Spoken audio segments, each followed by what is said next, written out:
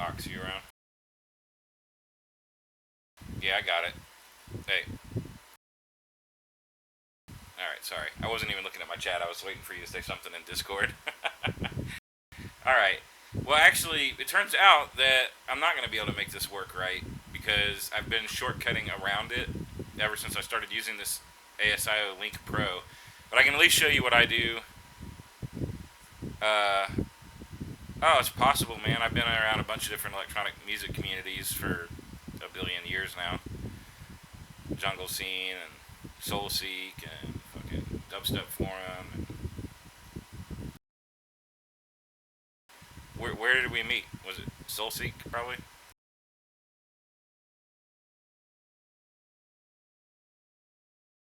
Yeah, I mean, it had to be. If you know about Soul Seek, then it was Soul Seek, because I used to be on there, every day for fucking 10 years until it just became a cancer that I can't stand anymore. But, yeah, that's cool as shit, man. It's nice to run into you again. I know I'm not using my regular production name inside of Discord because I'm in like a bunch of gaming communities there, and I'm not like I'm not Annika for some random reason. I mean, I am Annika for some random reason. I just picked that name for some game that I was playing, and I randomly made that name up. But it turns out it's actually a Buddhist concept for it's a Buddhist word for the concept of impermanence, which actually goes really well with my personality because I don't know, I just realized that nothing stays the same. Whatever, just weird shit. Okay, so OBS, right? Um, the thing is, if I go over to I don't like to use my FL Studio using speakers out. This is not what's intended. I got an EMU 0404 PCI card, which has got a DSP and 32 channels of ASIO. It's got its own little patch board. Super fucking nice card. In Ableton, for instance, with this card, you can run Ableton, and then you can inside of one Ableton instance, you can run FL Studio and Reason as VSTs inside of it, each on one ASIO channel. Then you can run like fucking 20 VSTs each on their own ASIO channel, and have all of that running in an Ableton project and doing stuff inside of Ableton, and you'll be using about like 15 or 20% CPU because the DSP and all the ASIO hardware channels process all that shit and leave your CPU there CPU to do whatever it needs to do. It's really, really fucking awesome. It's an EMU 0404 PCI card. If you're lucky, like I was, like I have one EMU card that I've had since like the late 90s or early 2000, and it's still in one of my boxes. I figured that it was going to burn out one of these days, and I went ahead and bought another one off of eBay about 4 or 5 months ago that I just stuck in my new computer that I built, and I got it for $25. Like, it's fucking stupid, dude. It's like one of the most powerful fucking cards, dude. Let's see. Looks like I'm running at 44.1.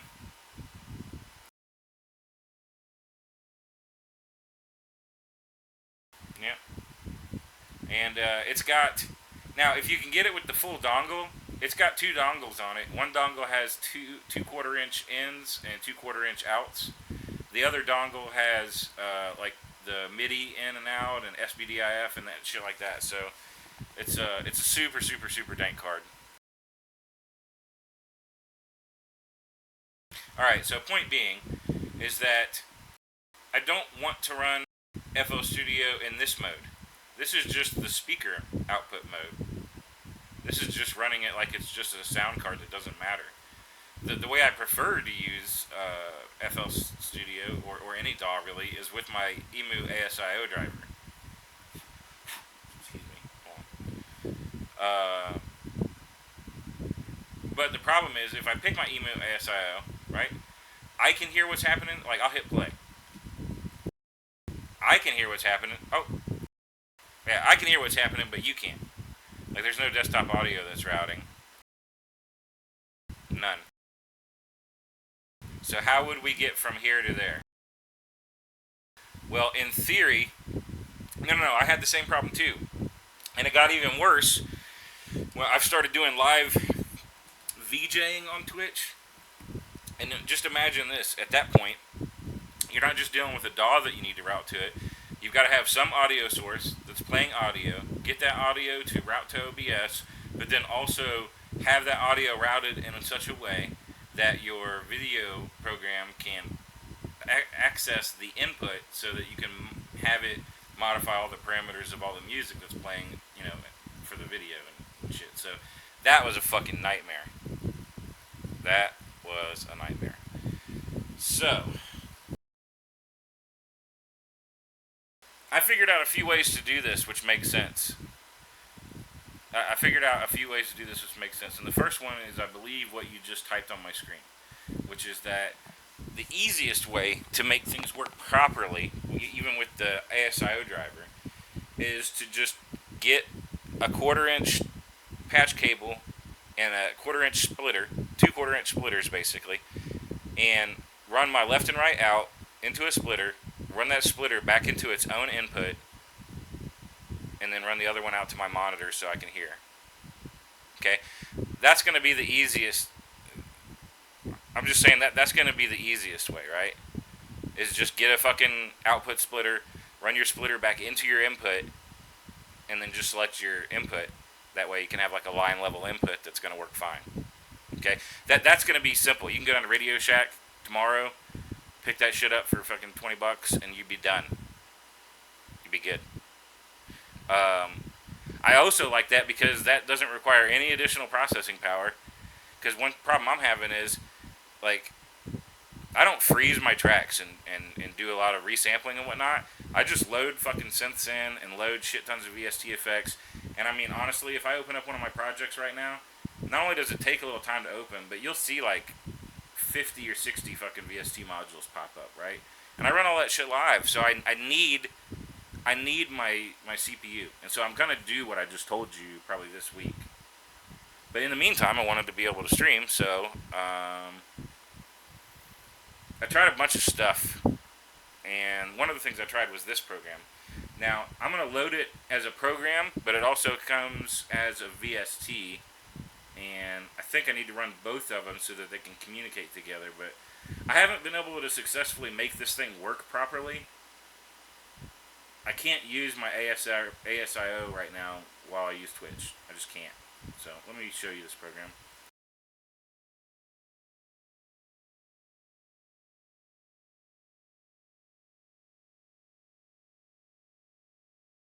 So it pops up this little guy, and you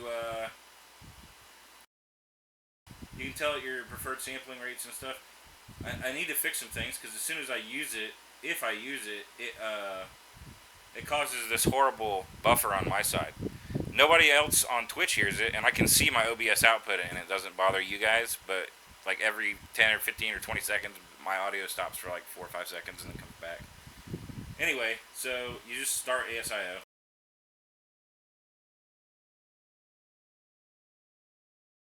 And it gives you this fucking piece of shit. If you would excuse my language. So now you got like this ASIO patch board that will allow you to route ins and outs through virtual driver stuff. So when you looked inside my audio settings over here, and you see all these ASIO Pro driver stuff, that's all the patch outputs for down here. Okay, and like I said, it's got its own instance over here. I'm going to try to load it, but it's probably going to crash.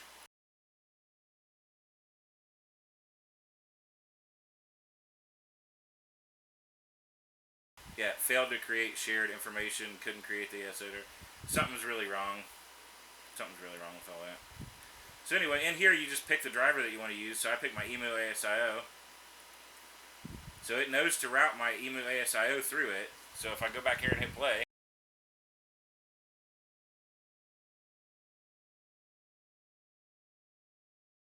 and nothing. So what do? Well, if I go over to my primary sound driver,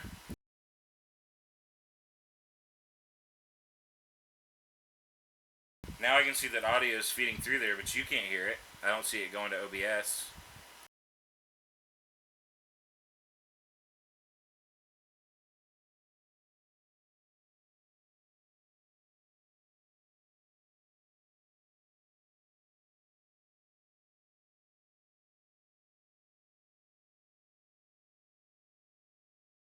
So it's currently set to desktop audio device default.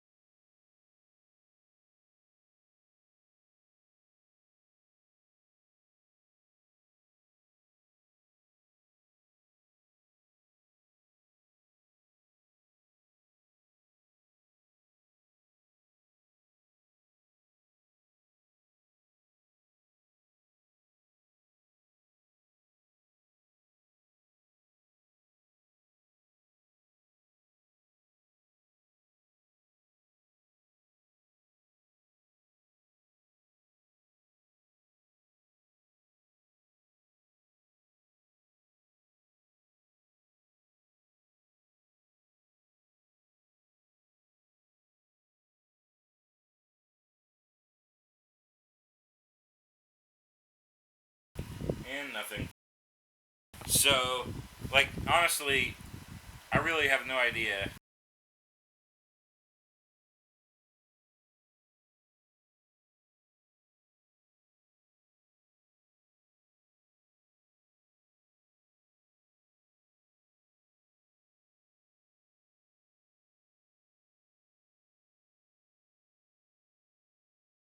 Turn this off.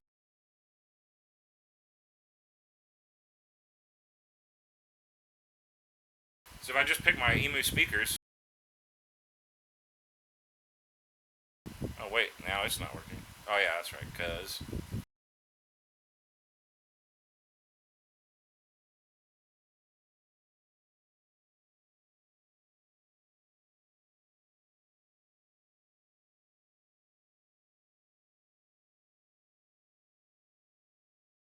Just default at that point.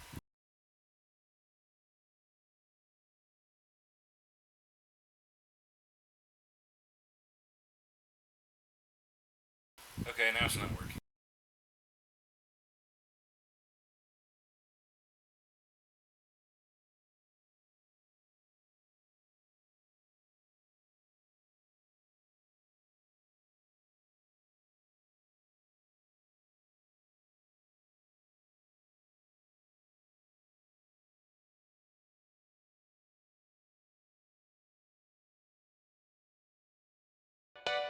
Alright, so if I set my speaker output, if I put my output on emu DSP,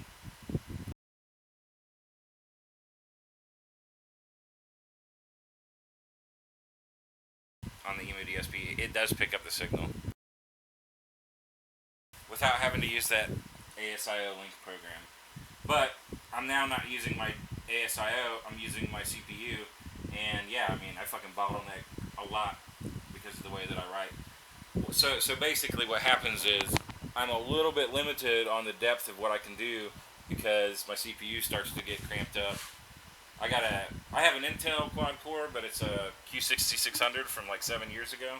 It's a quad core 3 gigahertz, but it's just 65 nanometer and it's old. So I recently upgraded to an interim system before I get an i7-4790K. I've got an AMD FX 8350. It's the first AMD I've owned in about 20 years, and it's pretty awesome, but it gets cramped up.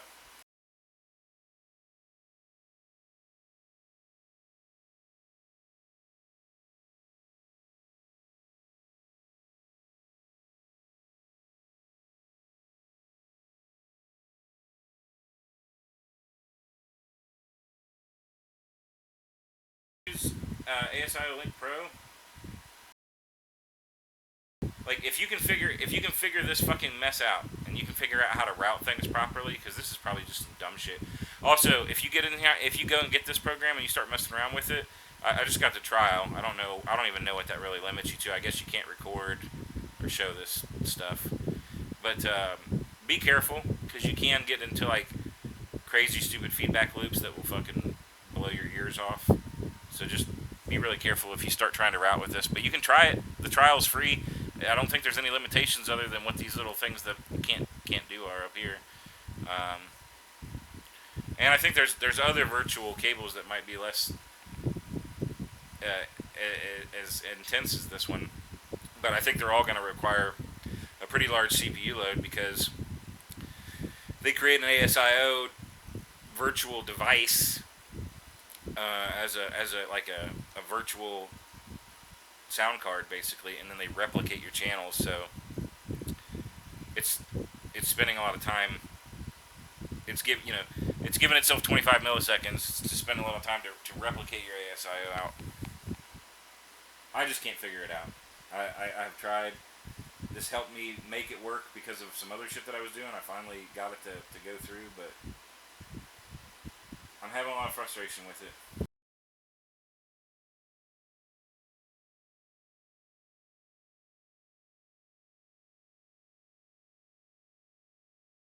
There's that feedback I was talking about. See, you can't fuck around in here. It'll fuck you up, man. I guess that's what happens when you put it in and out.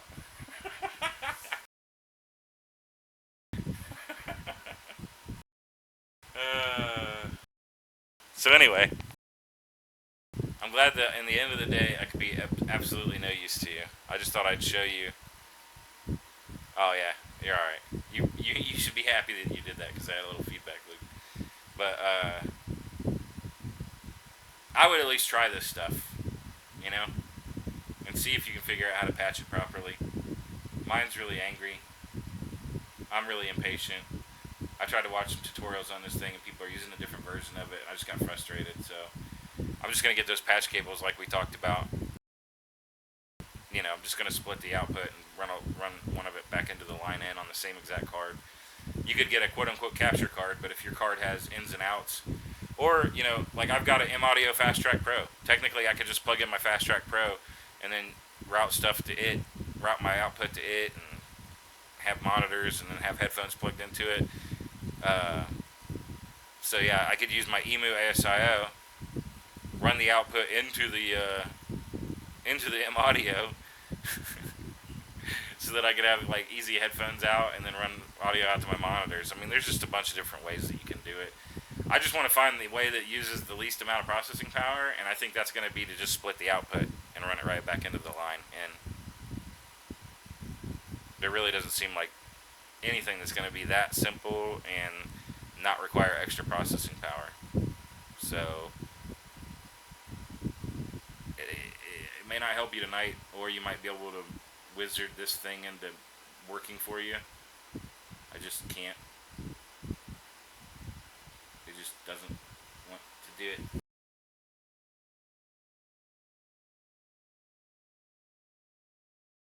Also, if you haven't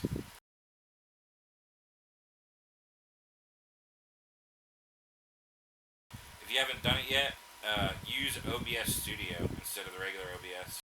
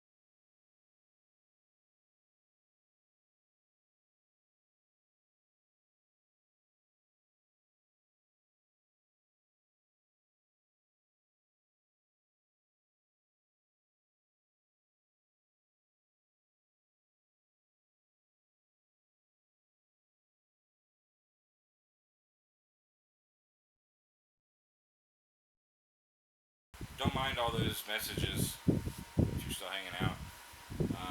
That's just because I put a whole bunch of VS3s in my VS2 directory, and it gets mad every time I load this project or any project that has fab filters in it.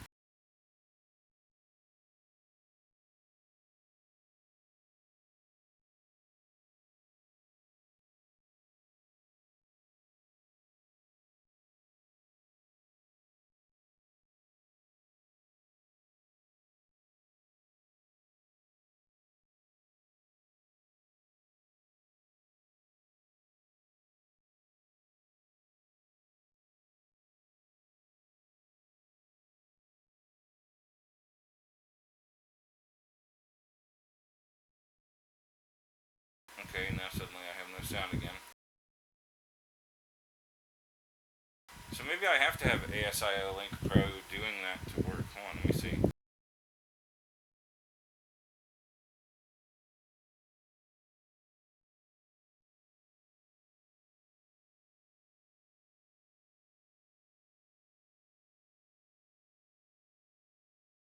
What the hell's going on with my computer?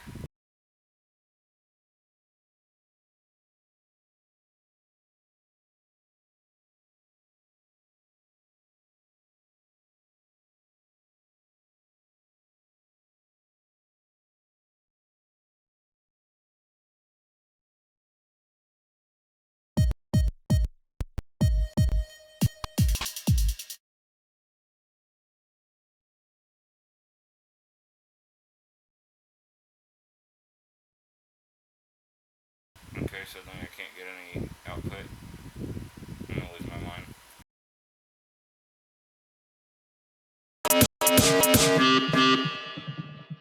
Computer is flipping the fuck out, bro.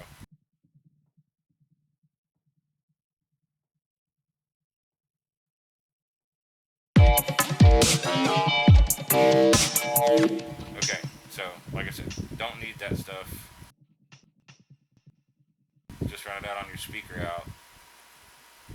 Yeah, but it is specific to my card. If I use, I think it only works because of the emu. If it was my, when I was trying to do it on just my motherboard sound, it wasn't working.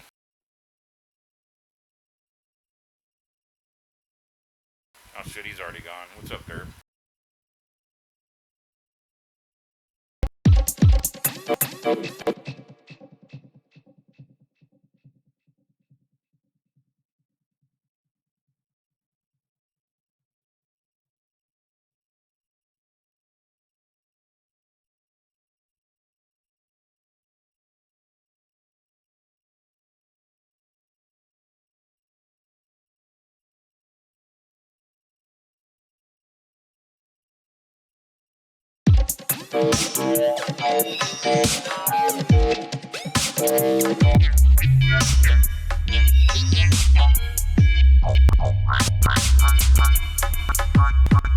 Man, something has made my computer start freaking out lately.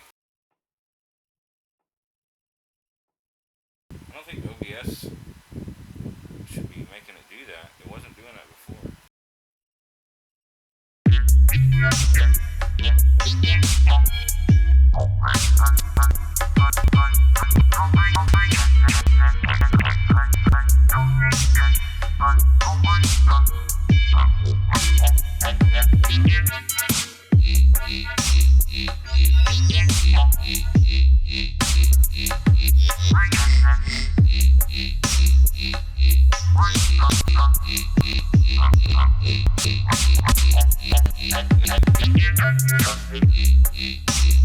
Yeah, I have no idea why it's getting angry.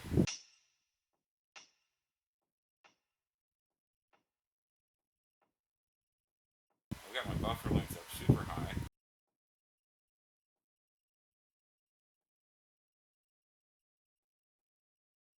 And it's still underrunning. There's no sound right now and I have buffer underruns. How the fuck, man?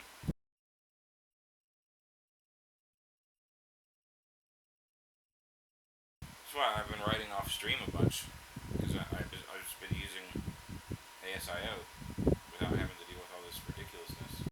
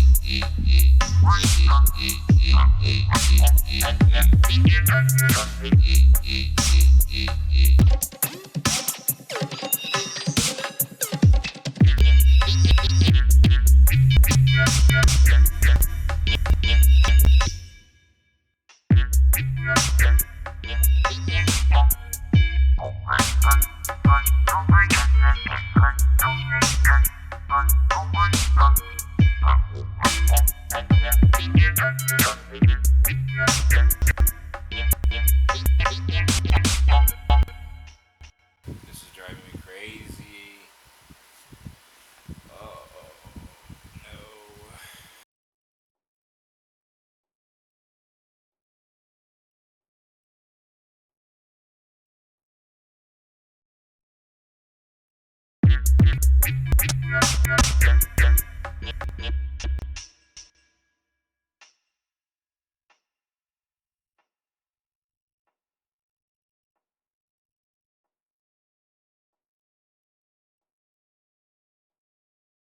It's probably because I have 50 VSCs open.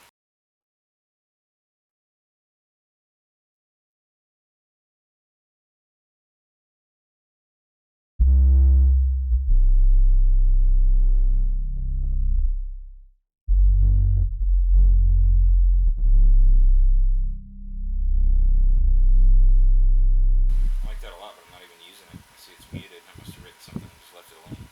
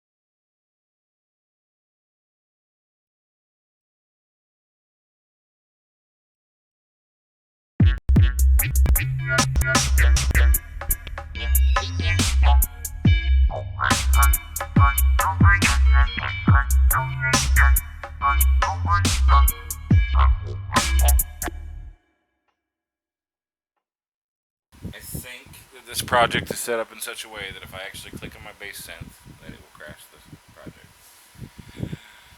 So I should probably move it off of that synth and onto something more recent.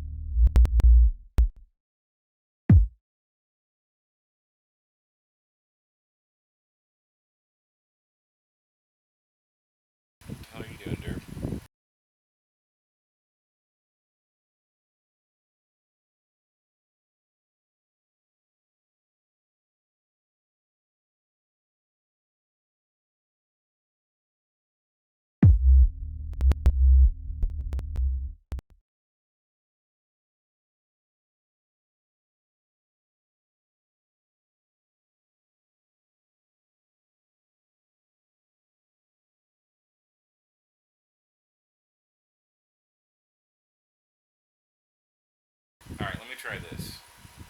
I'm going to close my Chrome. God damn. I'm going to close Chrome because it's using way too much memory, right? And that's my chat. It's all I literally only have Twitch chat open, and it's using fucking like a gig of RAM. So, Derp, if you want to talk to me, type in fucking Discord.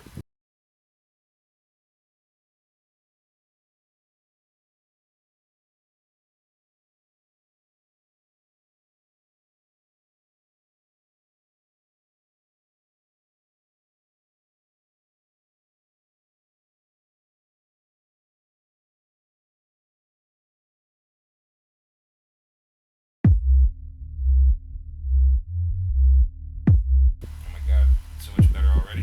Fucking Chrome.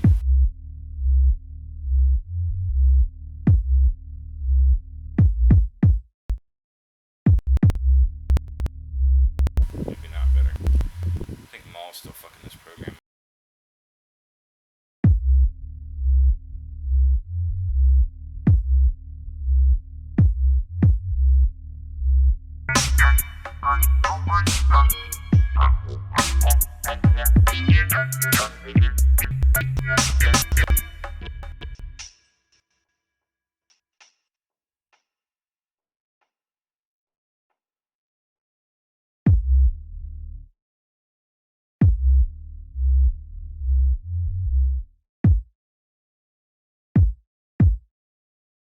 Well, that's a problem.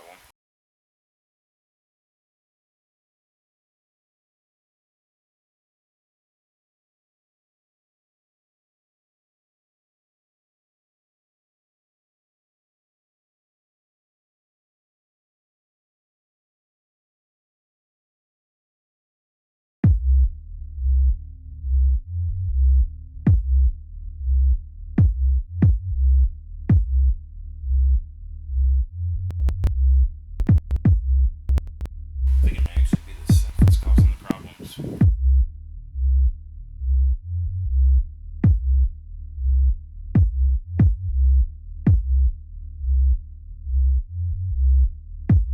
mean, that's a lot of shit just for needing like a sub. I could do like the three. Oh, sure, sure. I could just be using like a three times oscillator, and not have any of this horse shit going on. But what I really want to do is just finish the mix down on this track with no limiter, and then master it and be done with this song forever. Maybe. So I don't have to deal with this dumb shit.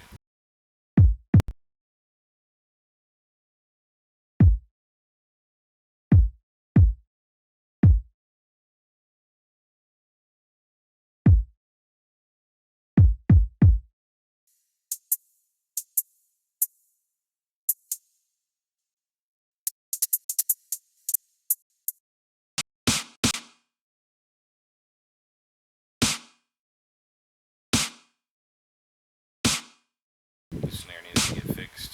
It's terrible right now.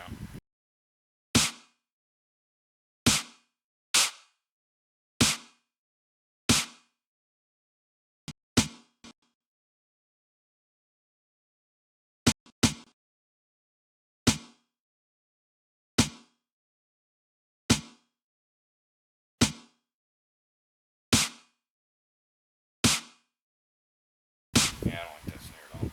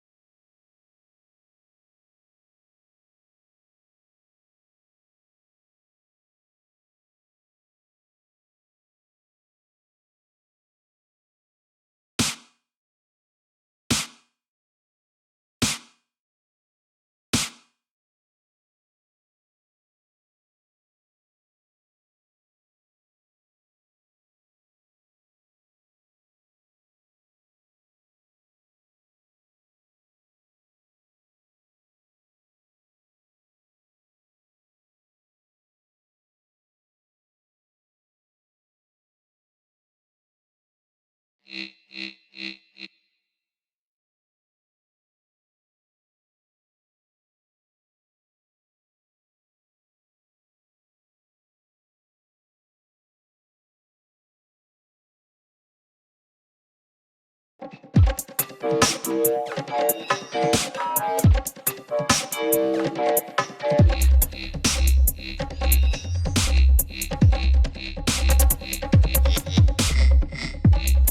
at that beauty.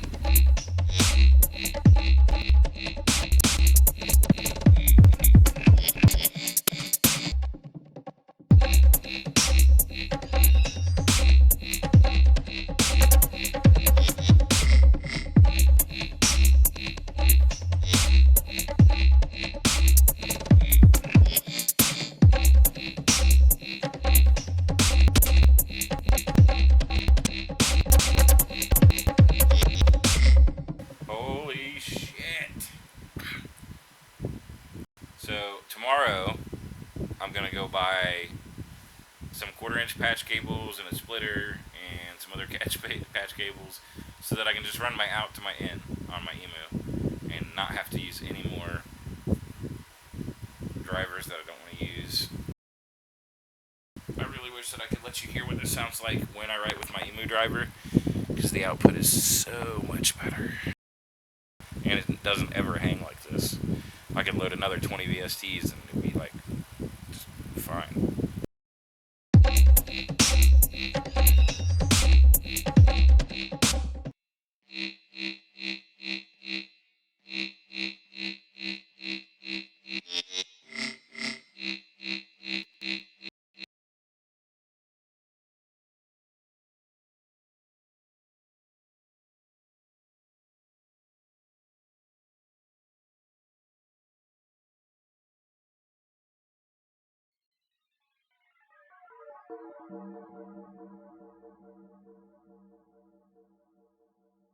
Okay, that's not even being used right now.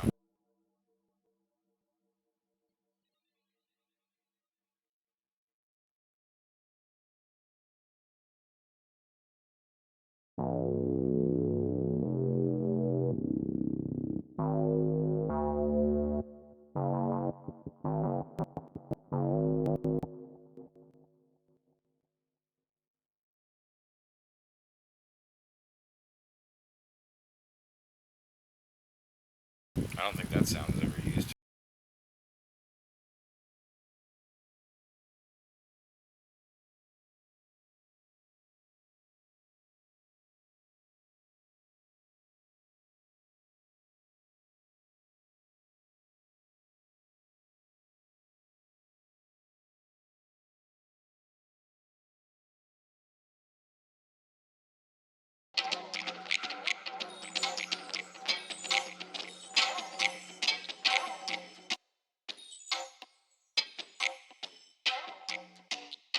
I got decided against cutting that sample up. It sits here doing nothing.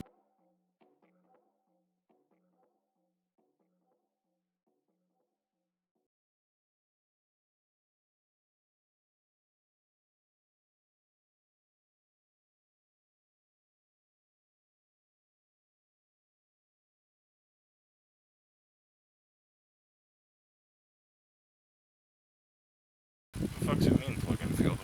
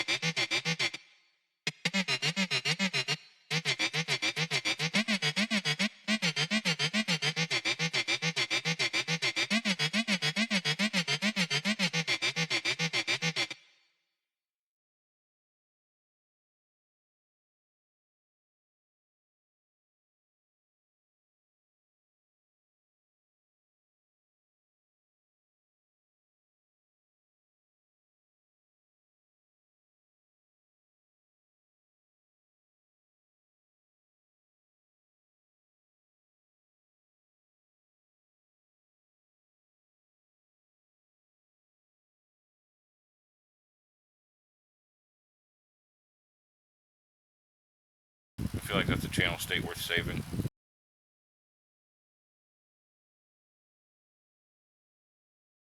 I'm not using it in this tune, but...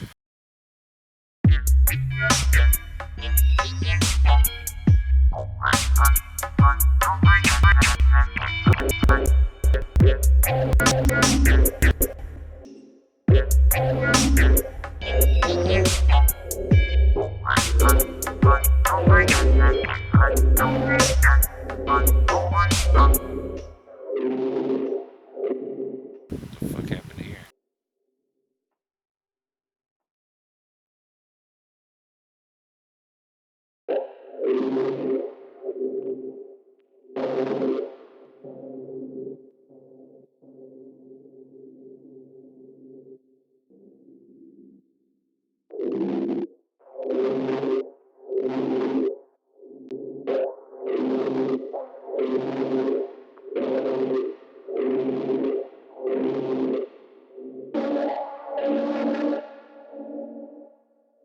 I wonder if that was once a good sound, because it isn't now.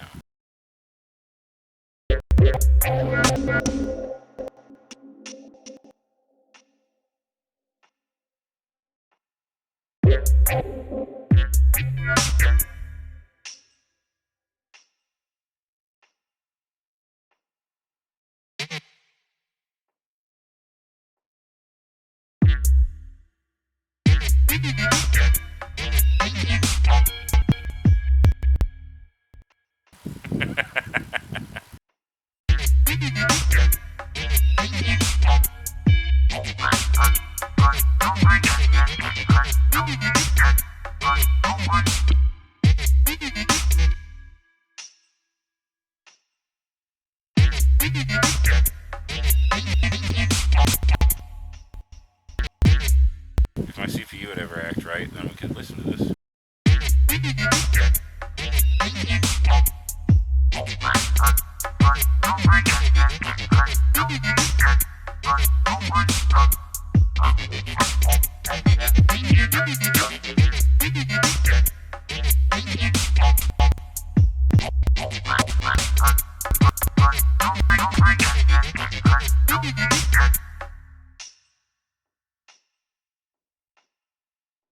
Holy shit, dude.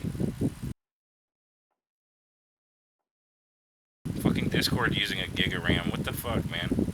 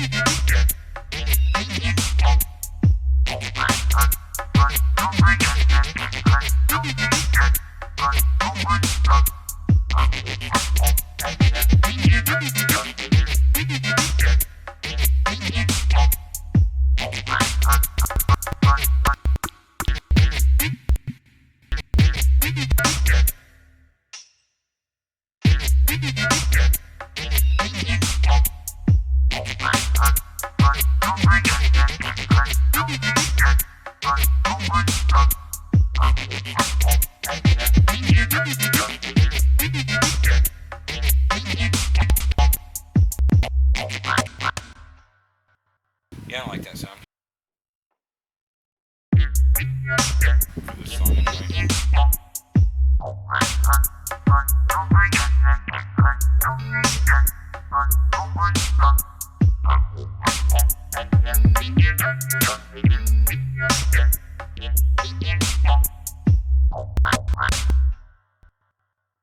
Alright, things are breaking.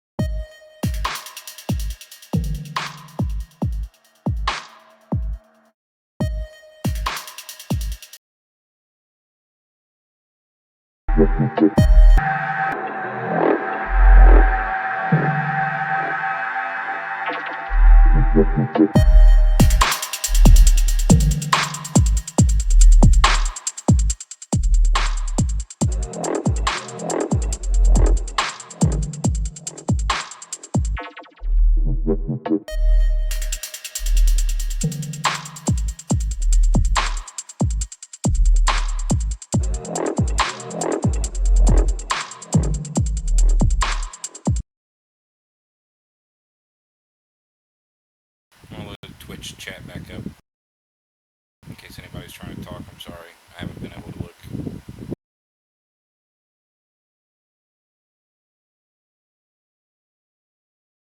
Just give me a second.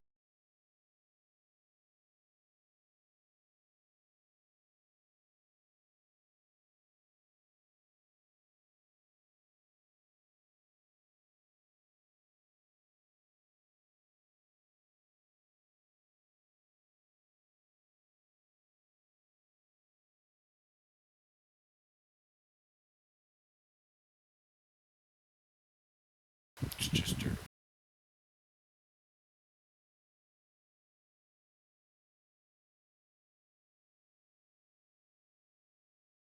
Maybe we just fuck with something else tonight that doesn't involve a project that's super glitchy. I'd like to finish that track, but I'm kind of getting bored with dealing with it.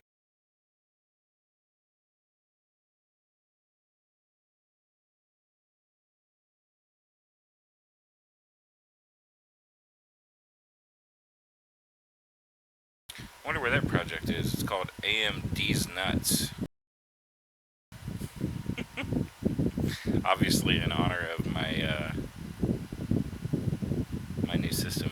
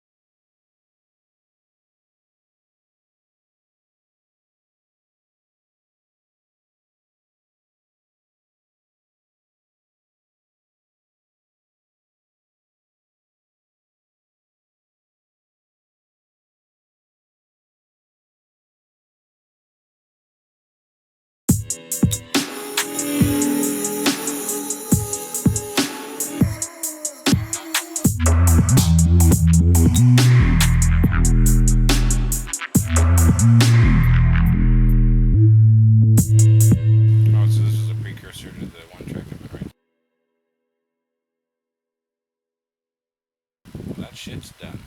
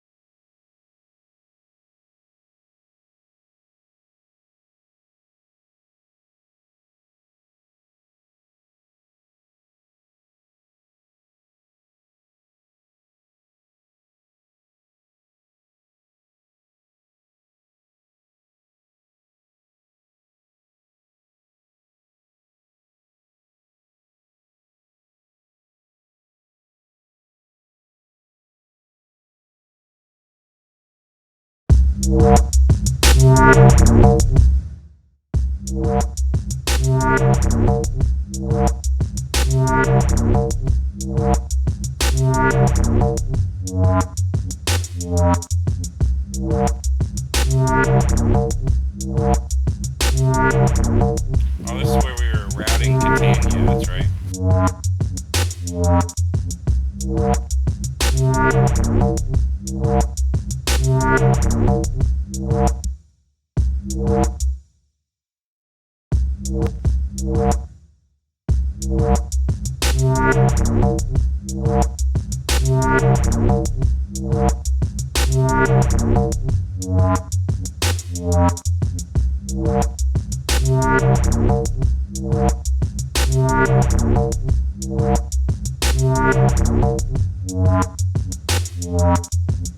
I don't even feel like fucking with Catania tonight. It's just too much weirdness.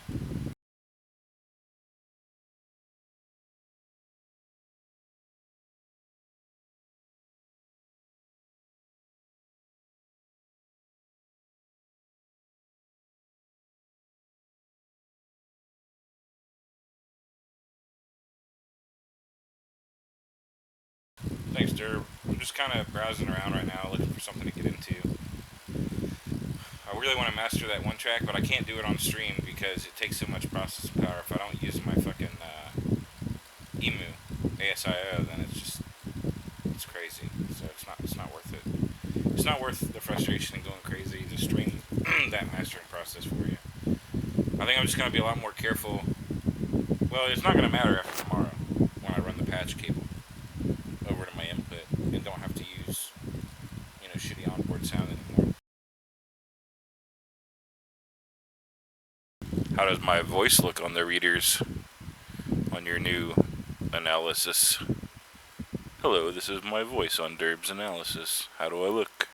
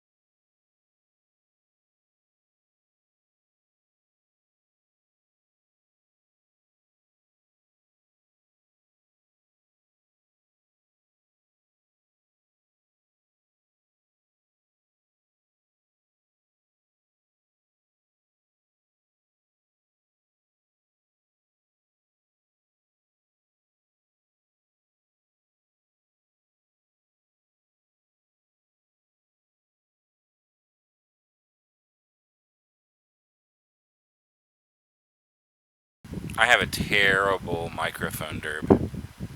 This thing, it's a Dynex USB microphone that used to have a little cover on the actual mic itself, which is this little tiny mic attached to a little tiny wire. But that's all broke off, so it's just a little tiny circular mic that's about 10 millimeters across in diameter that's just staring at me on this little wire. It's sad looking. It's I'm not proud of it, you know what I mean? It's just a microphone. I don't sing very often, so I don't give a fuck.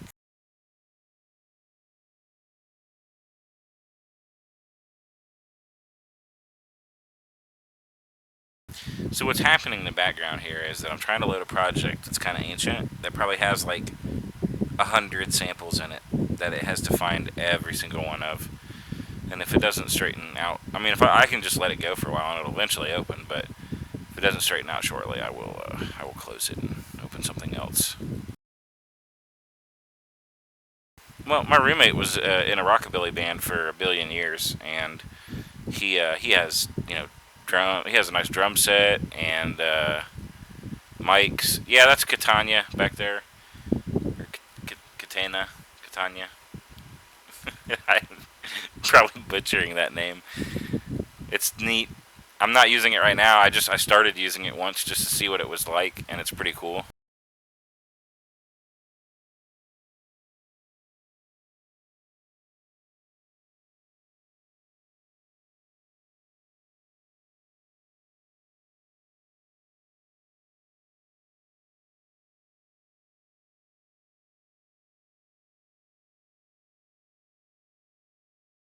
I did that on purpose because I wasn't going to wait on that project.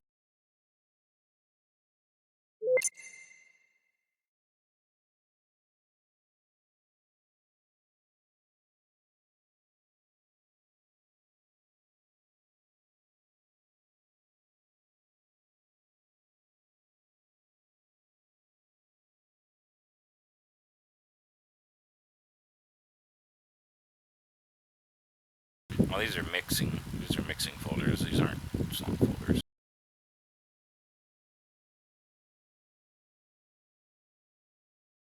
Most of this stuff's all been routed to the FLP main folder.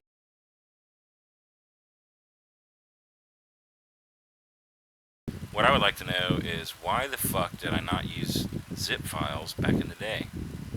Like, all this stuff needs to be zip files.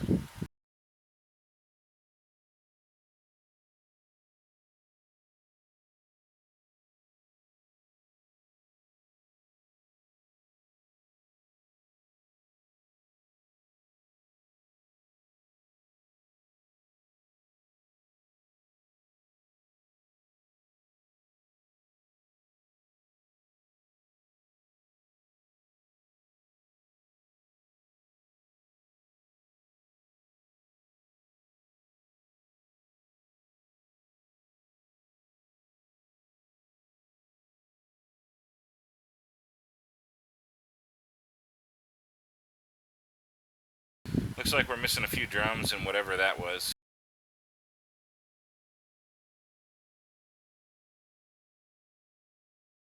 Which is most of the song.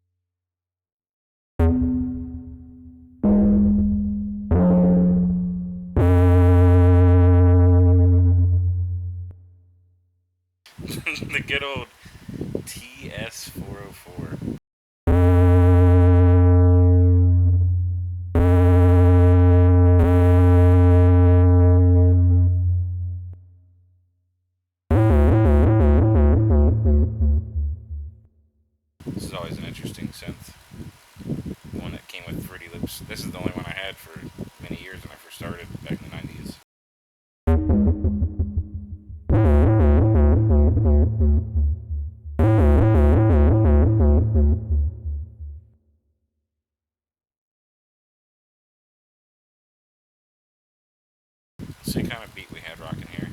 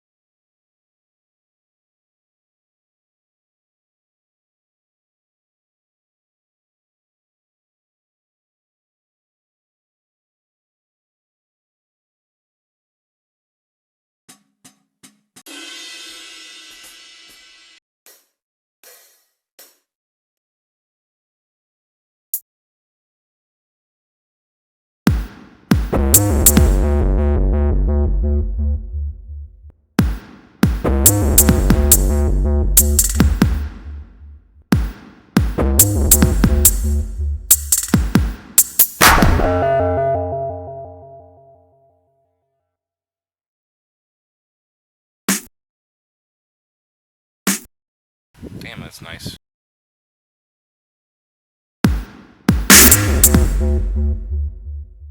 Wish the mastering wasn't so terrible in this song.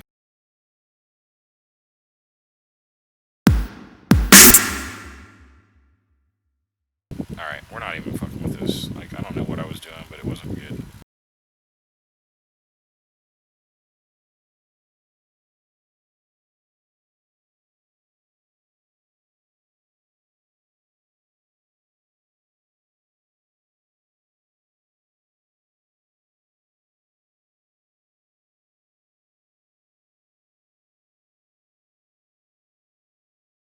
Woo!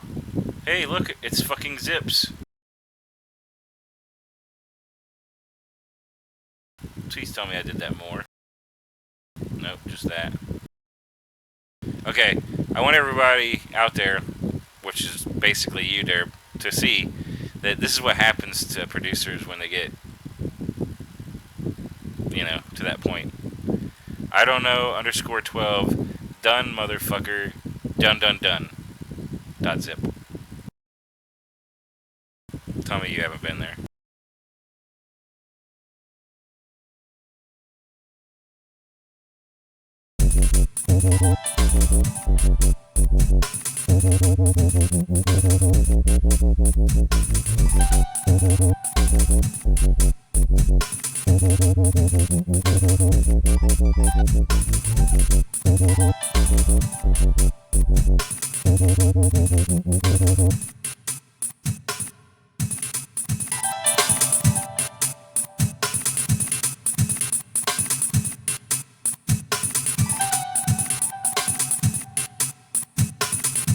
Seem to be missing stuff.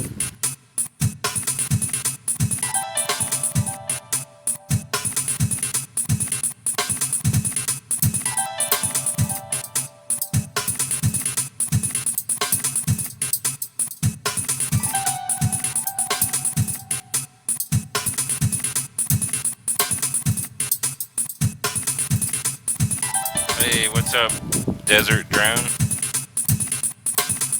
Welcome to the place, man.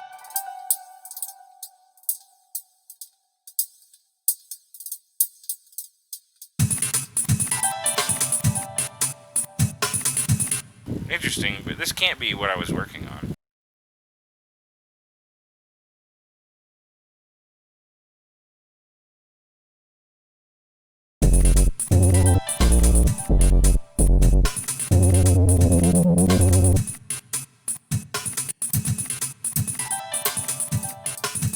I guess it was.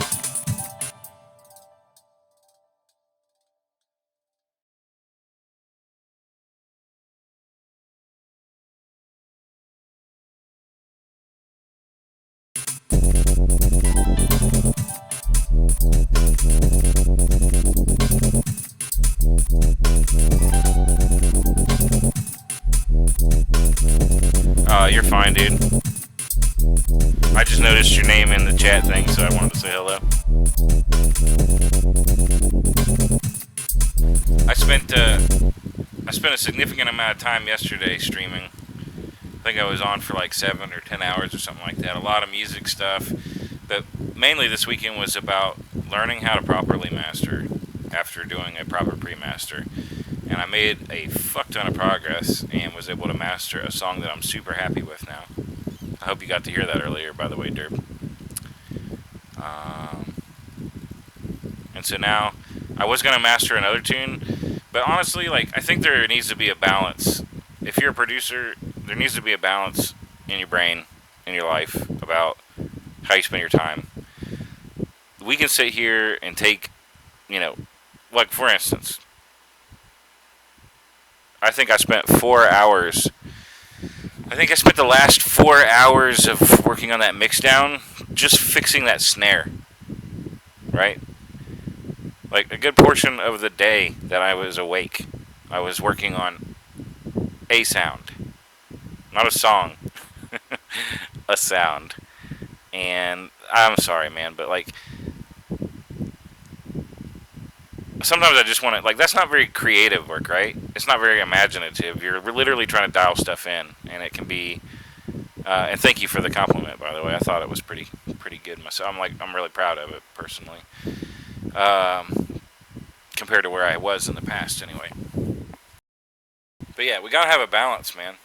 Like I can't sit here and just master all day long.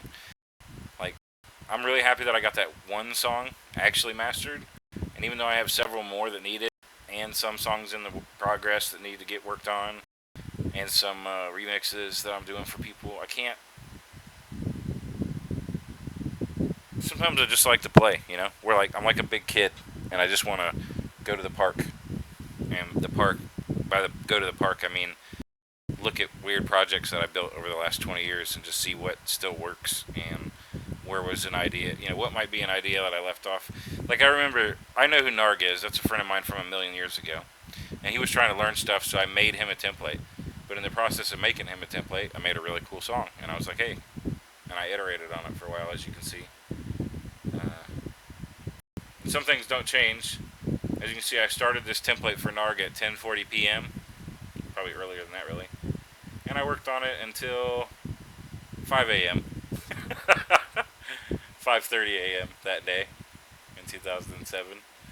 Some things don't change, man. And then look, I didn't touch it for 4 months, 4 months and 11 days, and then I came back and said, hey, I should do something to that. So before I check the version that I fucked with 4 months later, let's see where I left it that night.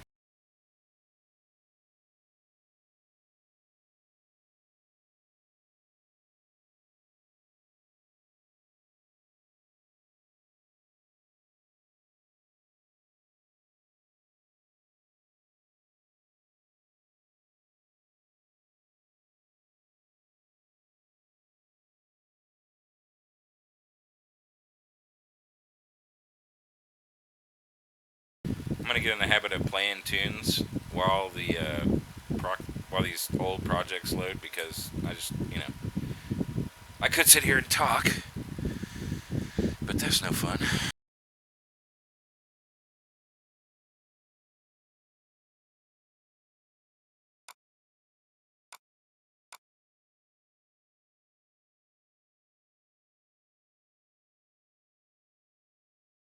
I think some of these projects that are old like this, I just don't know if they'll ever load.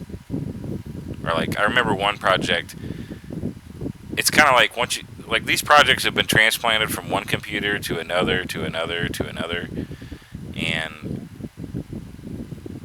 I've had a situation where like, man, I wanted the piano rolls out of this track. I wanted a lot of the patches and stuff, and so I would have a track that I would open like this, where Fruity Loops just acts like it wants to lock up, and it will if you click on it. If I click on FL right now, it'll just die.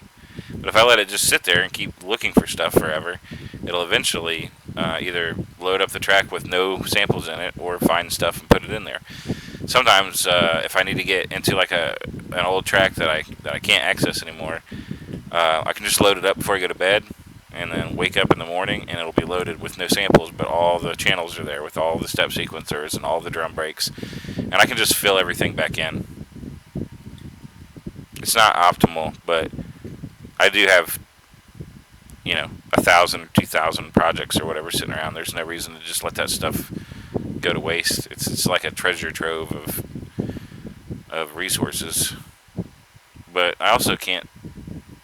I also don't have patience to wait, 20 minutes for every song to open. So every once in a while I get lucky, and it looks at all the folders, and it's just like, hey, we know. Oh, look at that! It popped up.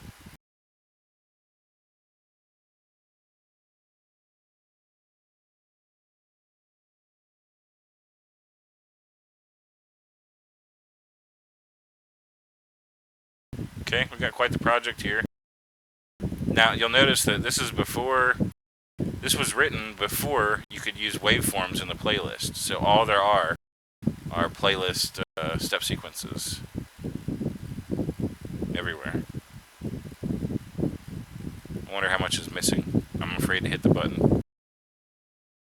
Yep, that's what I thought. Basically all of it.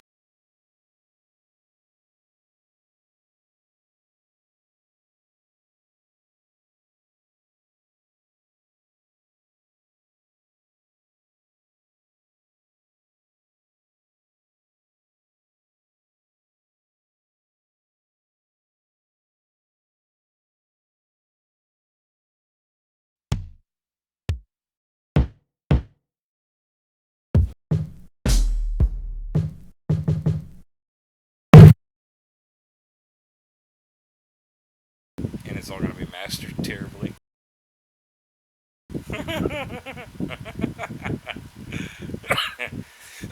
That's funny.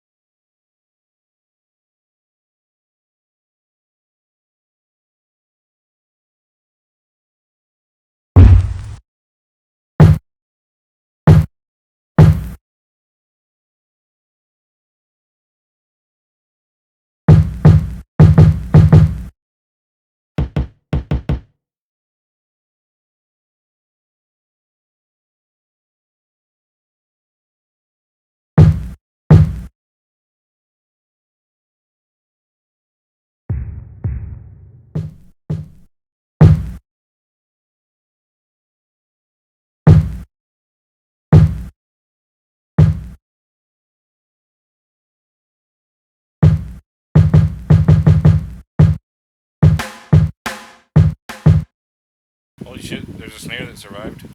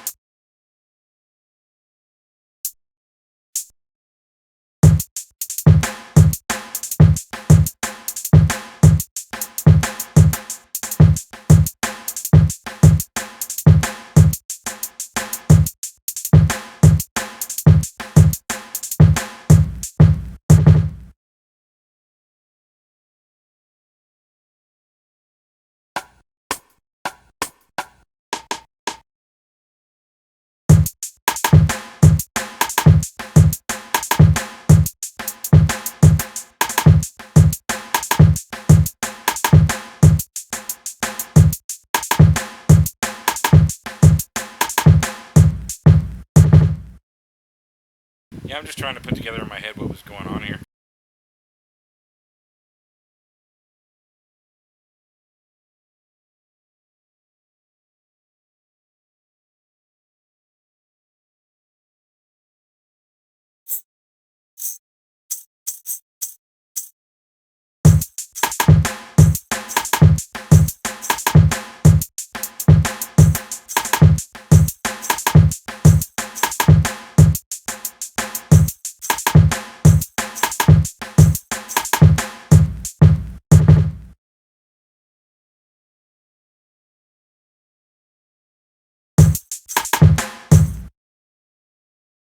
Some random perk.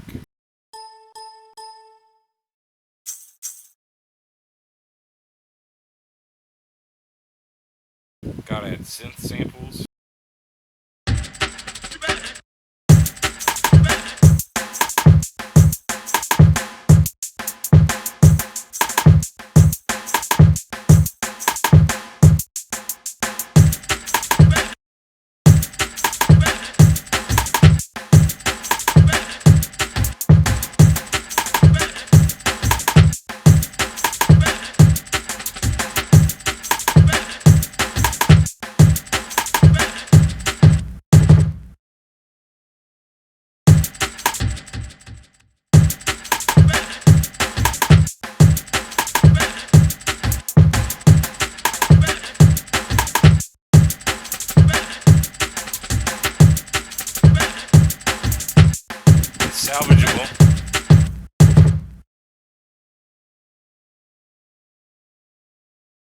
So, I mean, like, once I take the time to actually open up a project, see what's going on in it, and make it salvageable again, I got 51 patterns of stuff I've written in here.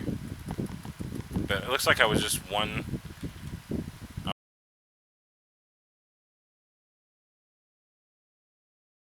Okay, stuff isn't even written in the piano roll. I got a synth here that was written in the fucking step sequencer piano roll.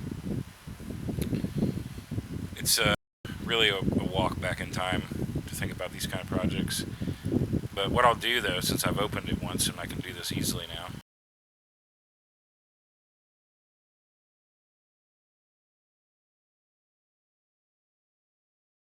we'll just put it over. I've been using that she stem as a directory on my desktop right now. I've been using it to like access everything that I'm doing recently. So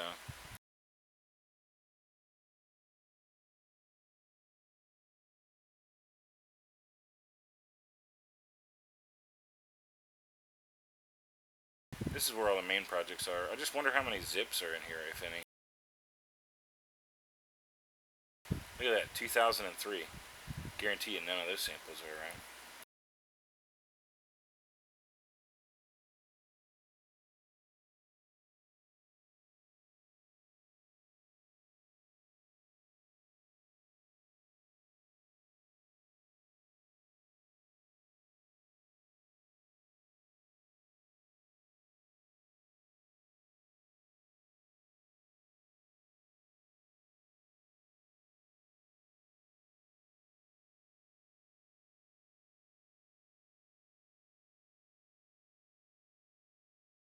Holy shit! There's only 2 samples that are missing out of this project.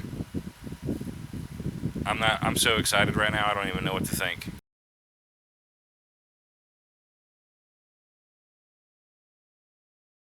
Just 2 snares too.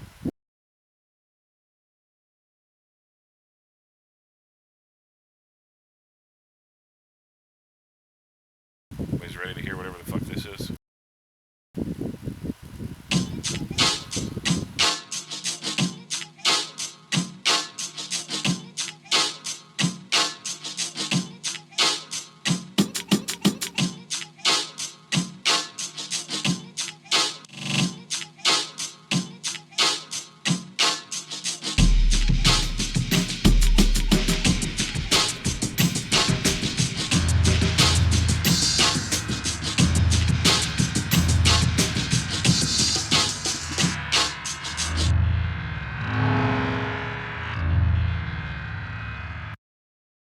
Let's see what the problem is here.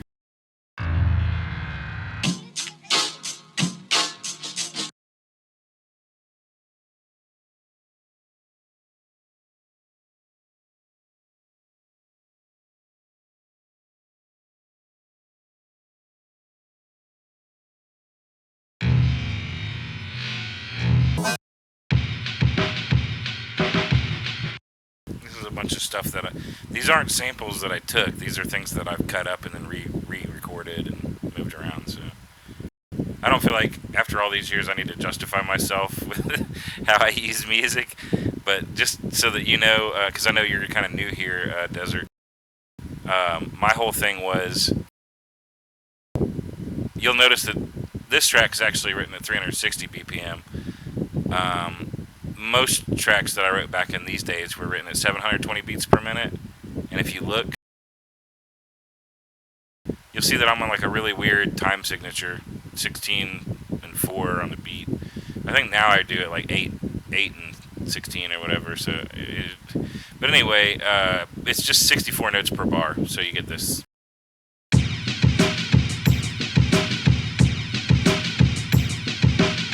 You can see the speed of the bar down here at the bottom.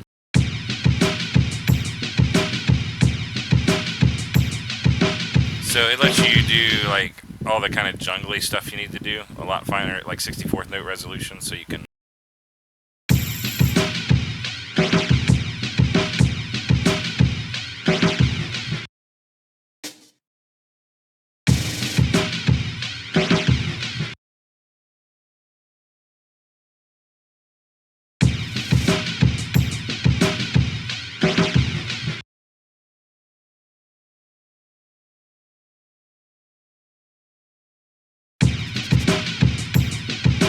You can just manage all that stuff without having to do weird delays and everything. You can just draw it all in.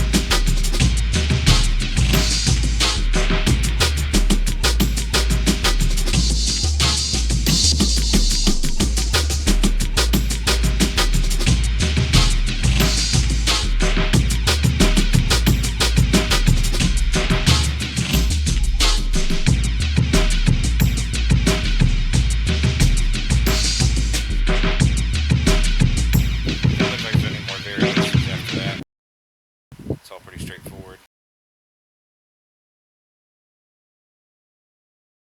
Nice little jungle project that I can go back to and do a lot of cool jungle stuff with.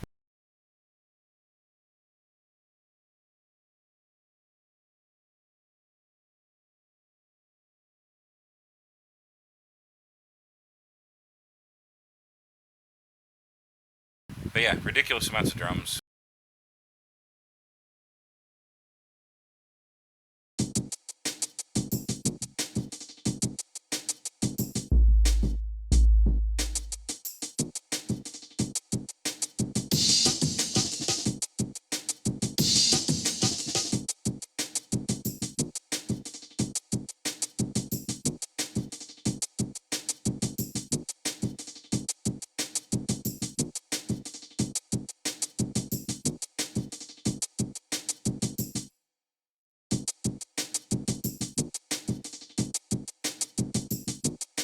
So you can see here I was actually using the built-in delay on sample mode instead of using a delay plugin, and I just put like a tiny delay with the mod X, which is the cutoff, going down slightly, the mod Y, which is the resonance, going up slightly, and so that's why you get that sound.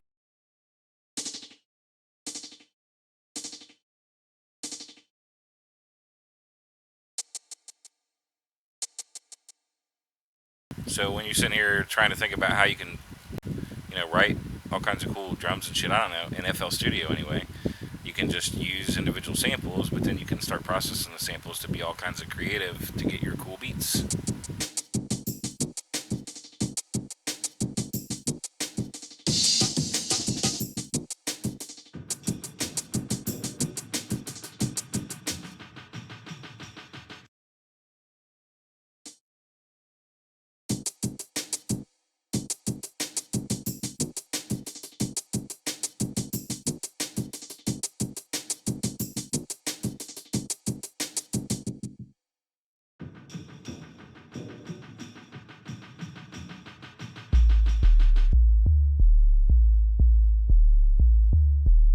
God damn, that's a nice little sample.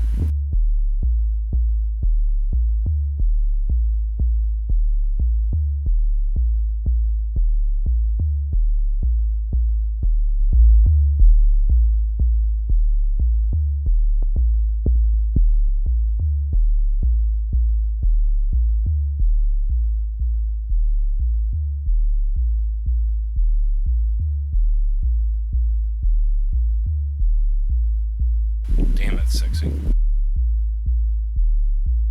Again, no piano roll here, but the nice thing about FL is you can see the notes there. I can just convert my step sequences over to piano roll so it's like more modern and able to translate to other things.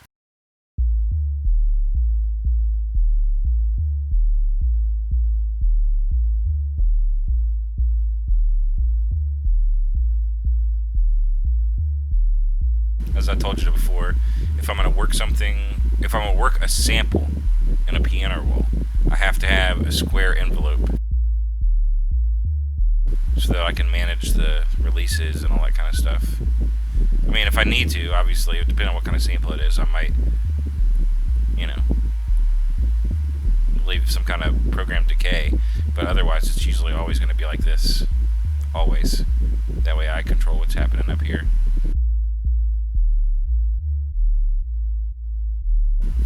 If I need to adjust the envelope, I can, but that's on a per sound, per sample basis. You just adjust the stuff.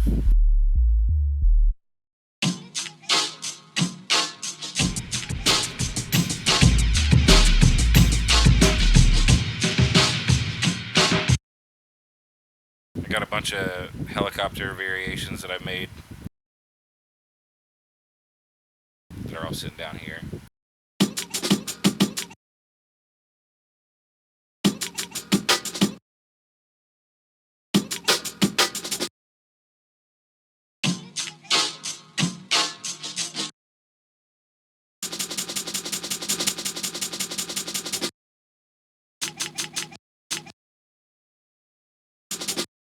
That's just so I can, like, I made a whole bunch of them and exported them, and then I also have all the individual pieces so that I can just go ahead and make the breaks. Which, if we look later, you'll see I probably did.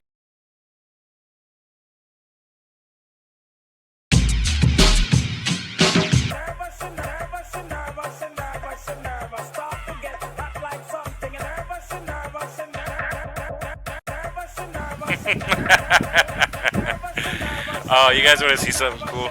The way that you even go about doing that shit, though, look at this shit.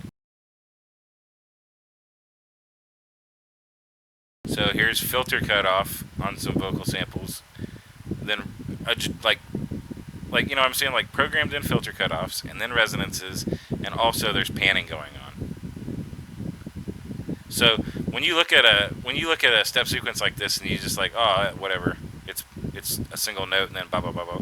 Yeah, there's actually a lot more shit going on behind the scenes in these old projects that obviously, you know, you just need to know about, or else, you know, unless you heard it and you're like, well, how's it doing that, or why is it doing that, you wouldn't know that you need to go in and see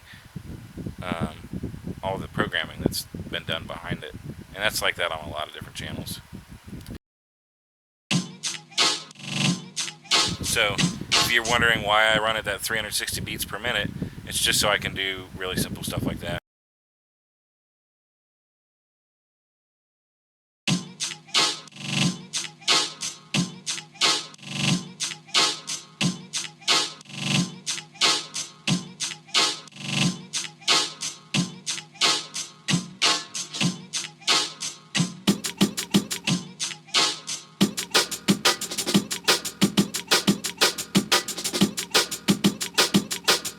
So most of the time I just program out all my step sequences like you saw earlier, but if I'm going to go through the process of building new breaks and then exporting those breaks and saving those samples and stuff, then sometimes I'll just cue them in like this. Of course, now we just do this with audio in the audio play in the you know, over here we just actually drag the audio in and draw it all in, so because it's a lot easier to just manipulate that way. But in the past, not only would I do this, but you have to use cut itself functions, and then if I wanted to stop stuff, you can just use the step sequencer to stop stuff.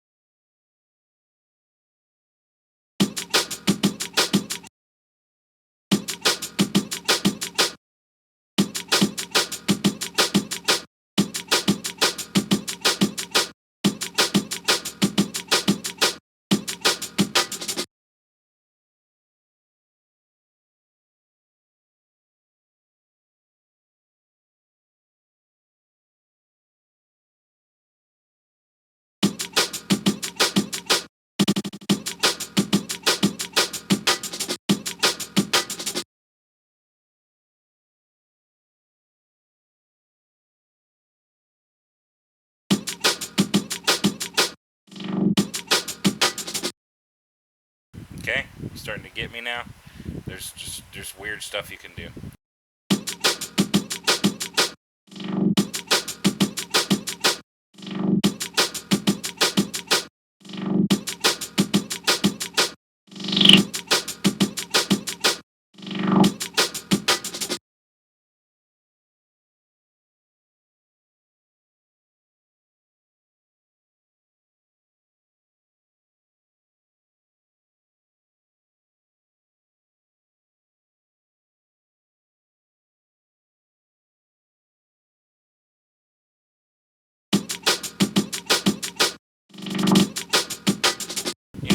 for weird little drill effects and stuff.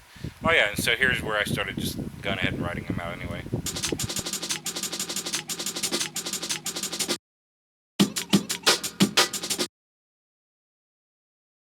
Oh, that must have been all I did. I gotta separate a bunch more of it out.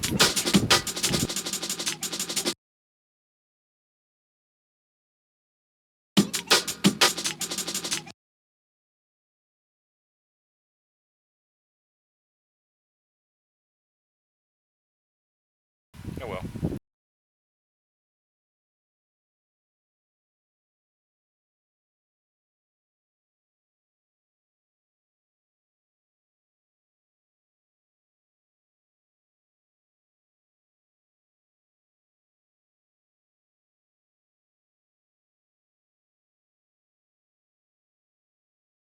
That's a really good project to have saved back, um, because of all the drums, basically.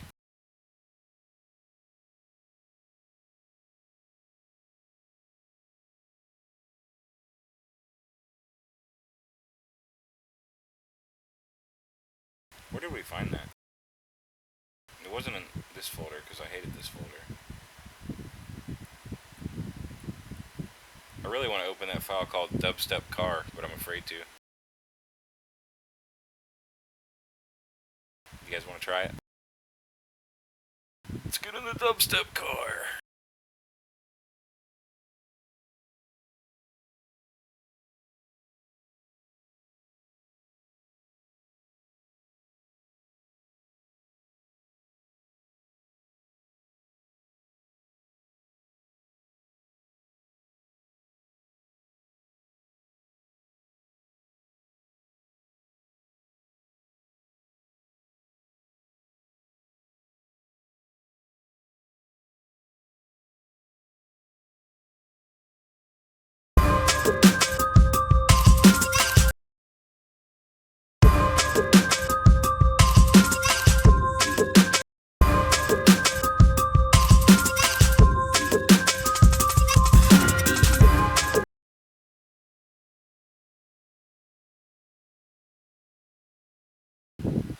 Okay, most of the stuff missing.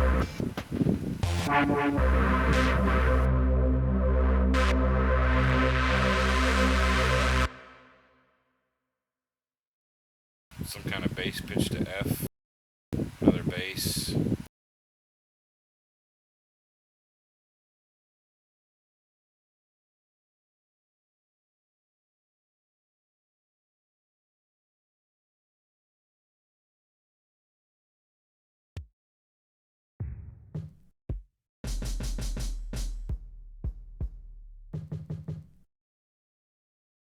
I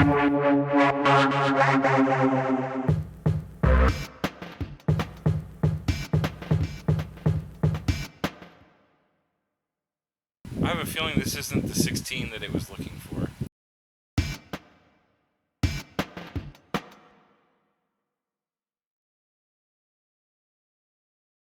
Matter of fact, that was a snare called 16.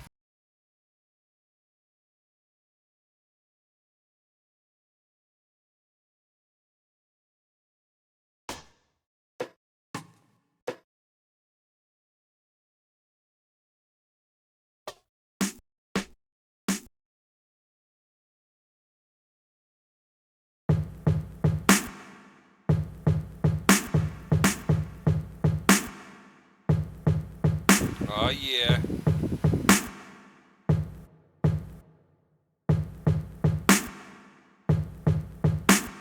Huh. I hope you guys don't mind me clowning a little bit, man. I don't know what the fuck's going on here.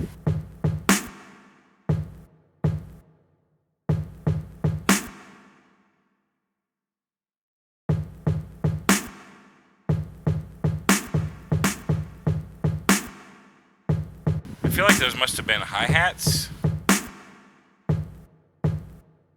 Does that make sense? Could those have been hi-hats? Those must be like hi-hats. Gotta be. Or rides. They were rides, maybe.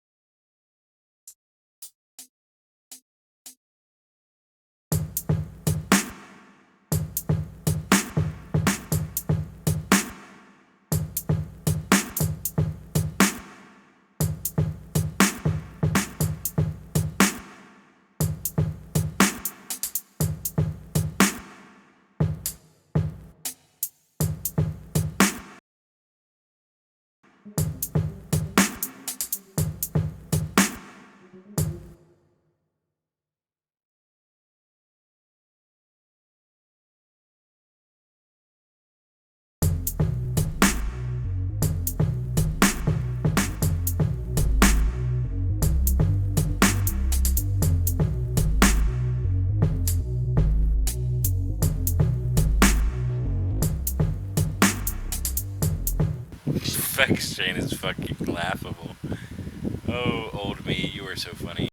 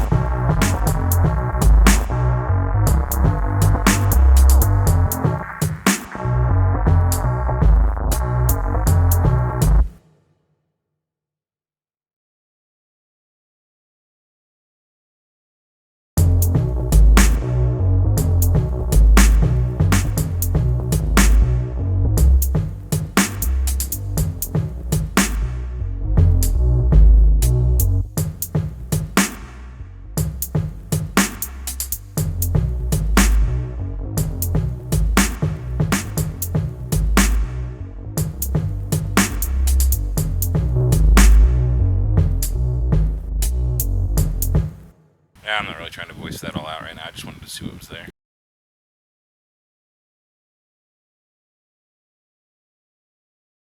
I don't remember what that sample was. Warned J2.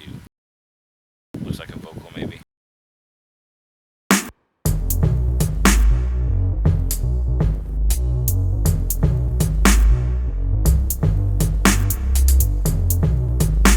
You know why I like projects like this? Straight up. It seems like it's a lost cause, right? It's just some bullshit that's sitting around. The thing is like, this is a beautiful song to just start something. Like, instead of going and try, I don't know, man. It's a beautiful little tune that could easily, I could just take that percussion line, right? And I can now start to just go ahead and design other breaks around that. I can go ahead and fuck with that synth some and see if that piano roll is worth saving at all, or if I just throw it away. Probably a pretty cool little line. Probably wouldn't have kept it otherwise. It's just a great starting place for a new song.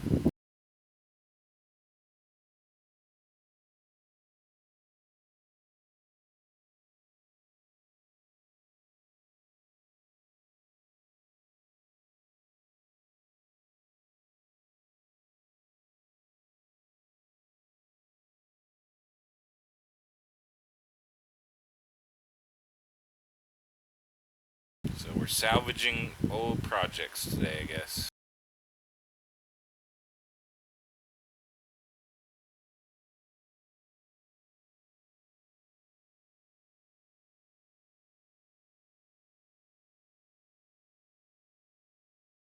Dubstep song.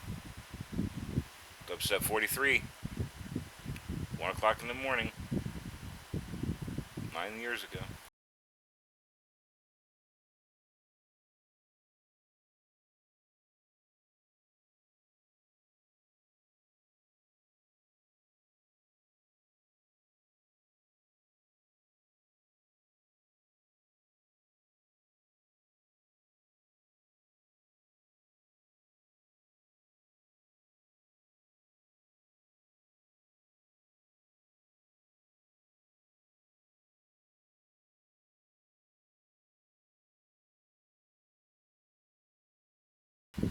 Desert. I know this may not be terribly exciting for you, or even dirt, really.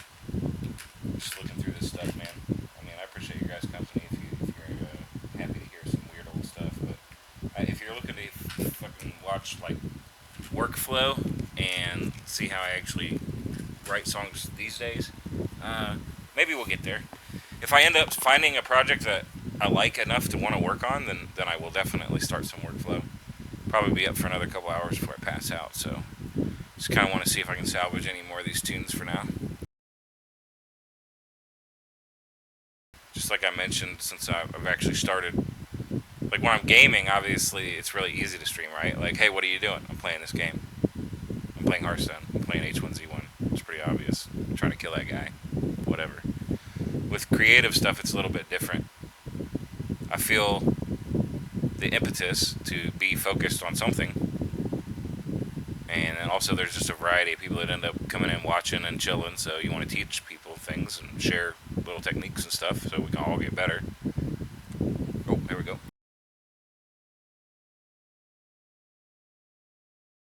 Missing most of it.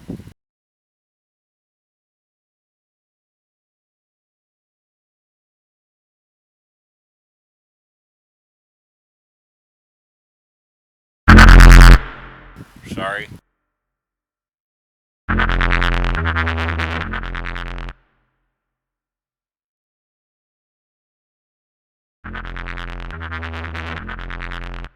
Well, it saved a pretty good part.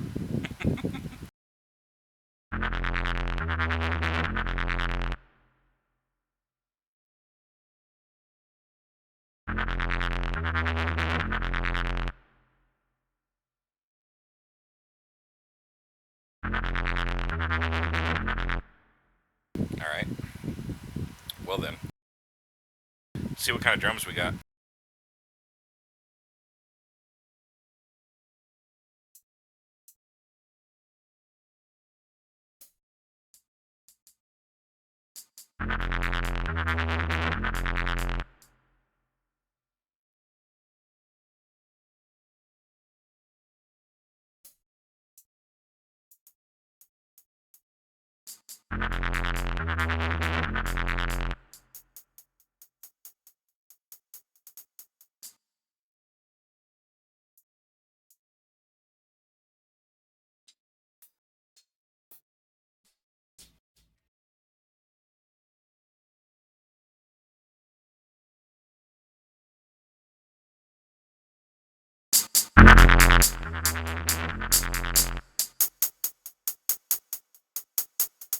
I was wondering why everything was so quiet.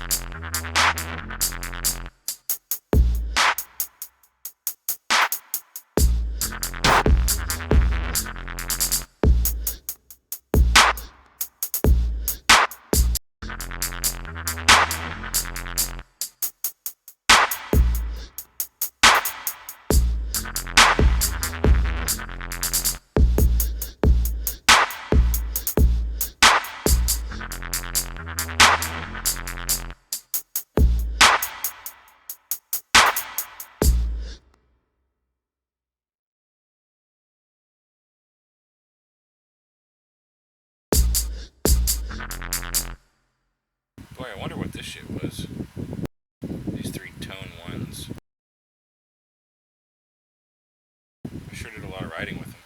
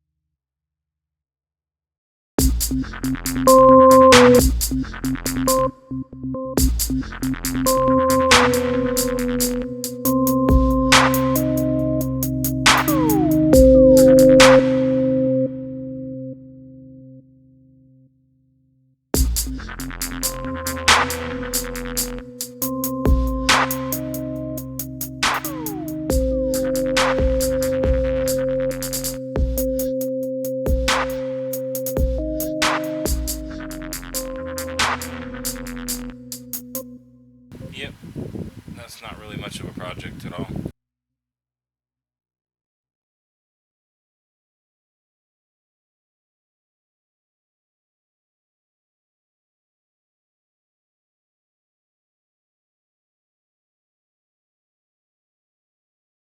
I still want to save it just for the piano rolls because I can pull them out. What I'll do, and I told you about this the other day, Derb, about moving stuff from one project to another.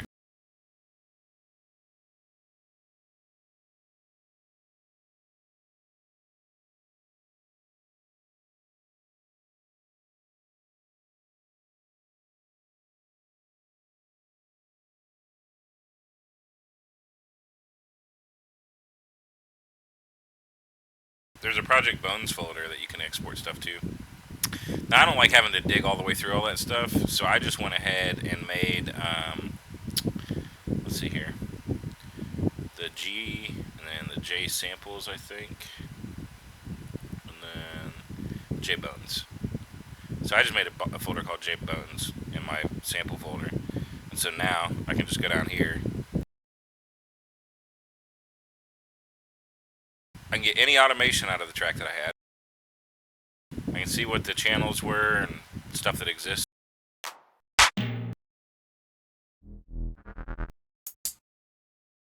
For the stuff that's still there. I can get every effects bus, basically. And it tells me where they're at. So here's, insert one, insert one, insert one, send. Basically all the effects buses, all the mixer states, all the scores, the piano rolls.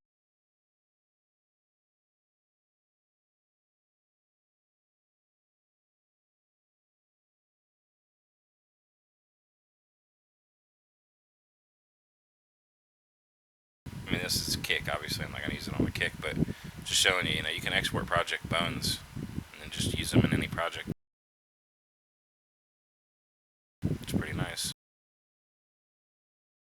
Like one day, that's what I'll do is I'll just go through and export every single project's Project Bones, and then I'll go into like a modern song that I'm writing, and then just start dragging fucking, hey, wonder how do those 500 bass lines that I've written sound?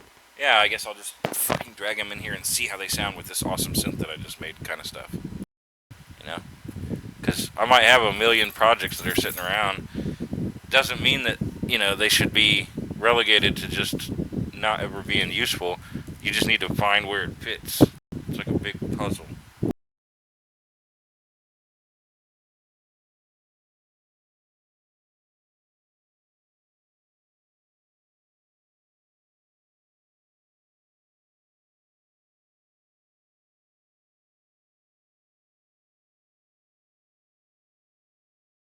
So this is like Christmas for me because I don't know what we're gonna unwrap.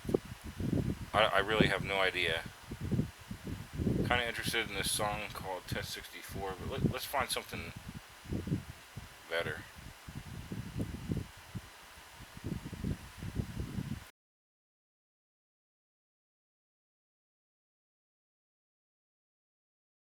Now, here's something interesting to note about the way that I write music.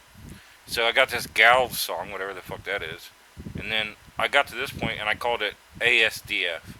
That means that whatever this was took a significant change to become something else here.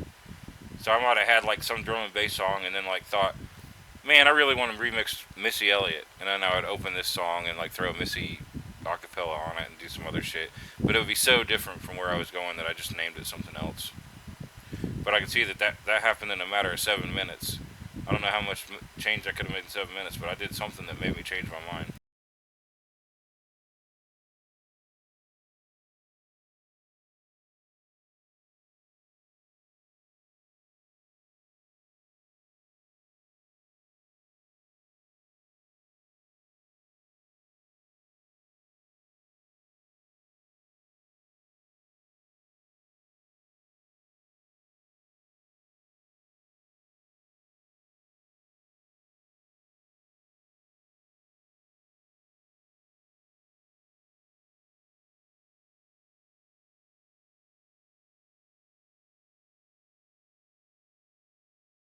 I have D-Glue Bitch installed, but it's 2.0, not 1.0, so I'm going to have to go back and reinstall that.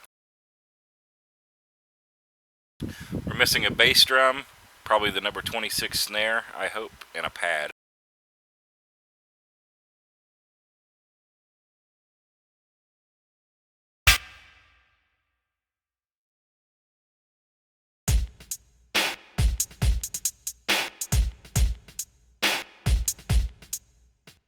Holy shit. What the fuck? What the fuck was I doing here?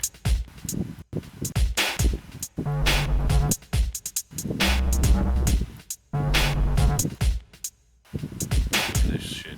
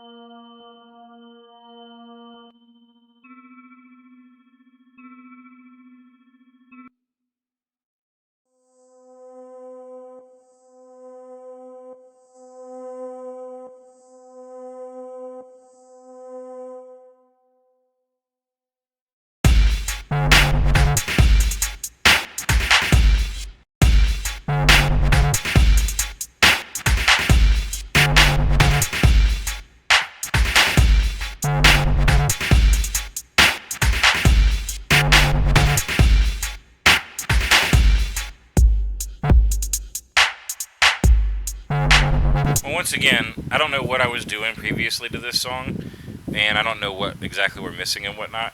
But here again, we got just a perfect fucking template for a real song to be built. Just perfect. Like like current me is thanking old me for being so tenacious about writing shit.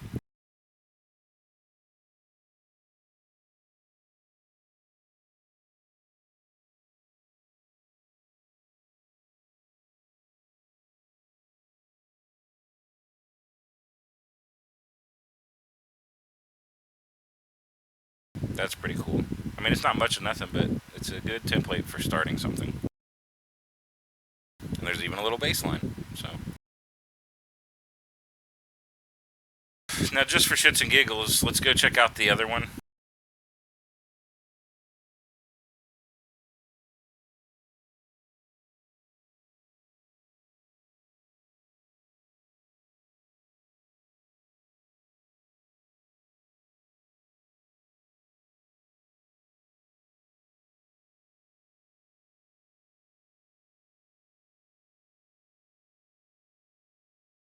Strong feeling it's going to be really similar though. Same files found and same files missing.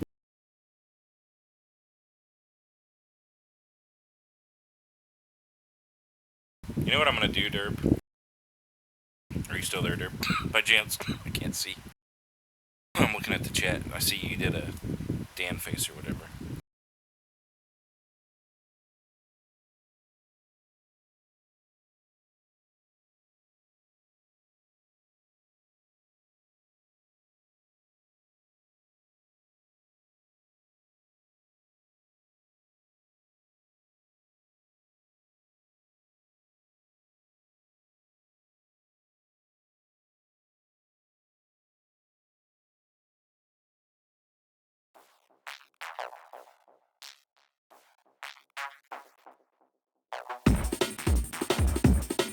So this was a drum and bass project.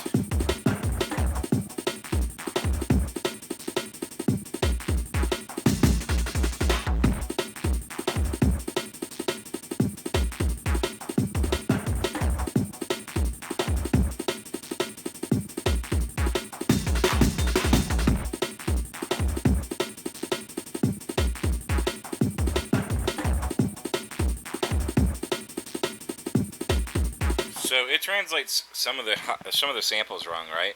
Because I might have like 50 files that are called fucking snare dash 01 in like 50 different directories, right? So it'll just grab whichever first one it comes across, really.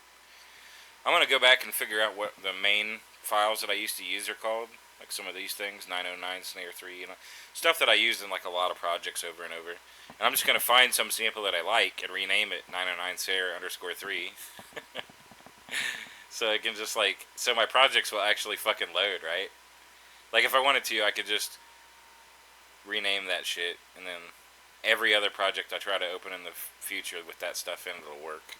So something to think about. It's kind of crazy. Nobody else in the world has to deal with this, unless you're like me and you've been writing music for a long time and moved your DAW from one computer to another to another to another to another. Also, why did that just happen? What just happened?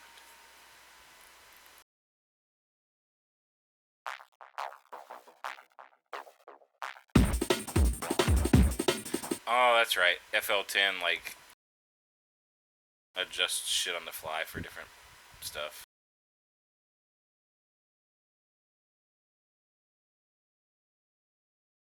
Hey, what's up, Nova Flame? Nice to see you, buddy. Can you get some feedback? Yeah. If you send an in channel to an out channel and you don't, route it properly, you can get tons of feedback.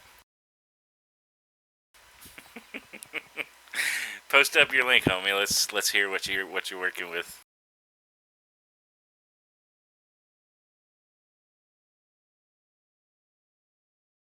I'm sorry, you got to put your out into your in.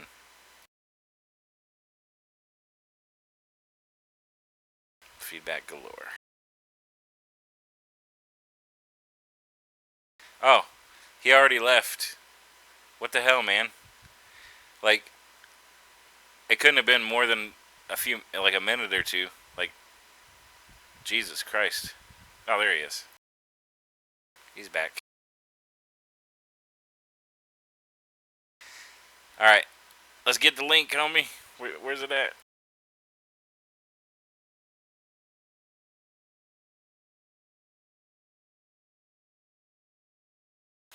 Yeah, I don't know. When I clicked it last time, it said that you weren't there, so I was like, you know how it is, man. Some people are very impatient these days.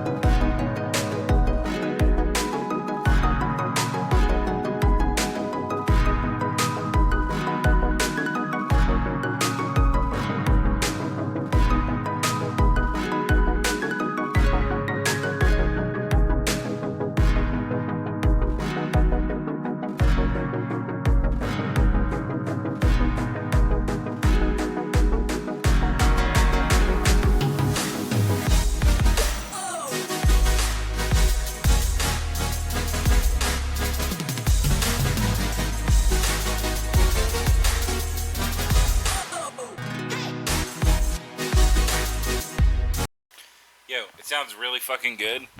But the only thing I don't like, I hate that I hate that it's like this, right? But we're music writers, so we got to be honest with each other. I like a lot about what you got going on. A lot of that string stuff in the beginning is super cool. That one strum that you're using, I don't know what you're doing, but it's just like a really straight, like eighth note, like 4/8 notes or something. It's just like a real dry strum. Let's see if we can find it. That one. Wham. The ding. Like you need to vary that up or something. Like you have written such a beautiful song here already. Like the whole intro, and especially once you get into your, as I guess the future based stuff, it's great. It's all fucking great. But what's up with that strum? That's like, I'm not trying to be super critical of you, dude, because I do love what you got going on here. But that strum needs to be something better.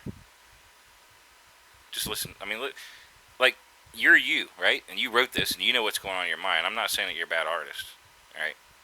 We all pick a bad sound every once in a while. Or it just happened to be holding shit together in a certain way.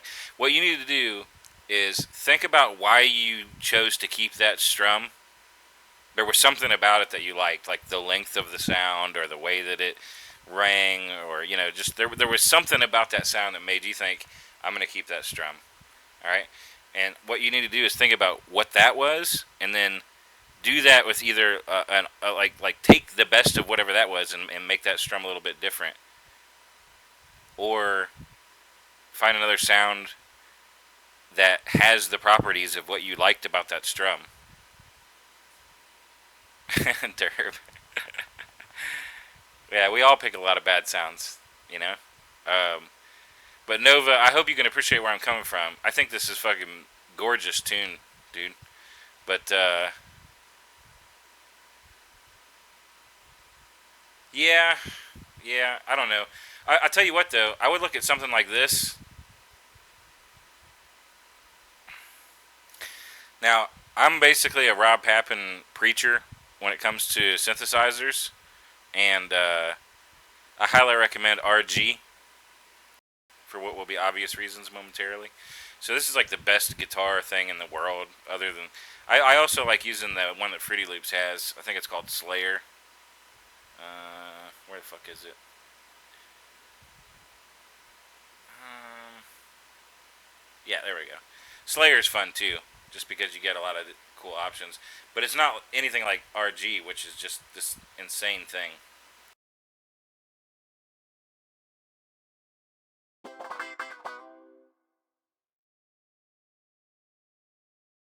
Hold on, before I do this.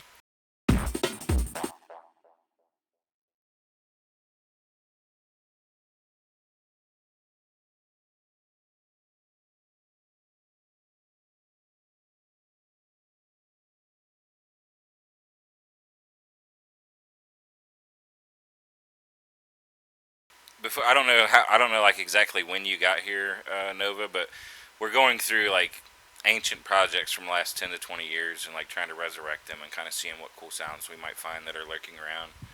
So they can eventually turn into new tracks and maybe like remixes or collabs for other people or whatever.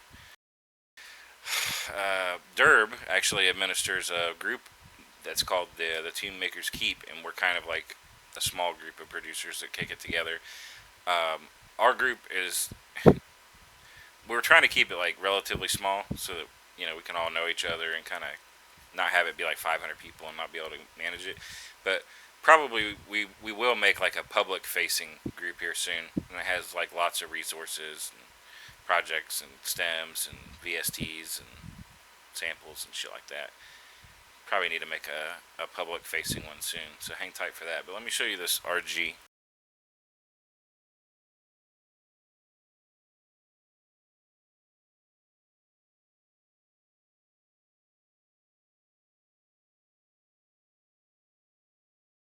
Did I not just save it?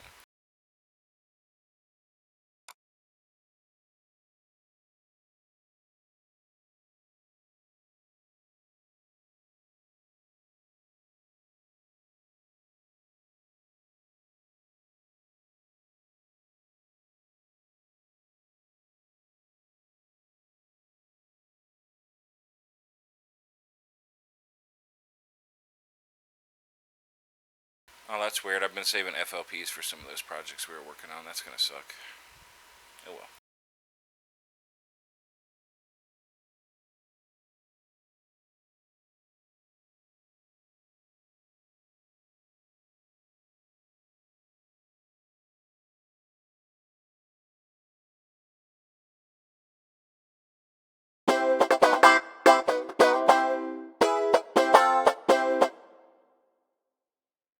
Dude, I don't even know where to begin.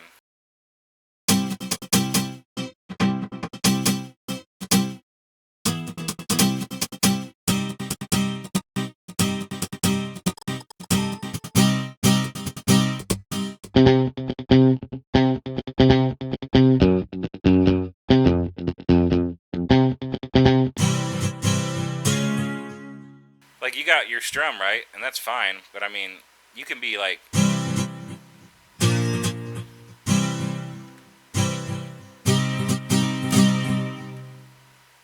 You know what I'm saying? Like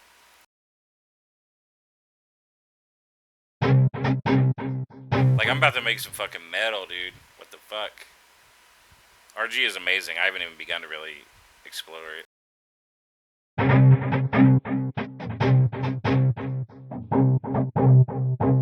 This is just like a sequencer that controls your strokes. I mean, look, it has stroke type step sequencing.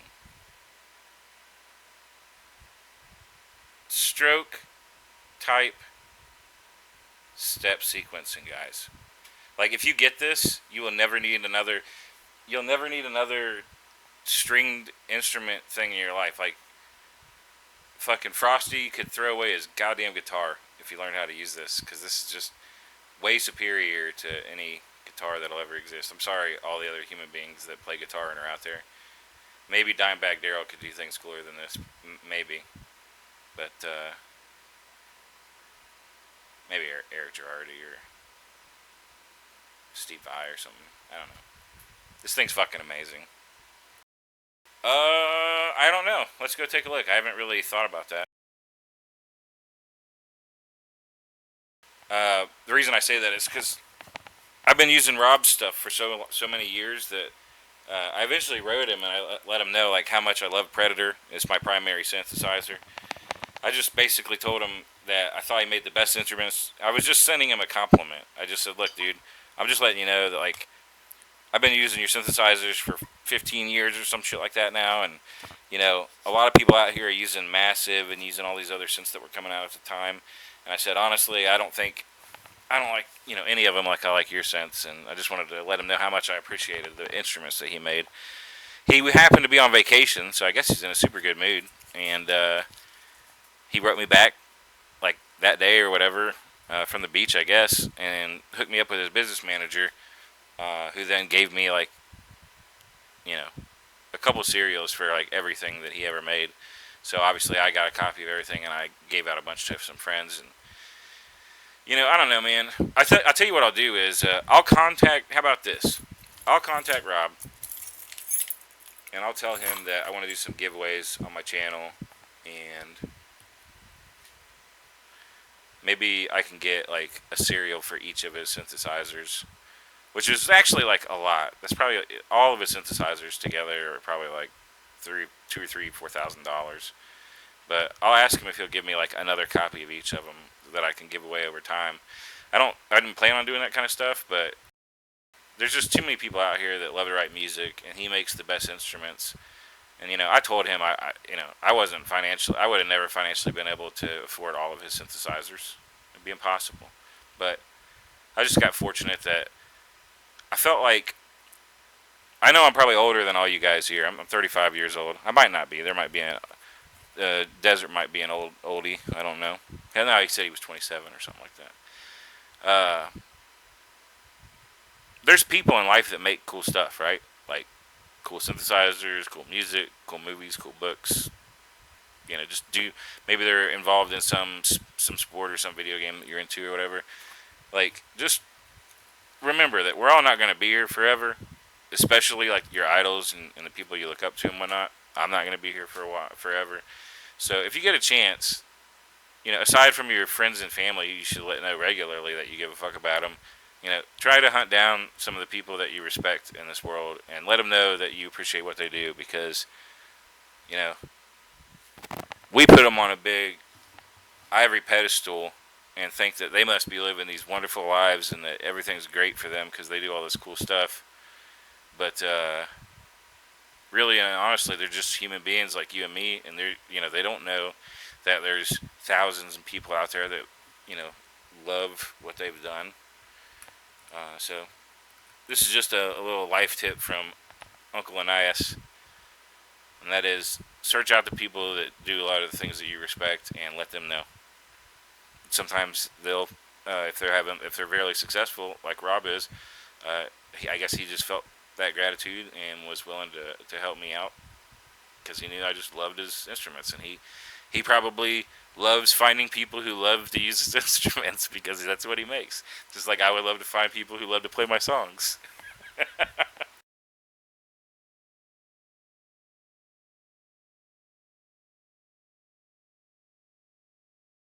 Yeah, just something to think about.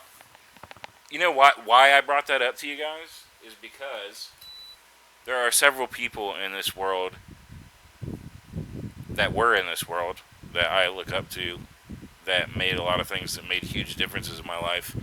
And when I was younger, I always thought, oh, hey, maybe one day I'll be able to look that guy up or look that girl up and say something and, take them to dinner or something, let them know how awesome they were or whatever. And those people died. I'm not sorry, feels bad, man. You can do the tears or whatever, but,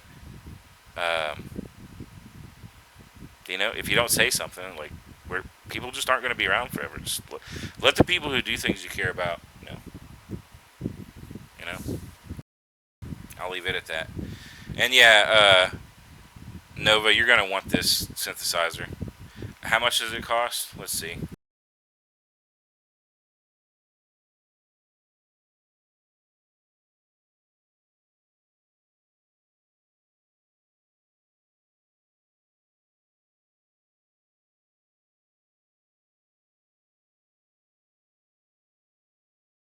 $99.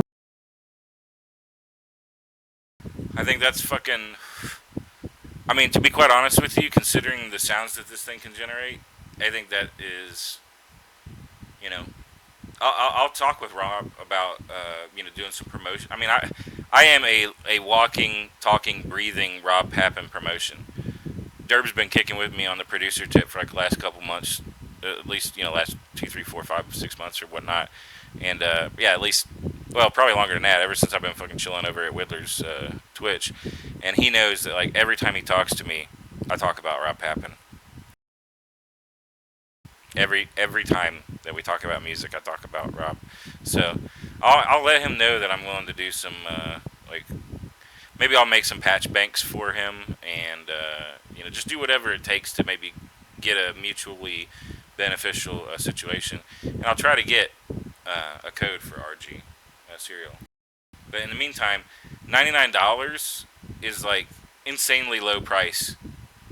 Think about how a lot of the other scents are priced, and what those people who make them expect to get out of them, and the big giant conglomerates now that are buying VST development teams, and they're turning into these huge companies. And then you got a guy like Rob Pappen who dreams up the synthesizers, works with artists on the visuals, works with programmers to help him develop the things that he's thinking of, creates these beautiful fucking instruments, and then says, "Yeah, it's just $100."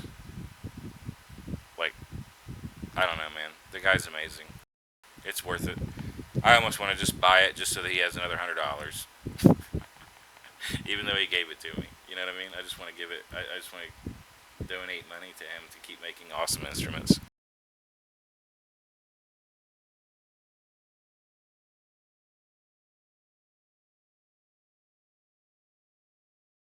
Predator is ridiculous, Derb. I haven't even begun to really show you the depth of it, but Predator's fucking sick, man.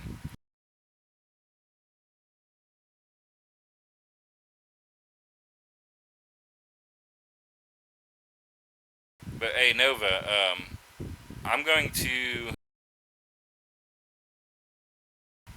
follow you and send a friend request. I'm not new to Twitch. I've been watching Twitch for years. It's one of my favorite places on the internet, but I normally just use it for video games. I noticed over the last couple of years as the people started doing some creative stuff, and then they really, I guess Twitch itself embraced the creative community and allows people to play music and DJ and draw and all the other weird stuff that they do, statues and everything. I've been getting used to being a creator. Anything I did in the past was usually just me fucking around playing Hearthstone and H1Z1 and maybe Duck Game or something with my friends, where I just wanted to do something that I could look back on. But now I'm starting to use it pretty regularly as a creator on the music tip, and try to like actually stay together with the people that are coming in and chilling. I don't have a lot of people that come in and chill, just my friends and the randos that stop through, like yourself. So I want to try to stay together with my people that stop in. So I sent you a friend request. You too, Desert. You know, electronic music production is a really niche thing. I mean, a lot more people are doing it now that it's so available, but it's still a very niche community of people all around the world.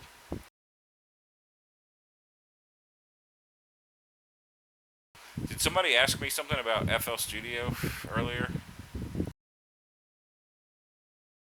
Somebody said, "Don't you just use FL?" I can't remember what happened. I was looking at the chat, and do you mostly just FL? Is that what you said, Desert?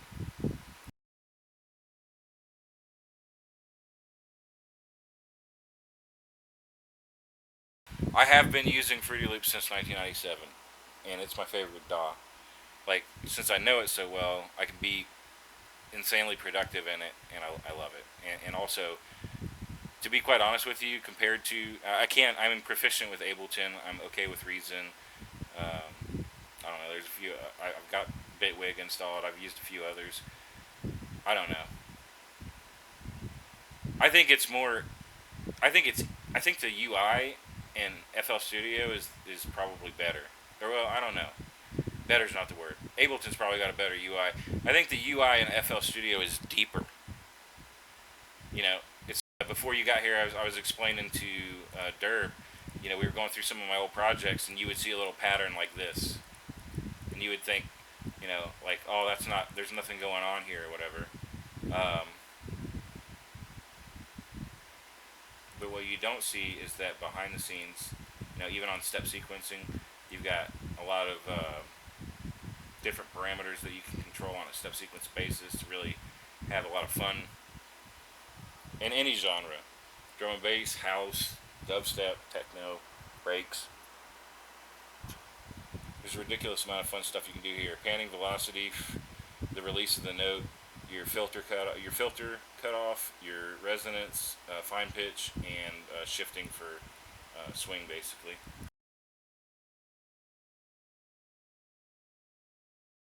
Under the samples themselves, you got the sample window with a variety of time stretching qualities, some pre-computed effects that are super useful in order to manipulate your sample, pogo effect, normalizing, reversing, a lot of different shit. Over here you got envelope control on every aspect of the sound. I usually just go to the volume envelope and square it out so that when I go into a step sequencer with a sample, I'll show you.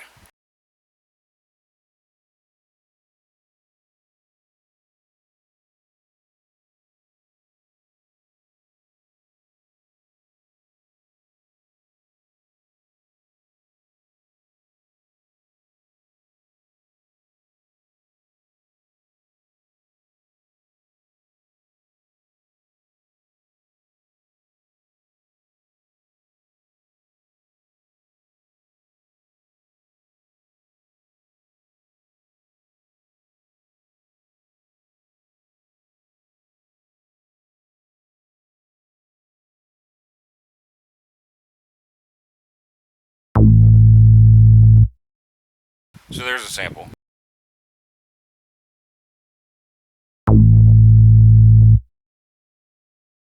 If you got on a step sequencer, you have to do, like before piano rolls existed, you had to do dumb shit like cut channels and then have them mute themselves.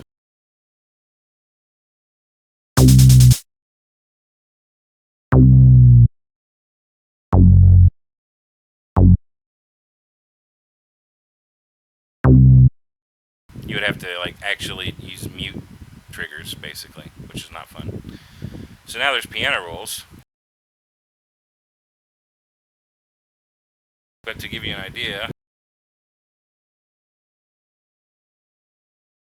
if I just create a new one and go to the piano roll, a tiny note, it's just going to keep playing. It's just going to play the whole sample.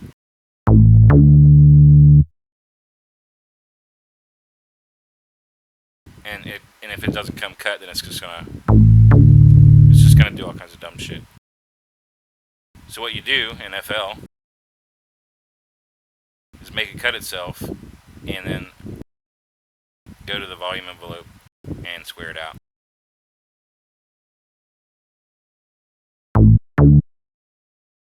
So now in the piano roll, you can control all your notes. Also, something nice to know, synths are really fun, but they don't really allow for a lot of pitch bending in the way that you really want. So if you resample your synths and you use them as samples inside Fruity Loops inside the piano roll, you can click this little button right here and make slides.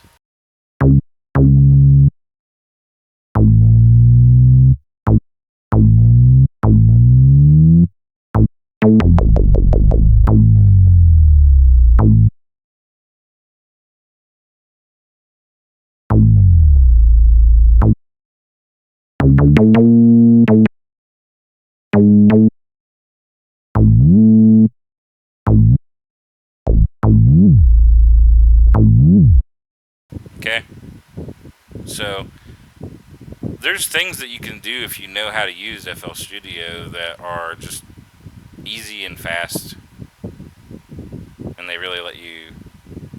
I mean, the sky is the limit. This is with a bass note, but I mean, it's hard to really explain to you the depth of the craziness that you can pull out of this. But this is a really cool thing. You cannot do that on Ableton. I don't know. I mean, I don't know that it's that simple. I mean, so when I say that there's just a better depth, and then there's a bunch of tools to do things to notes, and even a riff machine.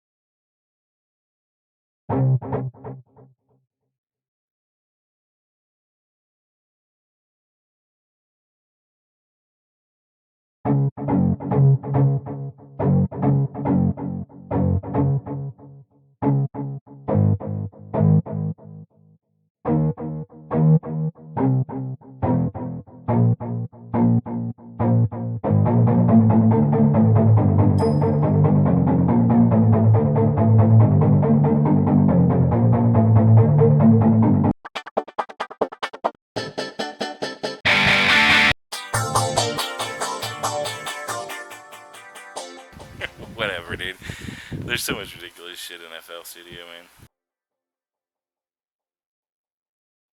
You use that riff generator and just generate shit infinitely until you find, the sounds, the kind of vibe you want, and start manipulating it. I find that it makes way too much stuff, so I just eliminate fuck tons of notes and then find. I mean, all I'm really wanting to do is see interesting timing patterns with particular, scales. I don't really care what key it's in. Like, it's the fact that it started in D here is really irrelevant to me.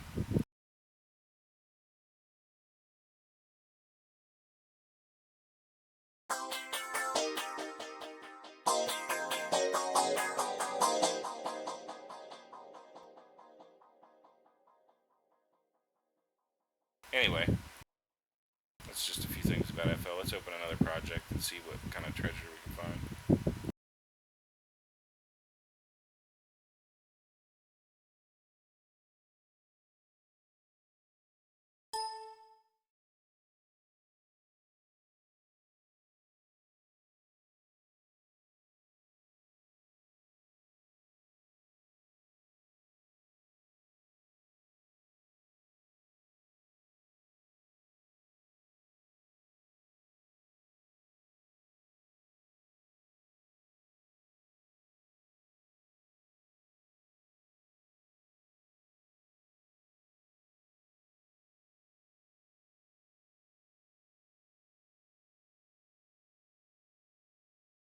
Let's see this one.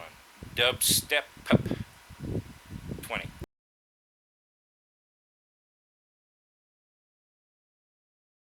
Hey, take it easy, Nova. Thanks for stopping through, man. It was nice to meet you. Look forward to seeing you again, dude. Thanks for sharing your song with us.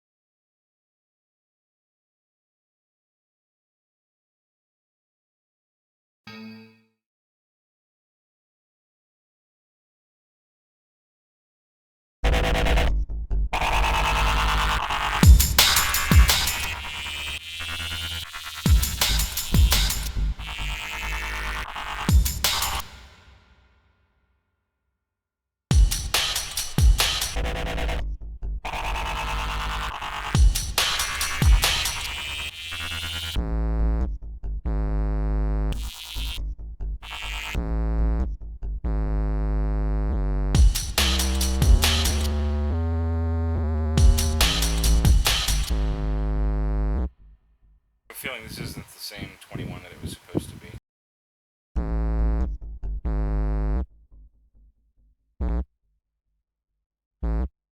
Got some cool samples.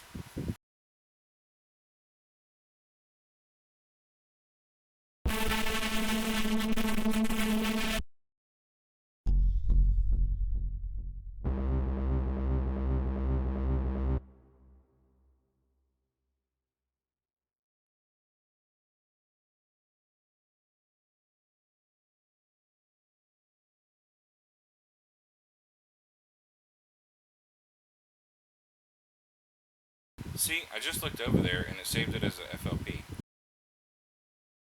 I know I picked the zip file.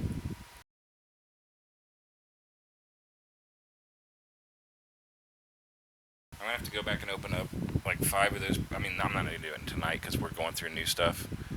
But I'm gonna have to open up like Dubstep Car, Dubstep 43, ASDF 45, and Gals 46. They're all gonna need to be reopened and resaved as zip loop files.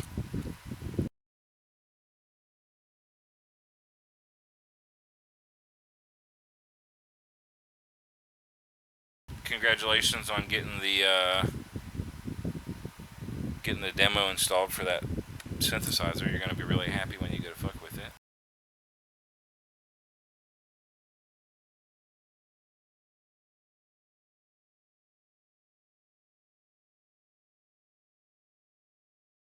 Let's try Yup 45.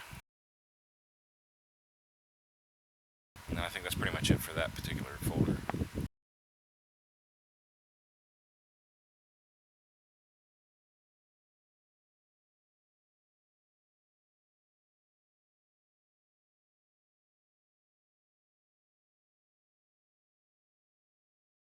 Now, interestingly enough, I do have a disc golf bag full of hard drives, old hard drives. They're not all dead, they're just from computers I wasn't using anymore. So one of these days I'm going to have to start going back and like get one of those IDE, converters or whatever, and I'm going to have to go back and like get all the samples off my old drives and bring them to some folder called old ass samples, and then all these projects will just work, but we'll see how it goes. Alright, so I'm not seeing a bunch of songwriting here. I see some really old style shit that I used to use. Looks like we're missing a think break, a bass drum, and a snare. Bunch of samples that are here, even some weird ones. TB303 square. I like that sound.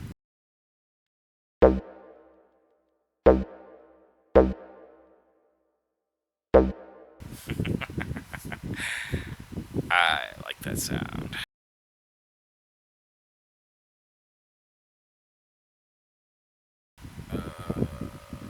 Bass drum.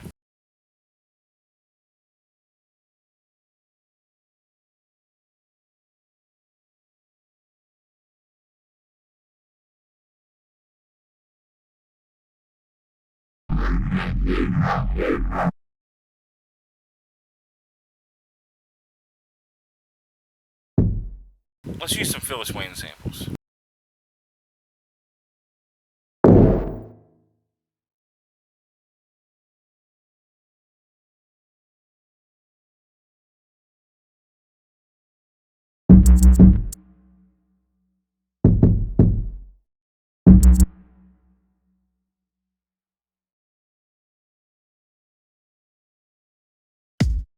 Oh shit, we got some Antsy kicks? Antsy's my boy, I didn't know he was in on this pack. Oh shit, son. People don't even know about Antsy, man.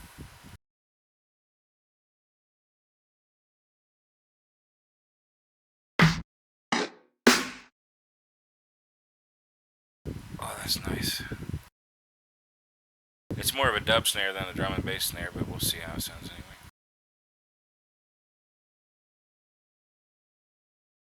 Now see, look at this. I never change. The first thing I do, come in here and make sure that I've got my envelope set up for the snare so it's tight. Yep. Check that shit out.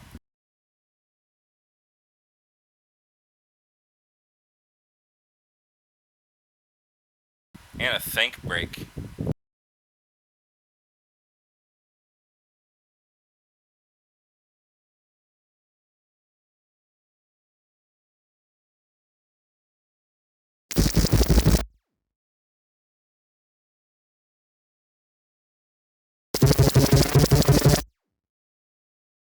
That's probably why that's muted.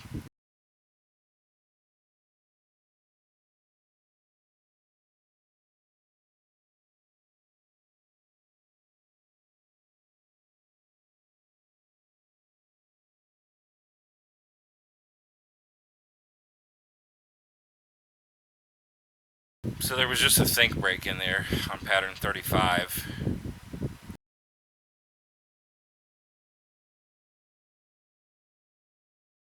Which probably isn't even used.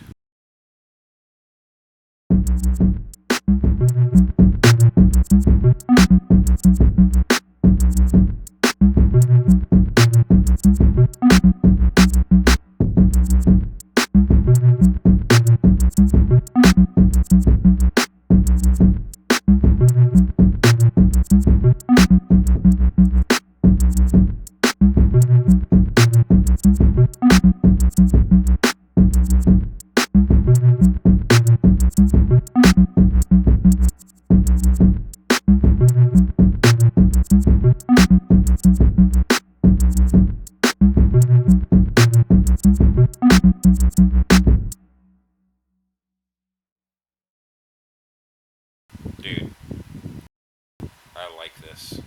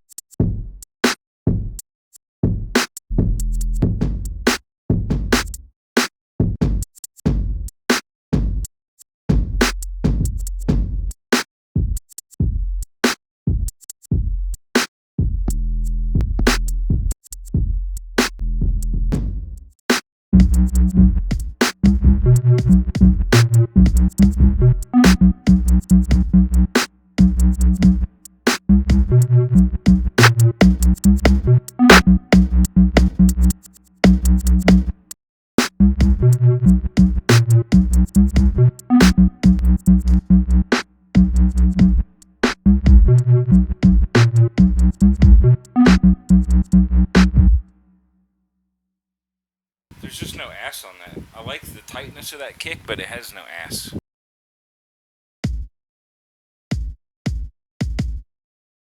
Like I don't get. There's something that Ansi does to his kicks that I don't know. Because if those are his kicks, like he has badass kicks. I'm doing something wrong to processing on his. I mean,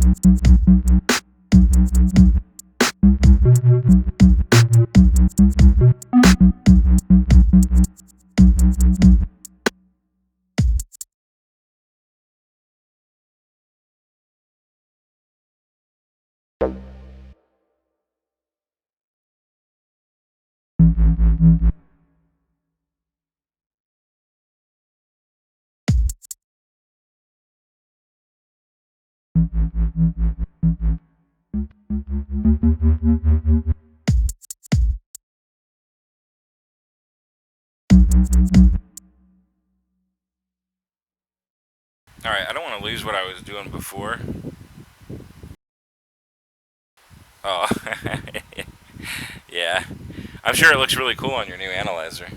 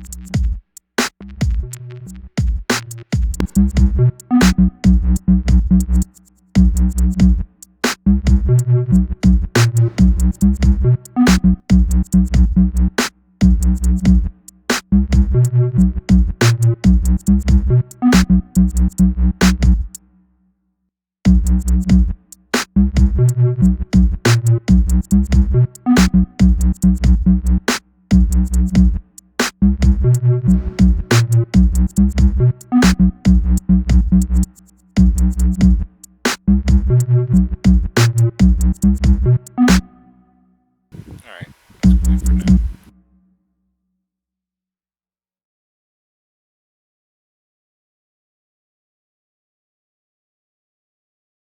So do a little side chain.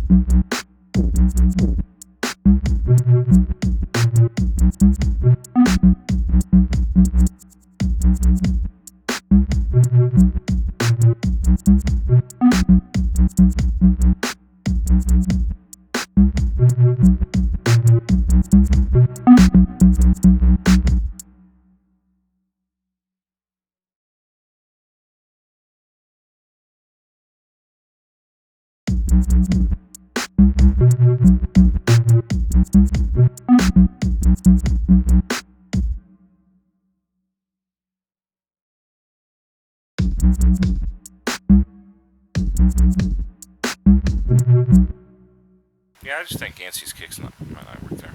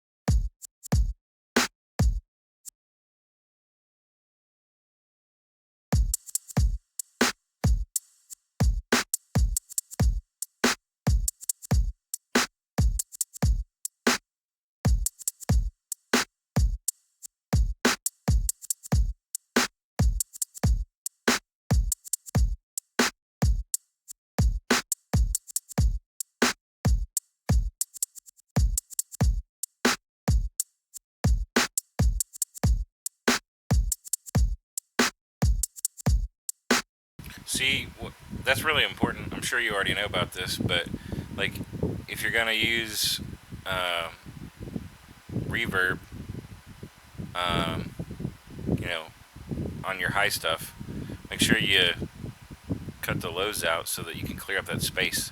Like my ears kind of freaked out when I moved this up here because these very sparse hi hats were making so much reverb, even with the tiny decay that they had, that when it just cleared it out of there, like there's, I guess what it is depending on how your samples are cut, depending on how you imported them on whatnot, or how you tightened them up once you brought them in. There's so much space around samples, like during the actual sound that's playing and before it and after it. I mean, there's just so much sound. So really, you don't want to be applying effects to entire fields of sound, because all those frequencies that aren't being used, or the inaudible harmonics and all that other shit, is all gonna get dragged around with that processing. It doesn't cost your computer any more CPU. It's already having to just do whatever it's doing to the sound, but it costs your fucking brain and not having a clear area for that sound to happen, for all the other sound to happen in that whole range right there. Like, they're hi-hats. Like, honestly, like, my snare is hitting around here. I don't really have the hi-hats. If I'm gonna do like this is just for bright hi-hats and like the bells kind of stuff and whatnot, really high stuff, and even them I'll probably put on a different bus. For open hi-hats or rides and stuff like that, why the fuck would I put them on the same EQ as my, my closed hi-hat? I've never understood that. Like, if I'm gonna do other percussion that's that quirky, like, I'll probably just copy this channel, but I'm still gonna process it a little bit differently, because it's still got a lot of sounds it doesn't need around it that isn't exactly the same as a tiny closed hi-hat. So next tip I give you is, I think closed hi-hats can kind of remain in their own category of sound, and then open hi-hats and rides and all the other weird percussive stuff you can do really should probably be somewhere else, if everybody wants to be honest about it. It's just more work, but it's necessary.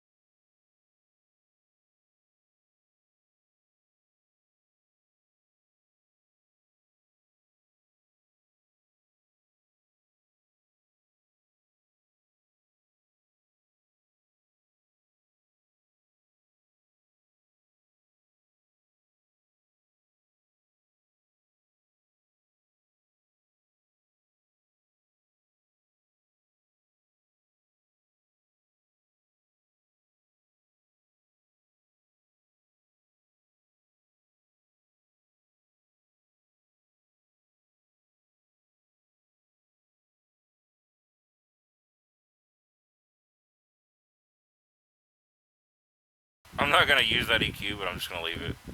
Oh, that's not even the right one. Yeah, it is the right one. I'm just gonna leave it. Is that even possible?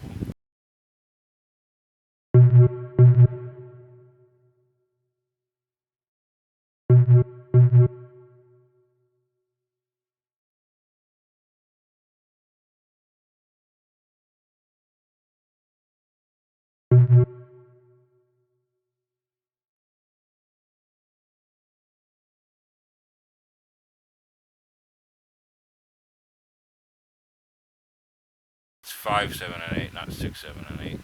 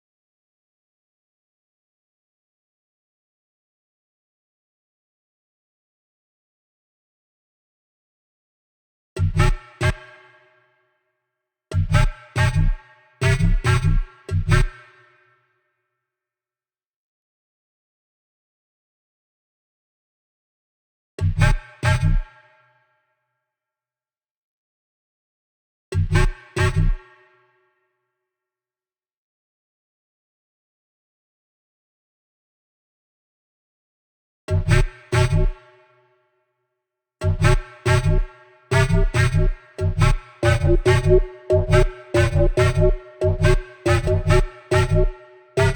is kind of interesting because we can let our third high synth just be like a hollow part of a little higher than the mid bass.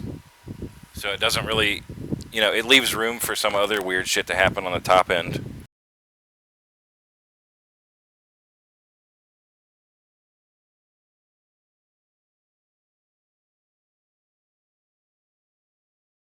Alright, so what were we doing here?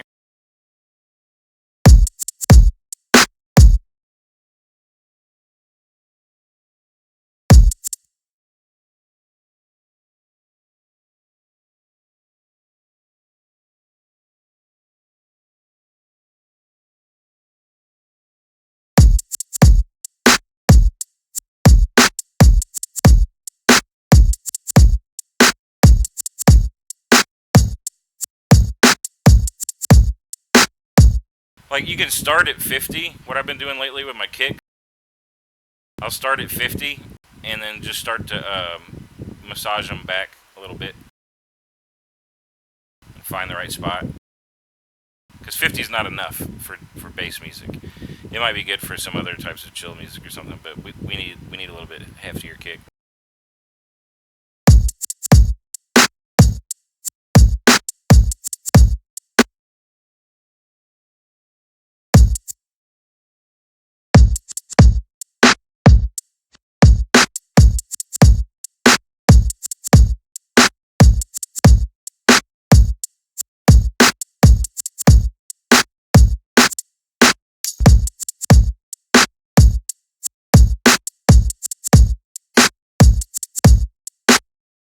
I don't believe that you should leave your kick open on that end. I think you should always pull your kick in. It really doesn't need to go above 12.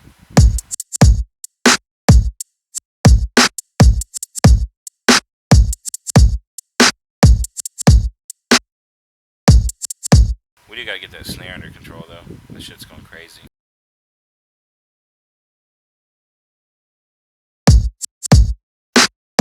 Because it's on the same thing as the fucking kick. That's why it sounds so weird.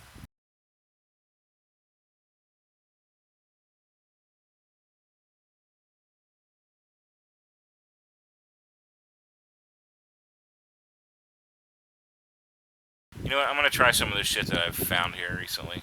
Hold on.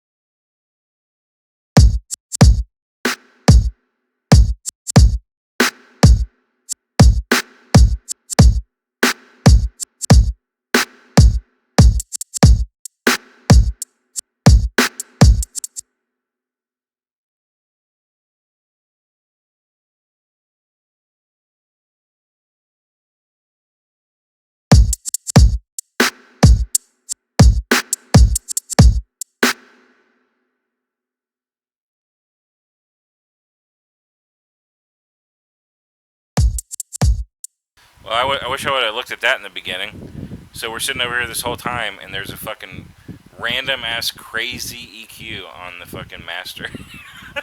Because what was it, 9 years ago, me wanted to be an asshole and made some random ass parametric EQ on the master. What the fuck?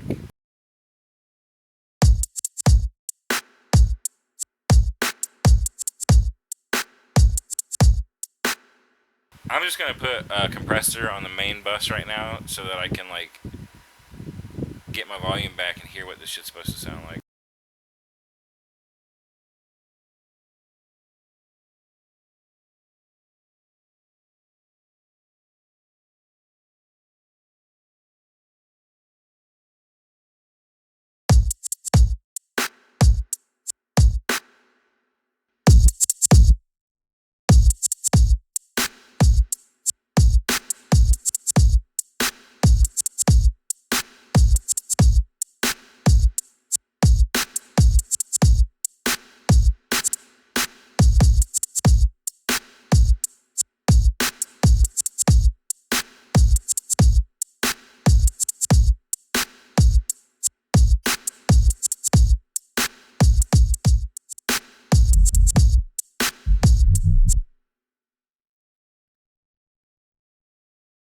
Yeah, the master, the main transit hub.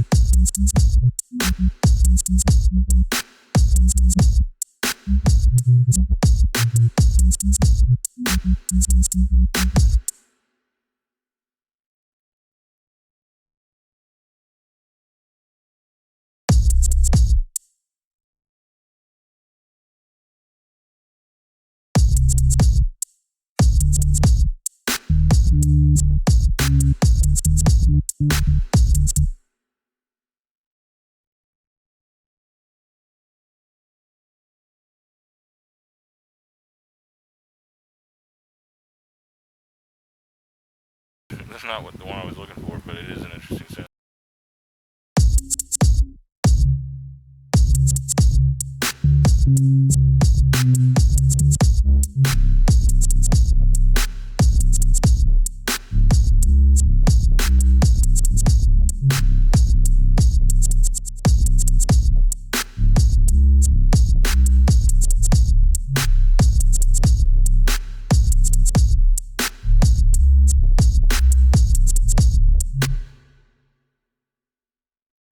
What the fuck, Derb?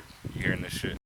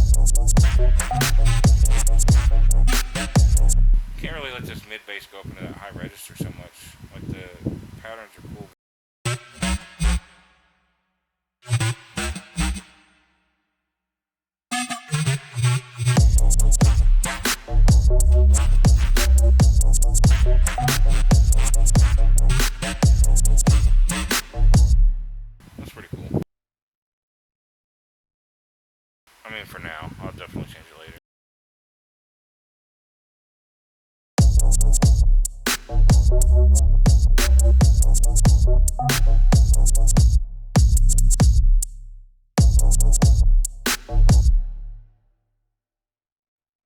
We're going 4 deep this time.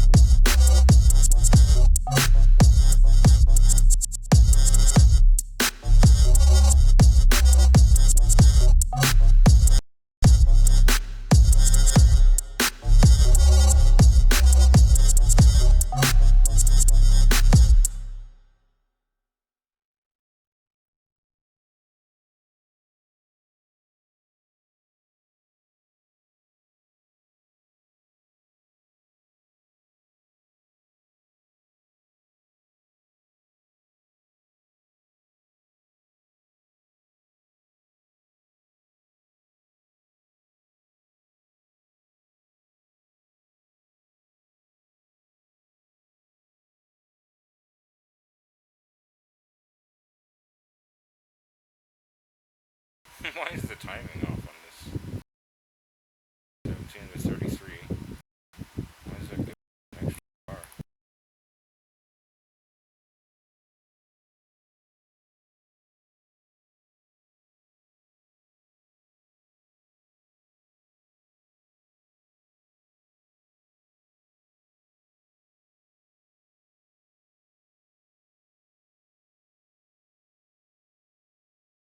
guess that baseline is.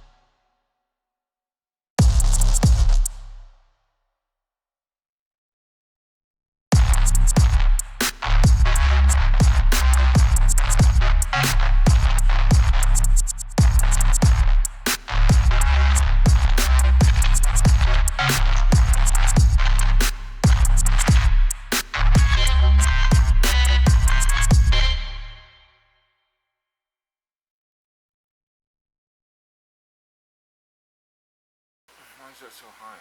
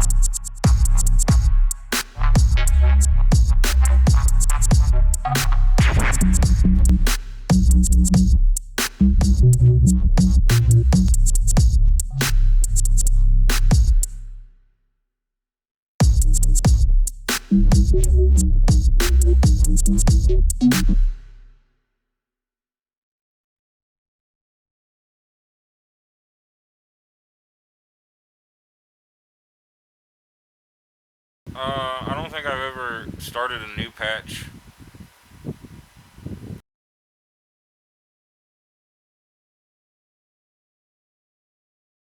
I also haven't been doing the morphing. I mean, you can morph between presets, which is basically like there's all this and then there's morphing, which we haven't even begun.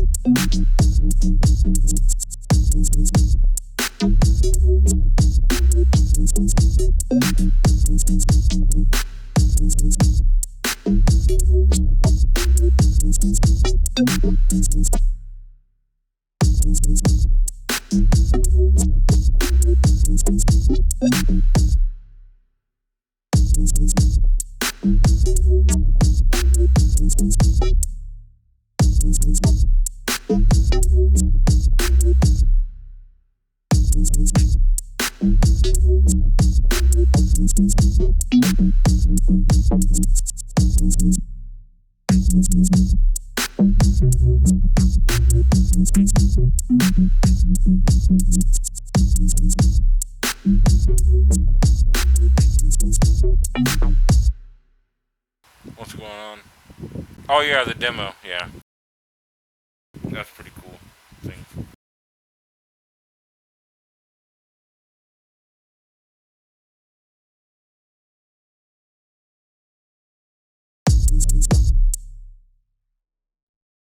It's my shit, man.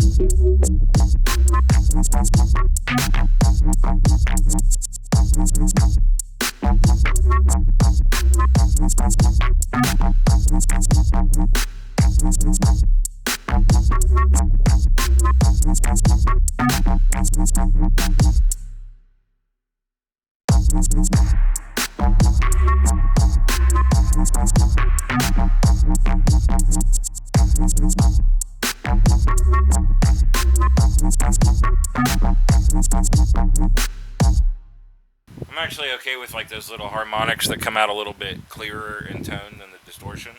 That's fine with me.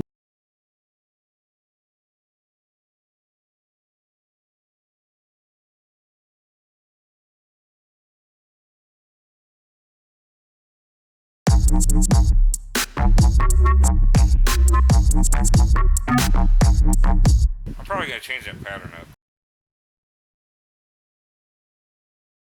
And I think one of the things earlier was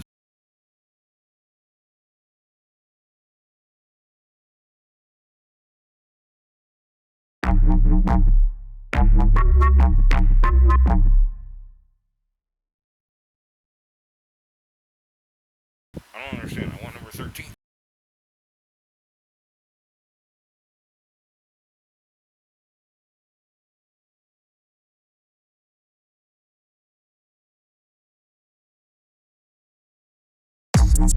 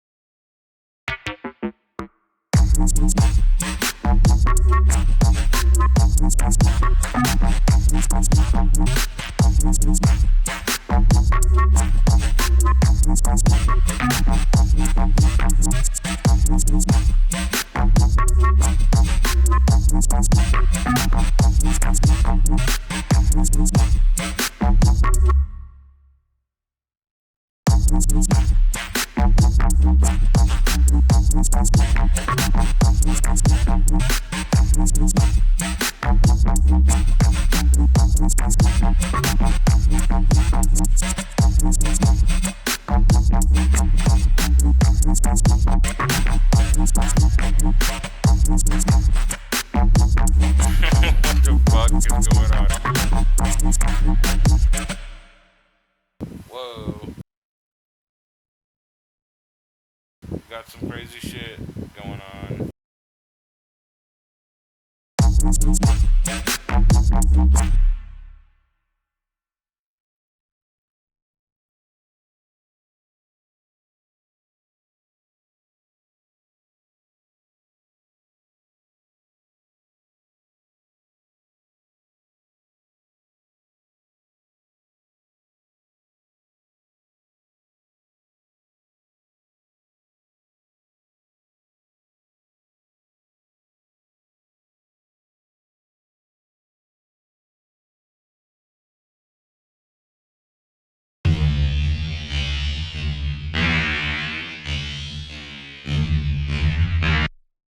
Oh, I bet that was awesome and I just fucked it up because I couldn't hear it.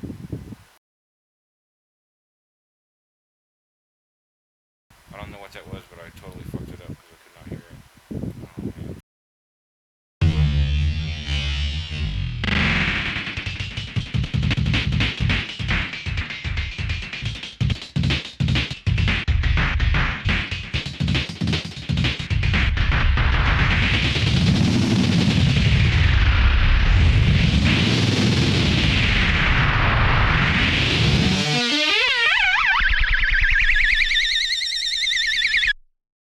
Hey.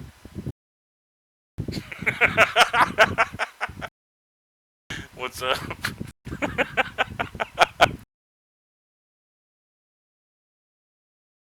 Oh, shit, man.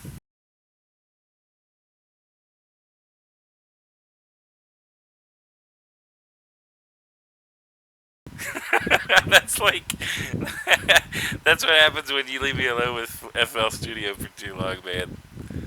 Like that kind of shit happens.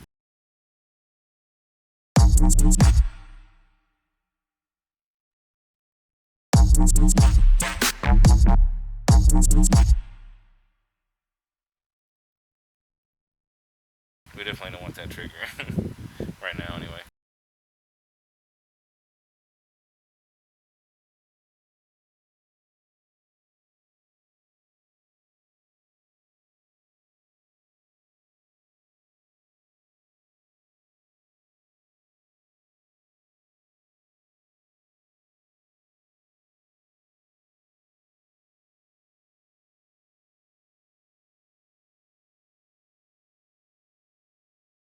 I wonder why that called that the automation channel. I don't want to use that now.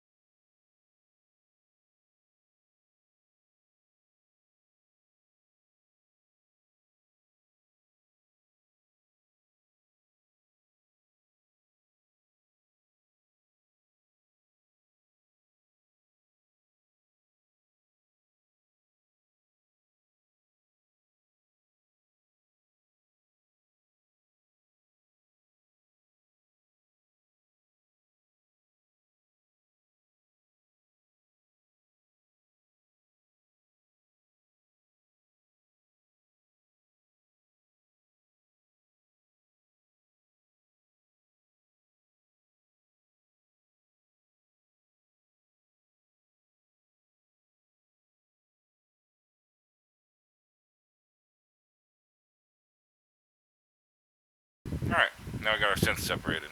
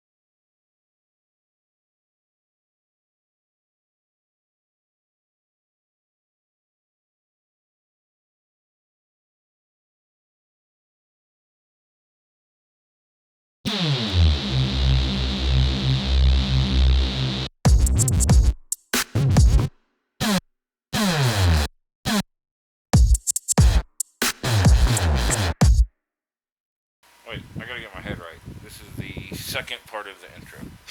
I can't be doing that crazy shit yet.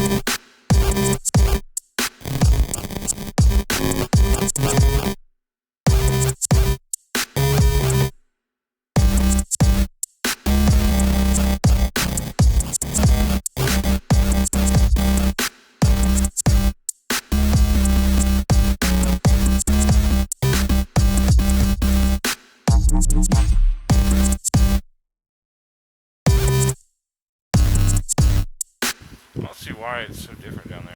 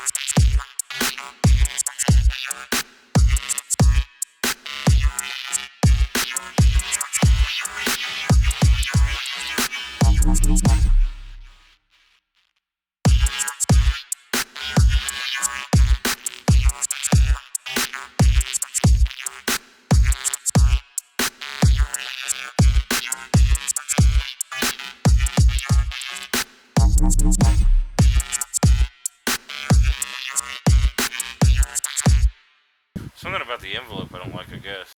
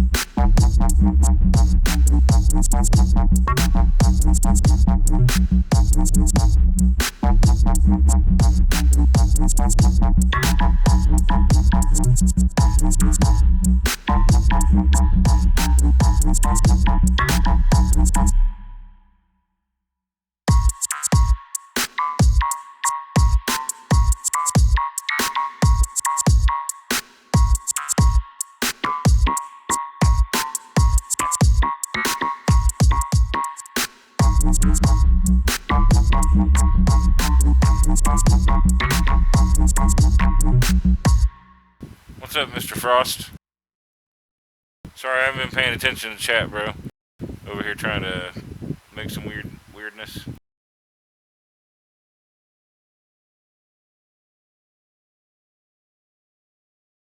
Maybe we can work on a little percussion so we can make it a little more interesting.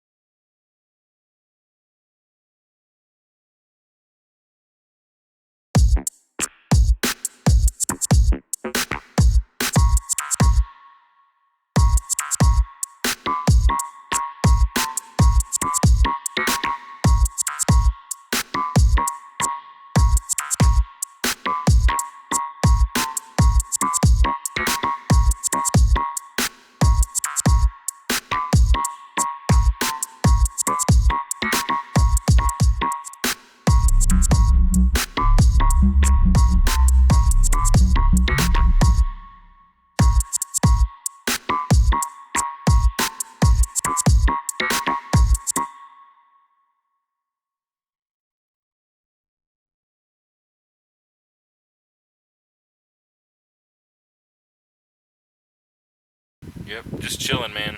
Just fucking around with noises.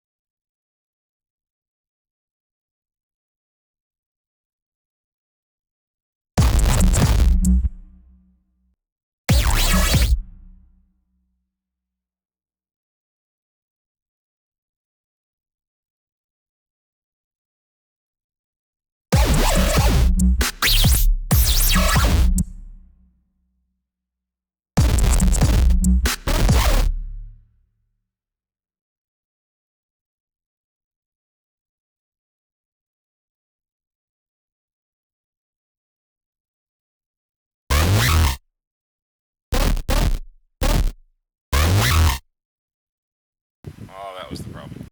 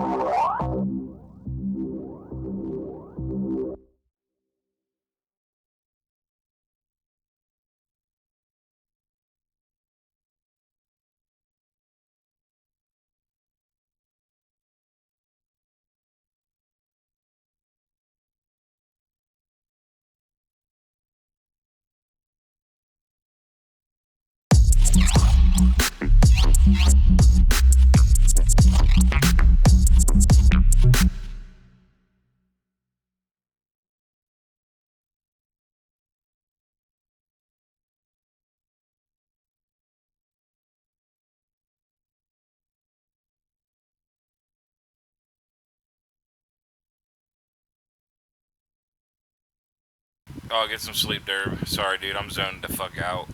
I'm sorry if I haven't been talking, guys. It's nice to see you, Condro.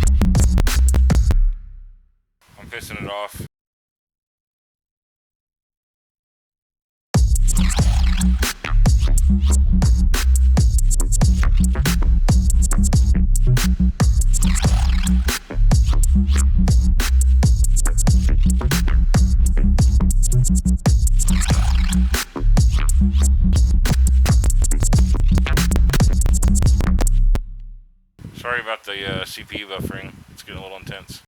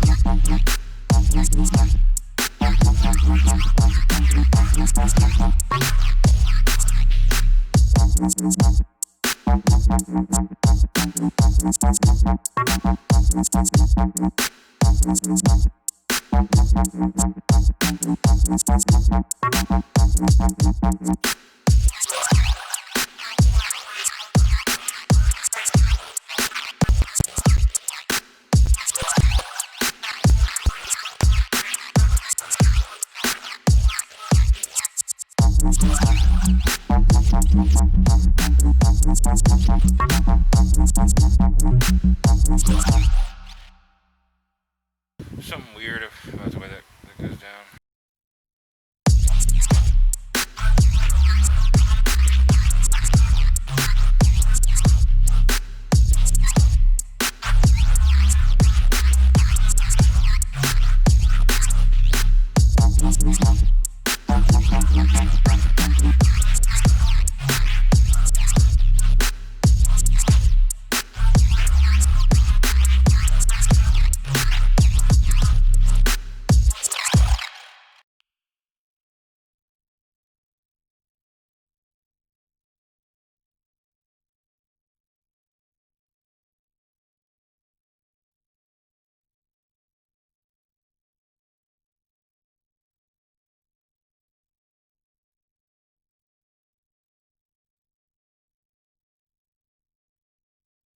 Obviously, we'll start fucking with the compression and or the the percussion and stuff up top soon. I've just been having a lot of fun with synths tonight.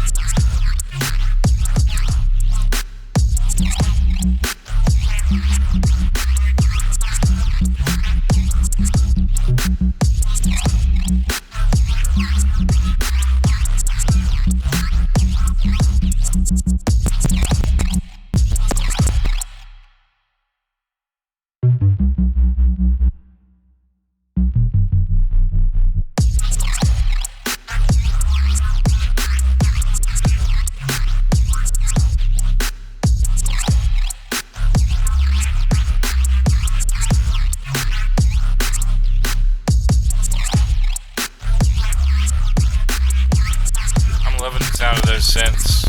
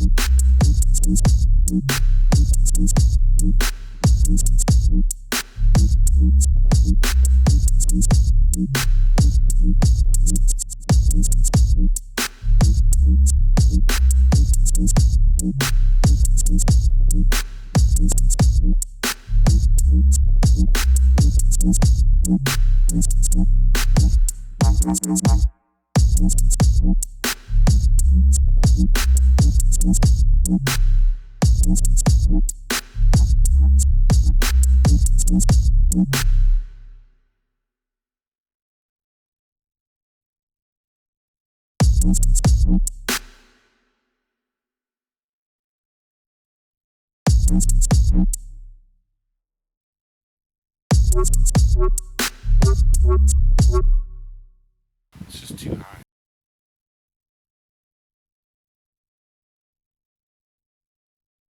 I'm looking forward to hearing what you're up to, man. I'm sure you were fucking around with some dope stuff.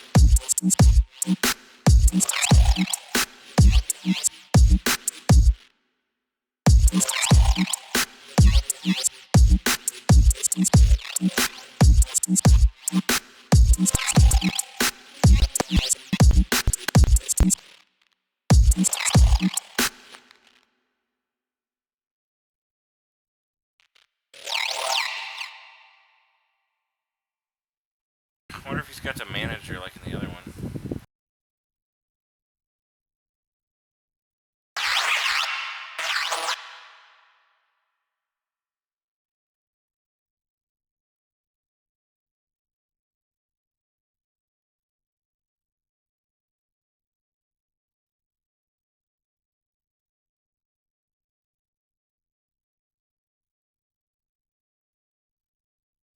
I just changed that synth. I did not want to do that.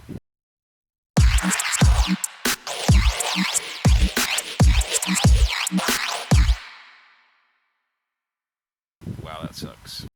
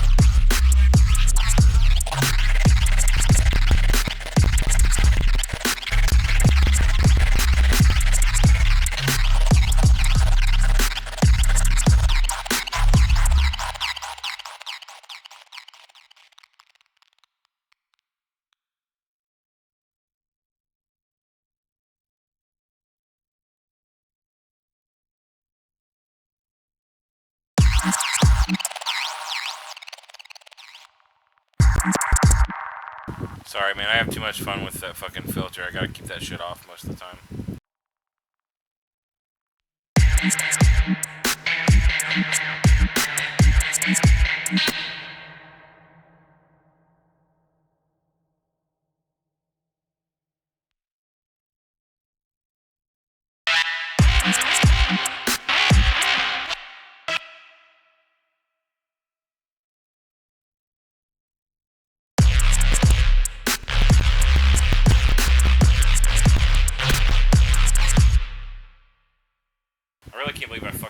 shit up. I think all I did was copy this one.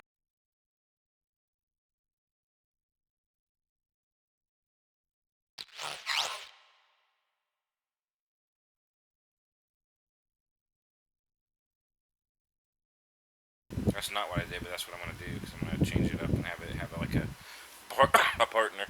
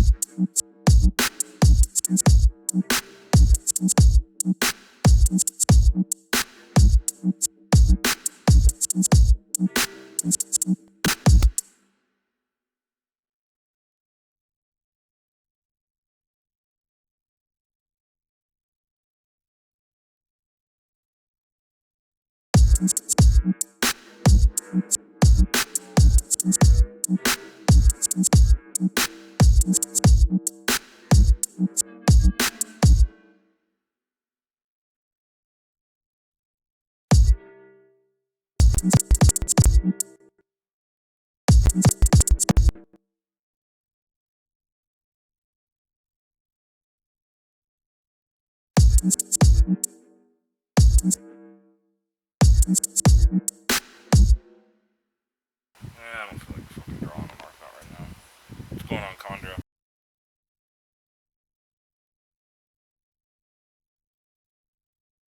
I'm not even sure I really want to use raw.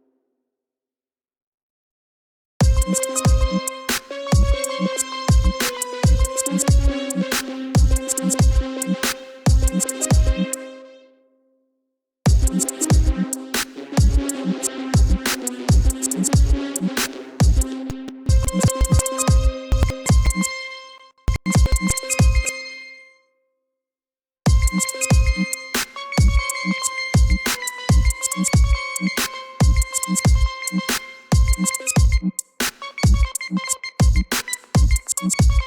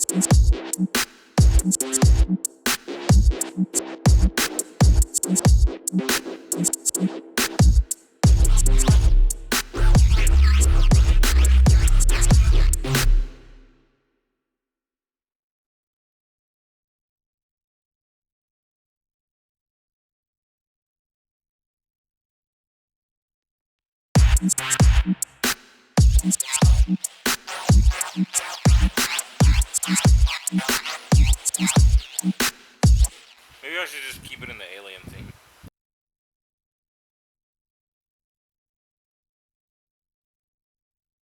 Those alien voices talk well together.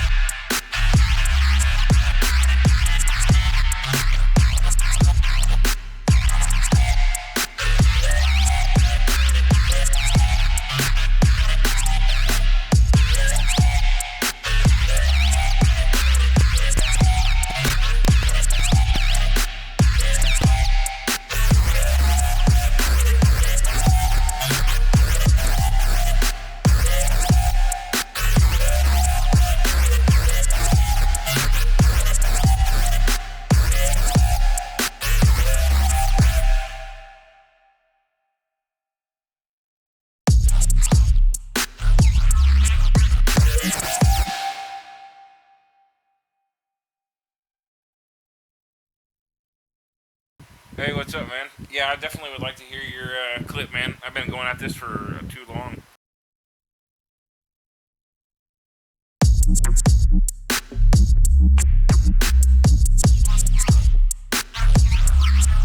There's some elements I like and some I don't, and I need to write more drums and add percussion and maybe some vocals and some pads. And I've just been like going hard on these fucking synths and not. Well, I made some good progress earlier, but not getting anywhere in the last little while. I'm probably gonna go to an earlier version before I fucked a lot of shit up.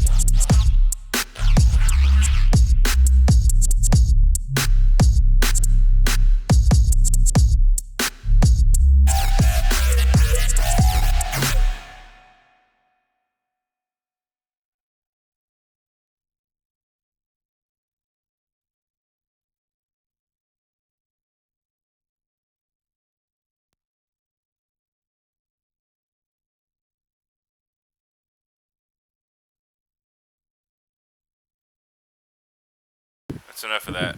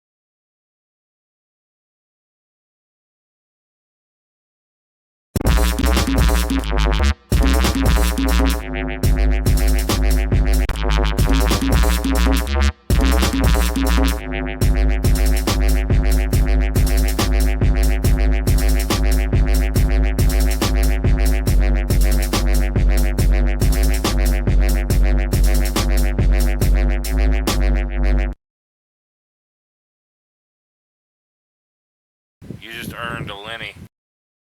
I'm just saying.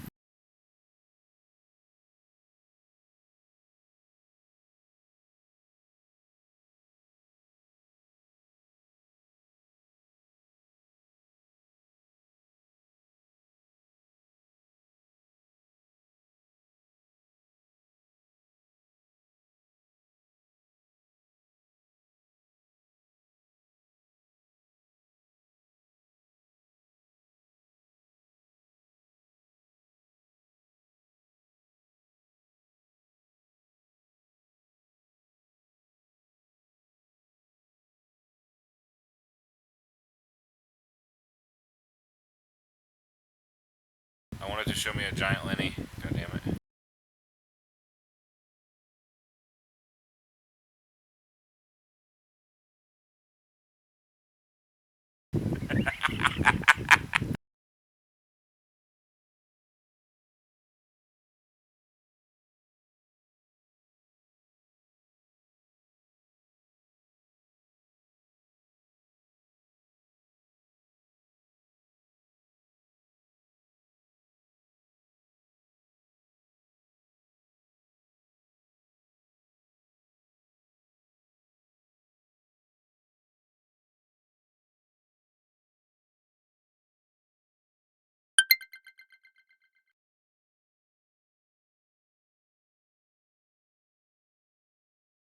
There you go.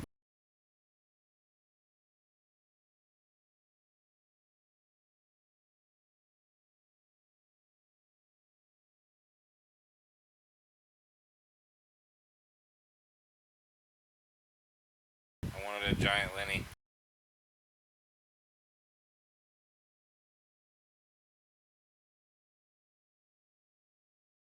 Now we got one.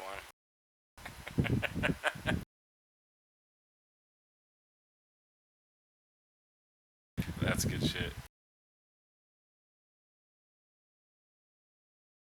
Alright, alright. Well, I gotta go to work tomorrow, so we're gonna finish off with just a few super old school tunes, and then I'm gonna bounce out Chondro. I'm gonna play a few oldie goldies that are sitting around that aren't uploaded to SoundCloud. I need to think of a name for the outro segment where we play the ancient dubs.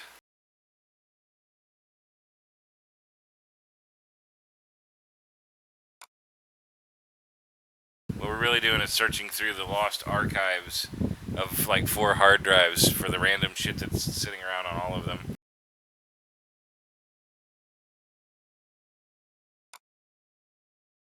There's this directory, the Annias archive, which has a lot of things in it, a lot of stuff.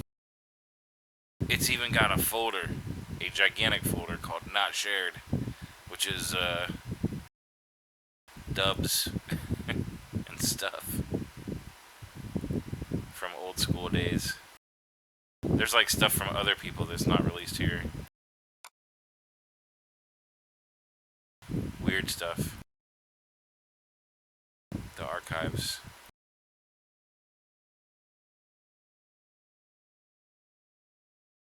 John Dadsey, 12th Planet, back before he was 12th Planet, we used to kick it in LA.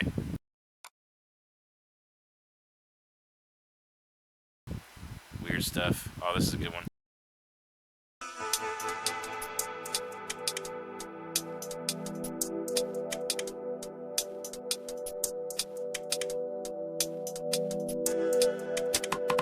my memory serves me correct.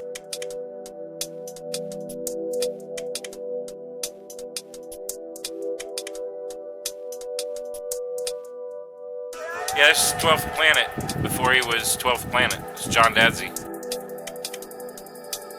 I lived out in Los Angeles for a little while and got to meet him and a bunch of other folks back in 2002.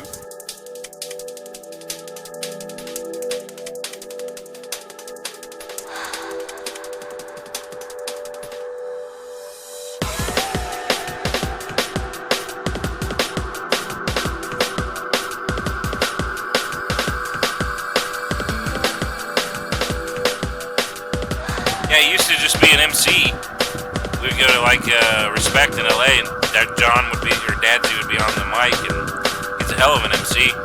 And he started writing. He's like, I was like, hey John, how do you get those sick basses? He said, just tune your oscillator down 3 octaves. Got this shit.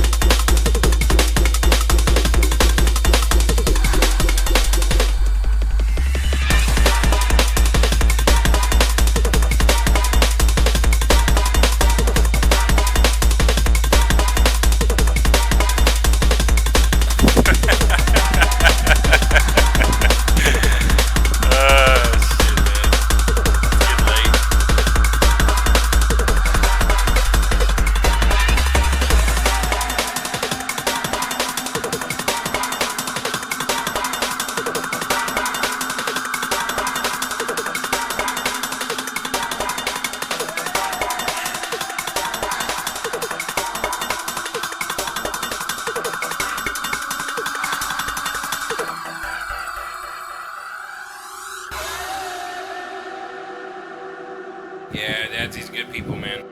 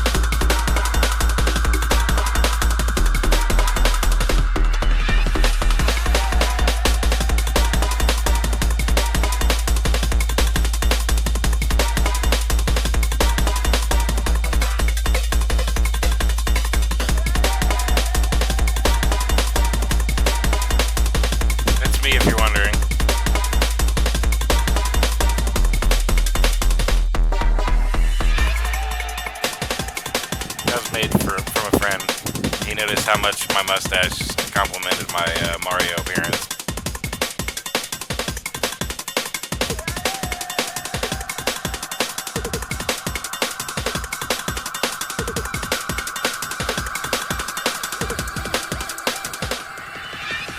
Sick flyer that I made even better by inverting, because I was like, Jesus Christ, that looks better than the original.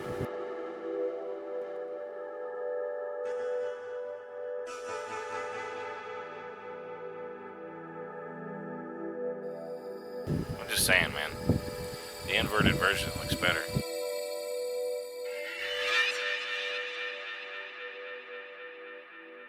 I sent it back to him. He sent that to me. I was like, yo, some dope art. Check this out.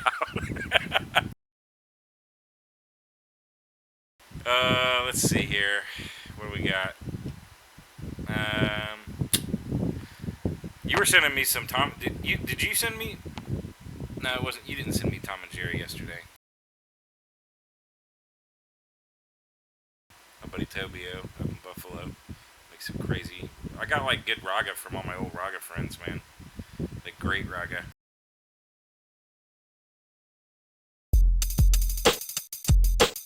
It's my buddy CJ.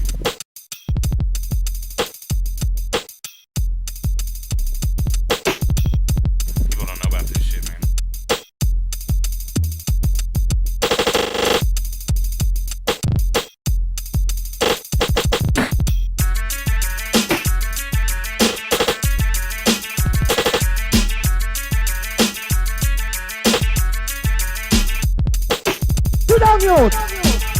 Yeah, man. Y'all get the idea. Play some different tune, brethren. Yeah, you mean? Yeah, you learn. You spread, you learn. Different tune like this, brethren. Singer.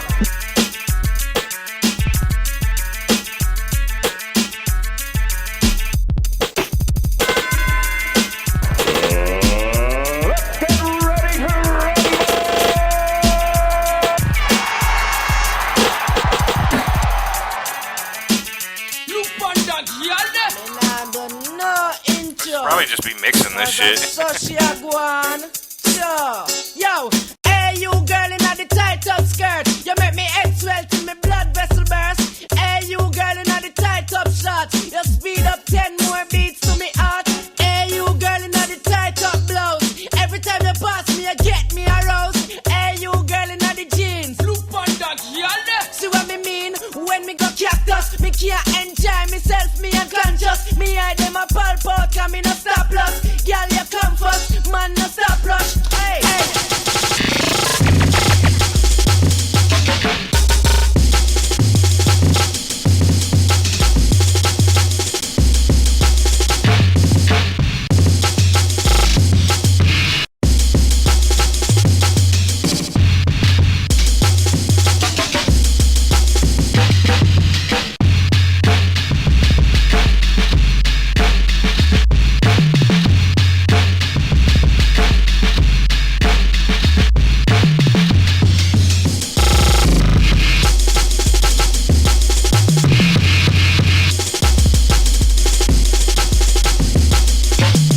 It's from my buddy Vincent in Paris, man.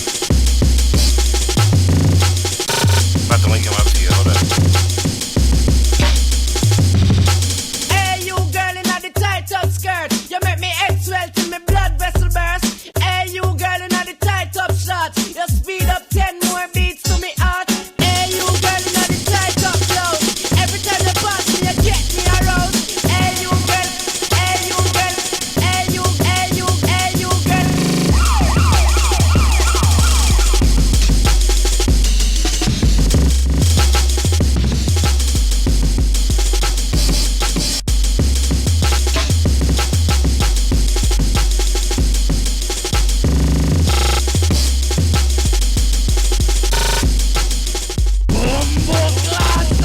That's Bob.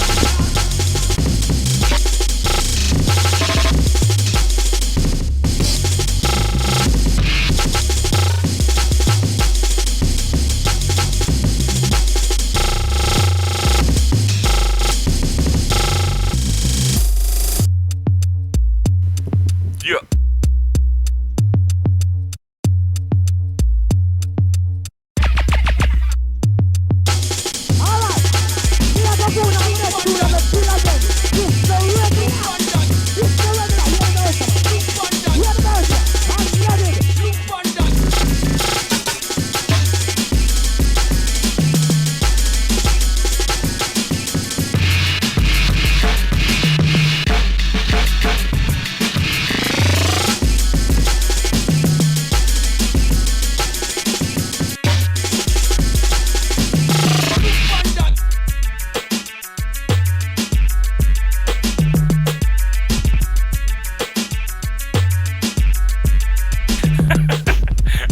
slap happy right now, man.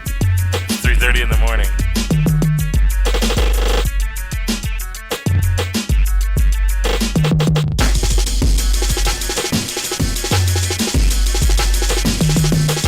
I love using that one.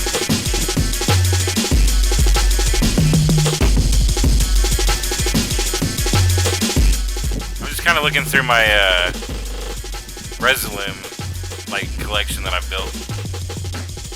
This is all the stuff that I use in Resolume. I'm sure you remember this guy. I'm sure you remember this little guy.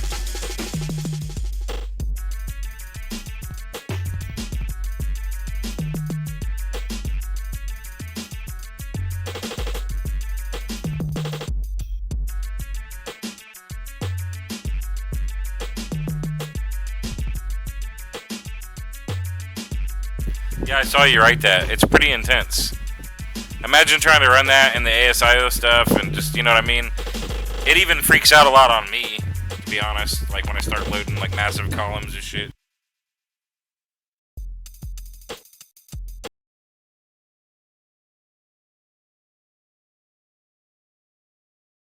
Alright, alright. Hey, you said you started 2 songs. Did you upload the other one, or is it just a mystery still?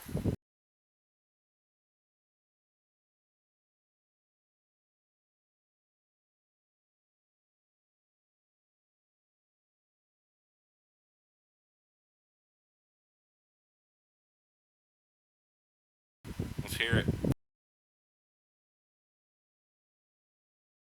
Me and you and all 2 people in the rest of history that'll ever watch this video.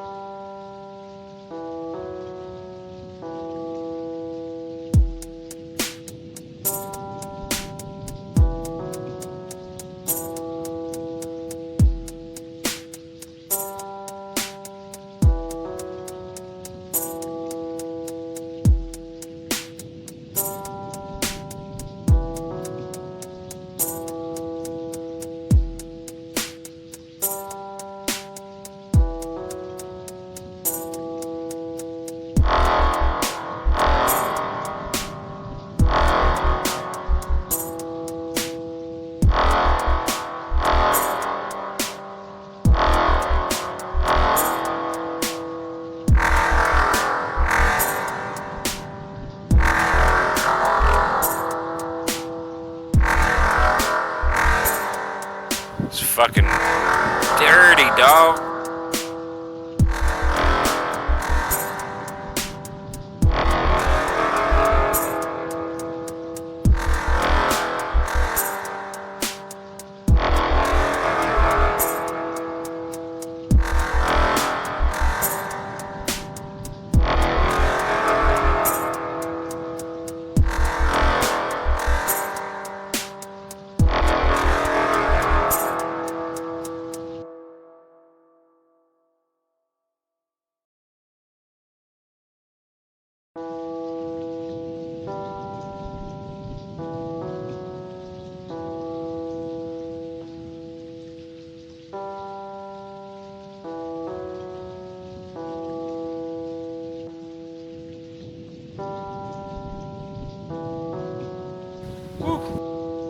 No, I like we like all sorts of music, man.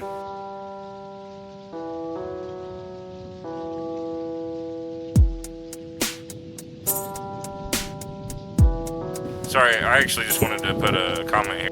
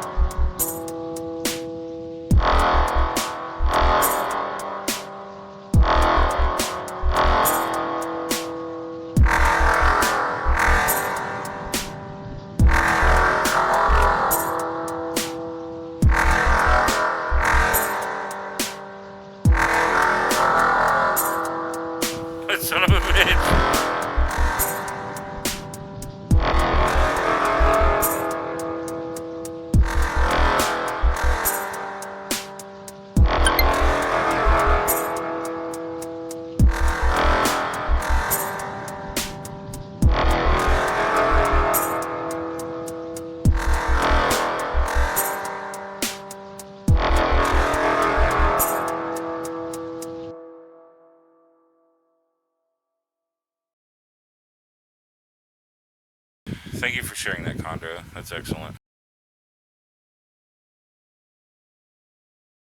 No, man, I listen to all kinds of music. I mostly write dubstep and drum and bass, raga, hip hop, stuff like that.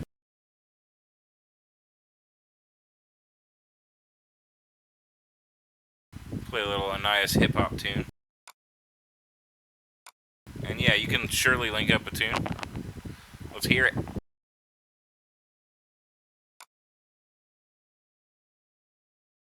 Annias hip hop, old school stuff.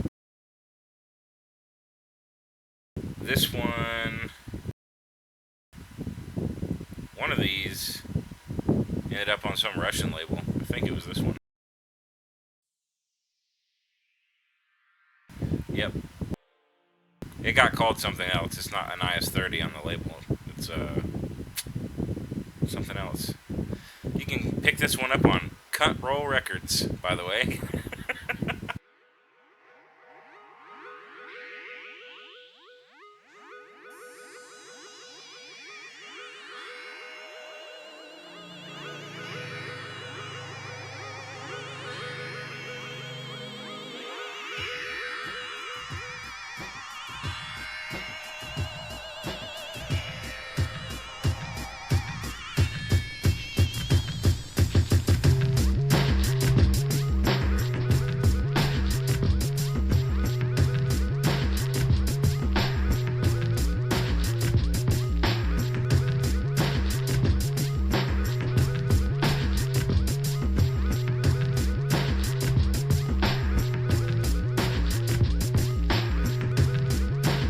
Originally made for my buddy Jesse, as can be seen from the title, Jesse 30, Annias 30.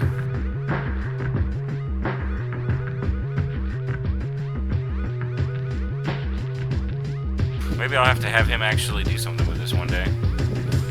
It's only fucking 14 years old or something.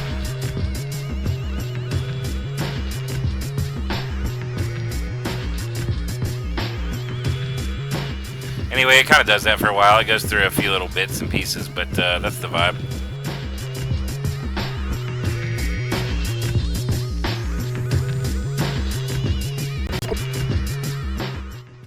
Let's check out this clip.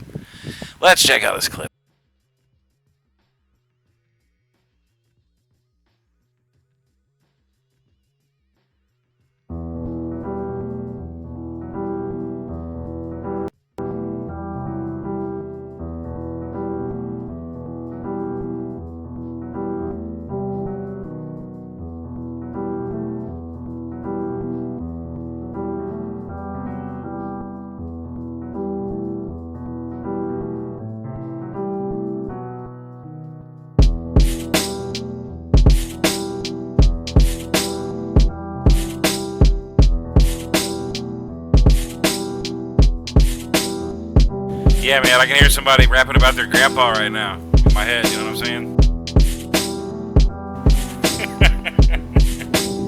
It's some really nice percussion work.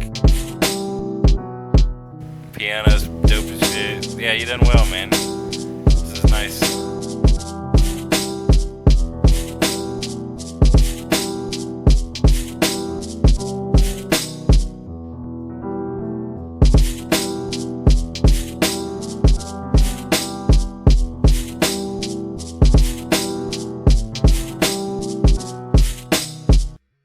You must have had some sad shit happen in your life, man, because that's some bluesy, emotional stuff. That's some damn good stuff, bruh.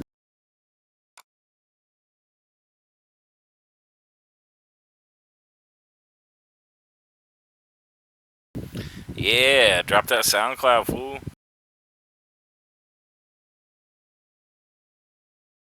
Oh, as far as hip hop goes, you might enjoy this little ditty that I made a little while ago.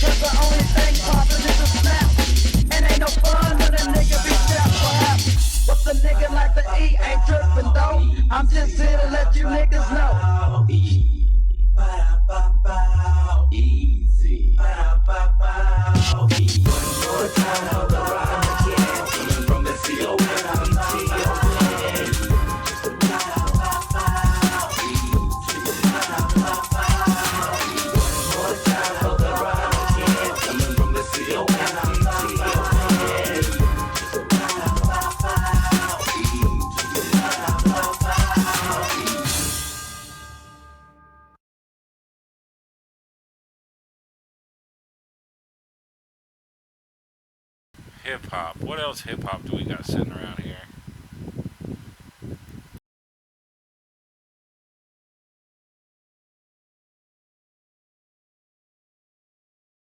Hip hop. Well, there's this. I played this for you the other day, didn't I, Condro? You've already heard this Still Tippin' remix. Yeah. I know you have. I'm pretty sure that I played that for you already.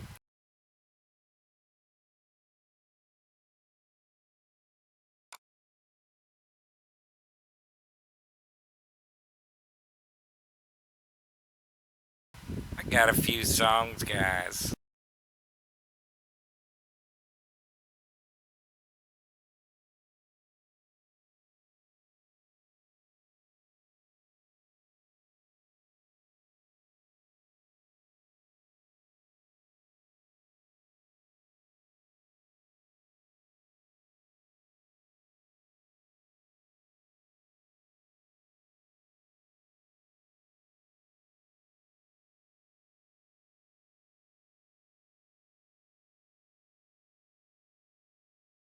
Oh, you haven't heard it?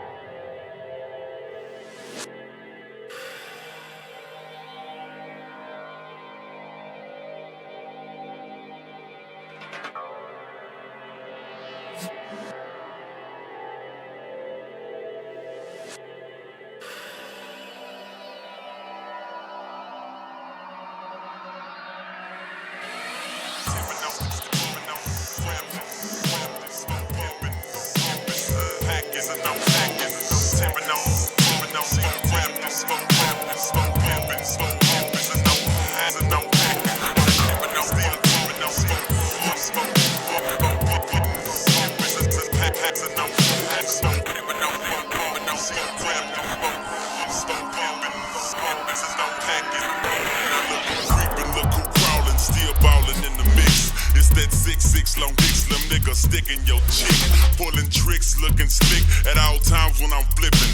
Bar sipping, car dipping, Grant Wood grain gripping. Still tipping on, still tipping on. Spoke rapping, spoke rapping, spoke pimping, spoke hoes, and no hacking, and no packing. Spoke blowing on that endo. GameCube, Nintendo. 5% tint, so you can't see up in my window. These niggas don't understand me, cause I'm boss hog on candy. Top down at Maxis with a big Glock 9 handy. Pieced up, creased up, stand dressed to impress. Big boss belt buckle under my Michelin S. Oh, Gucci shades up on my braids when I escalade. When I'm riding spree wheel sliding like a escapade. I got it made, the big boss of the north.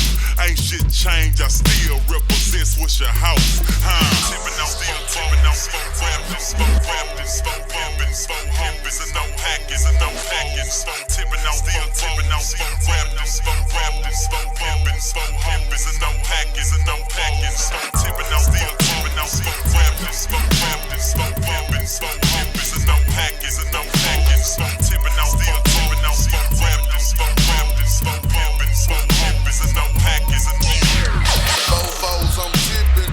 Wood grain, I'm gripping. Catch me lying, switching with the paint dripping. Turn your neck and your day ain't missing. Me and Slim, we ain't tripping. I'm figure flipping and syrup sipping. Like do or die, I'm pole pimping. Car stop, rim speed spinning. I'm flipping, drop with invisible tops. Hoes pop with my drop, step out. I'm shaking the block with 418s. Candy green with 11 screens. My gasoline always supreme. Got Dodo the brand with a pain of lean. It tastes grinding to be a king. Tastes grinding to be a king. First round drop piece coming. Who is Mike Jones coming? Slab shining with the grilling woman. Slab shining with the grilling woman. I'm Mike Jones. Mike Jones, the one and only. You can't clone me. Got a lot of haters and a lot of homies. Some friends and some phony. Back then, hoes didn't want me. Now I'm hot hoes all on me. Back then, hoes didn't want me.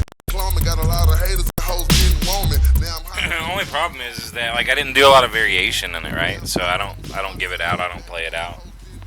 It just I like listening to it. You know, I enjoy it, but I don't know if everybody else would.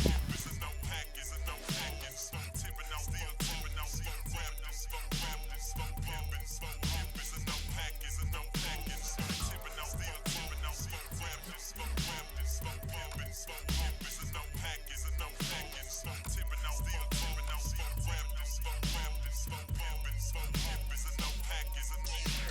I would play that, but that's one of the first songs I ever wrote, and that ain't happening. That one's crazy. I don't even know if it's like timed properly. I think our hip hop buddy left though. If you like it, I'll give it to you, Condro. You can put it in a mix. I don't know. I'm weird about playing my own songs.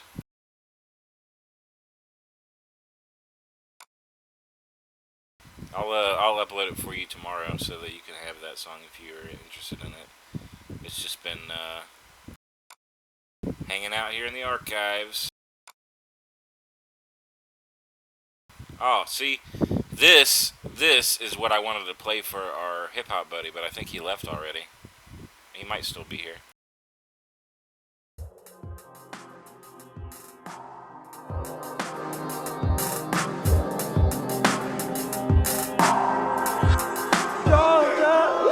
We on the grind, Georgia, all the time. It ain't nothing on my mind, but Georgia, we ain't playing with you. We on the grind, Georgia, all the time. It ain't nothing on my mind, but Georgia, we ain't playing with you. We on the grind, Georgia, all the time. It ain't nothing on my mind, but Georgia, we ain't playing with you. We on the grind, Georgia, all the time. It ain't nothing on my mind, but Georgia, we ain't playing with you. Do you realize we're looking at a parallel world?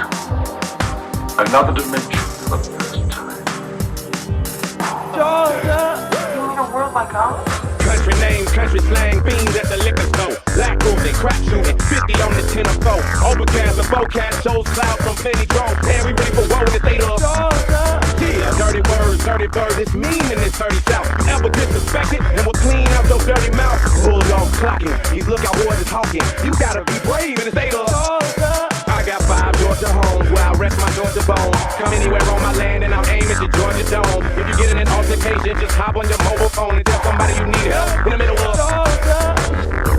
Do you realize we're looking at a parallel world? Another dimension for the first time. Georgia. In a world like ours? We some ATL thrashers, scope your pumpkin and smash it. We'll come for your hood worse than a tsunami disaster. Don't know who they gonna get or who them robbers gonna hit. That's why I keep my Georgia Tech in the data.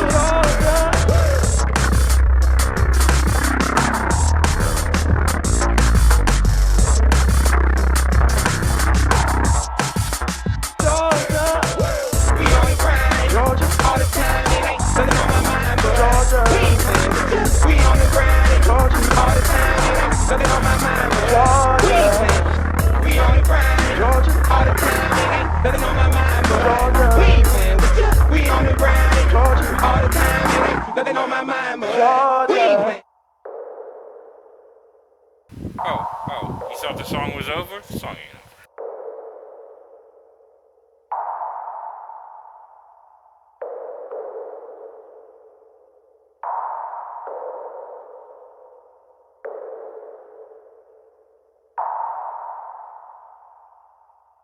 Pecan country like catfish with grits, candy yams, and chitlins, grams homemade baked biscuits, the land of classical caprices and Impala super sports ingredients in this piece called Georgia. I love the women out in LA and the shopping stores in New York. The beaches are MIA, but ain't nothing like that GA. Red clay, look on your mouth. We right above Florida, next to Bama, under the Carolinas and Tennessee. You'll see. We're Gladys Knight to the midnight train, the birthplace of Martin Luther King. We're ass so pumping hips for dick. We're lax trucks sitting on 26.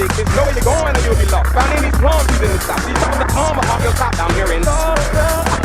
We on the grind, Georgia, all the time, man. Nothing on my mind, but Georgia. We ain't playing with you. We on the grind, Georgia, all the time, man. Nothing on my mind, but Georgia. We ain't playing. I was born in the belly at the bottom of the map. With the wet paint, look it up, we're ready to the ground when I shake it when I'm stopping in the trap. Something here, some warriors, some sun, space, they shake the floor. They can pull me, boy, find me. Down the door, kind of smile, to the cow down in the jump. When they used to call us some mammoth, now they dock in the grammar. Cut your mouth, let you out of some manner. But the hustle one on every corner like the Waffle House in Atlanta. R.I.P. camouflage out in Savannah. And you might come to vacation, leave on probation. Home in the strip club, known for the dick club. With a quick tips in the tip club, with a dick in the thumb with a big bird. When I get done, won't be cheating on money like P3. Ain't shit taking out like freaky dying. When you see them Confederate flags, you know what it is. Your folks speak Cotton Hill, what we call it the field. I got a Chevrolet on 26. I'm from GA. Yep, that's just me doing my weird drum and bass thing, man.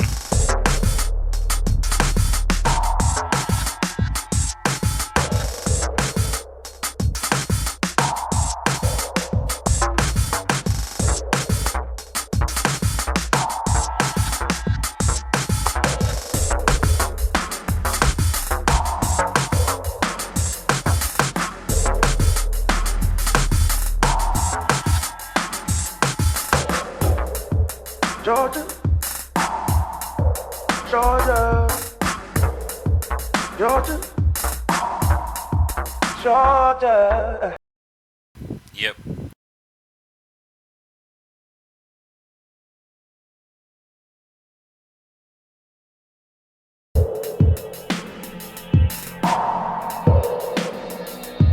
It's originally not a hip hop song, so I have just like my regular song that I wrote. You know, the clean version.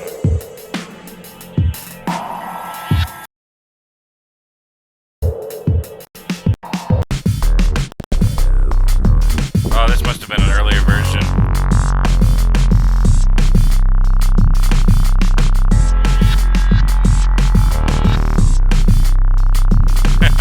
Before it got all cut up.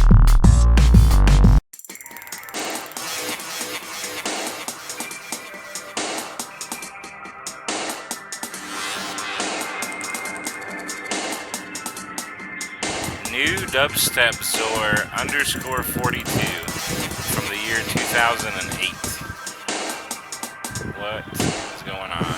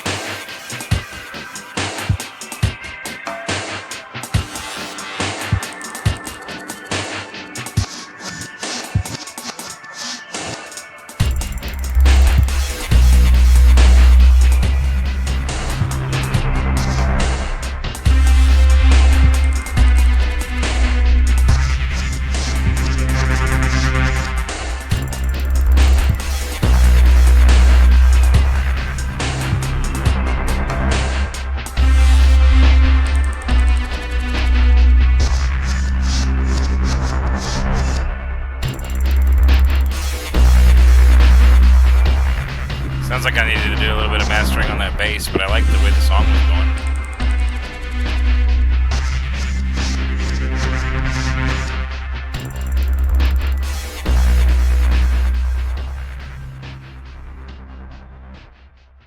Drum and bass drums. I don't know, man. You just got to get in there and fuck with them. Like, the best way I can say it is, like, here, let me do something before I go to bed, I guess. Something useful.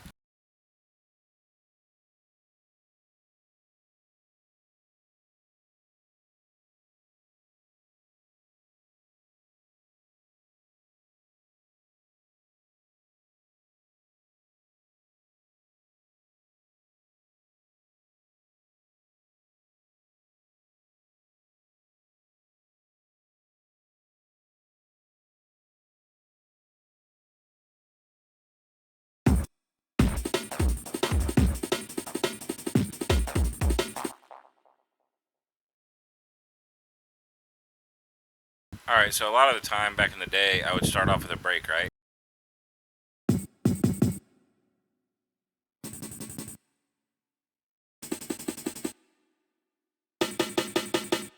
And then just pitch it in. Everything's pitched appropriately, so it's at 180 beats per well. It's not actually not at 180. It's the whatever 348 divided by 2 is. What is that? 176. 174. Yep, 174 BPM is what I had pitched those out at when I exported them. Then I just built a break.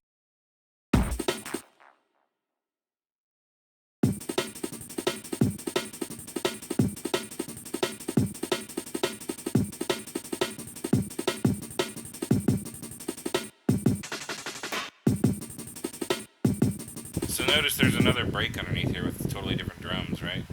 So what you can do is, now, here's something that I do that is probably pretty useful in messing with stuff. So I built this in a specific way. There's kicks, there's 2 sets of like between hi-hats and 2 snares. And then I did the same thing below that with a different break. but there's a ride here, a hat and a ride. Let's see, 1, 2, 3, 4, 5. 1, 2, 3, 4, 5.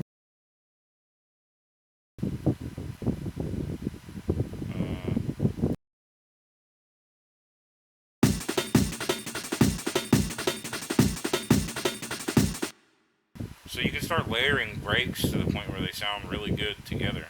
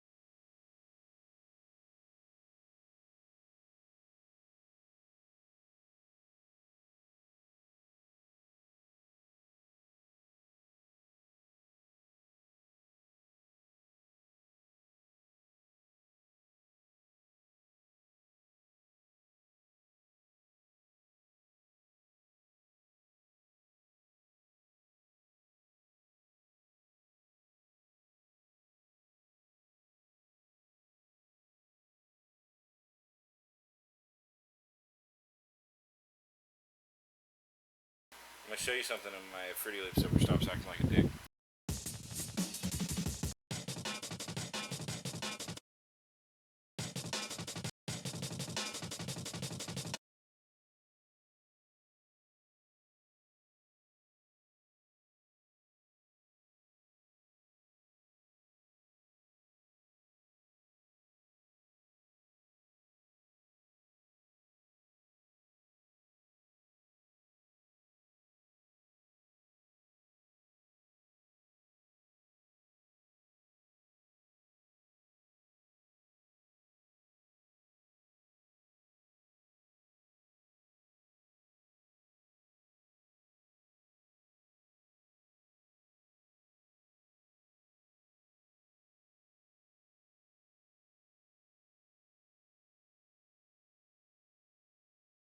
Damn, I got a bunch of breaks built up here I didn't do nothing with.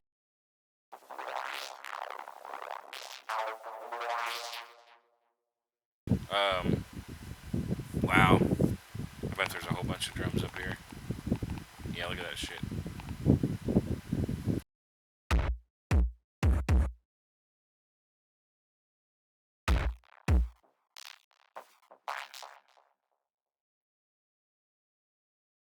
Oh, my patches are missing. It's not good.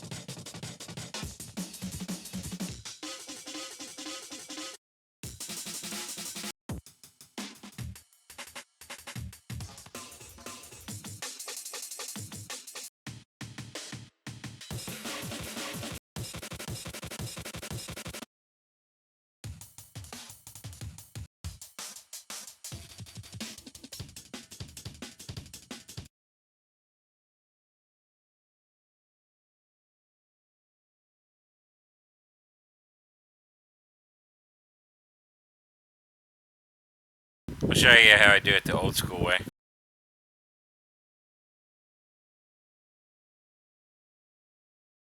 What's up, Avzi? Aviz? Aviz Jevs. What's up, dude?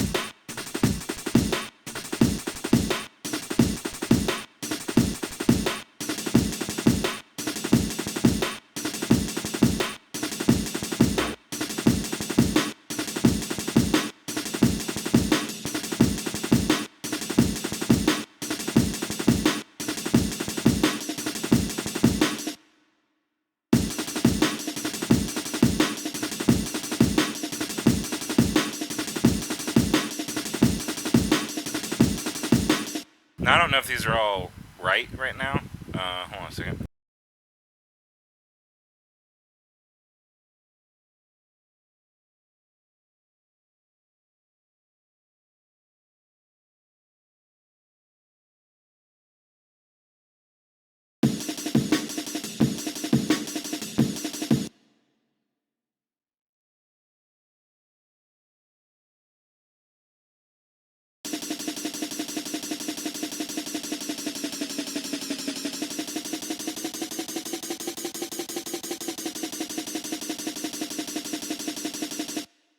What it's really easy to find out with on Amens is the double bass.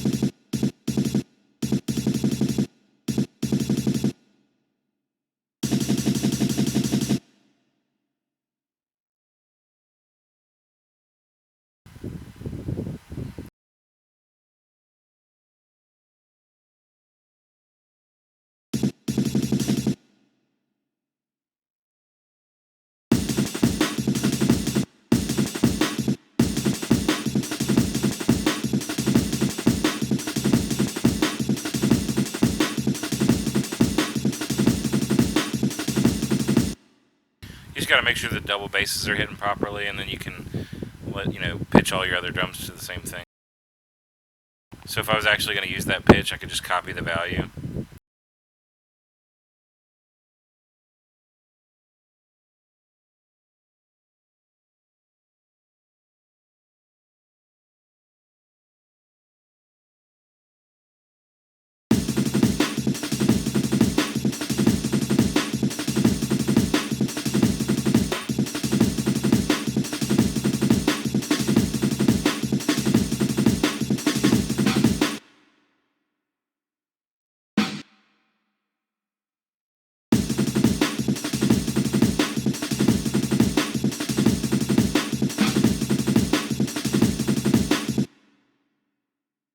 So anyway, I would separate all three of these out into their individual things.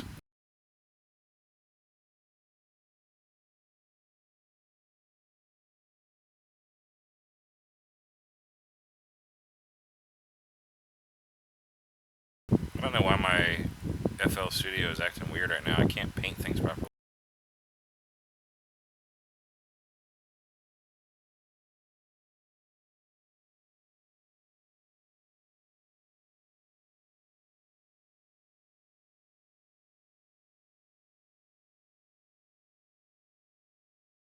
Like I've clearly clicked on 8.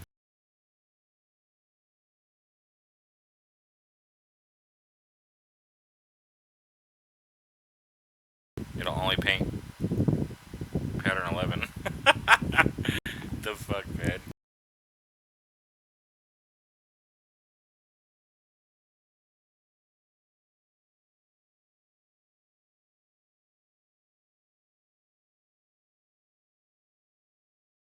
Maybe it's just that pattern that's missing.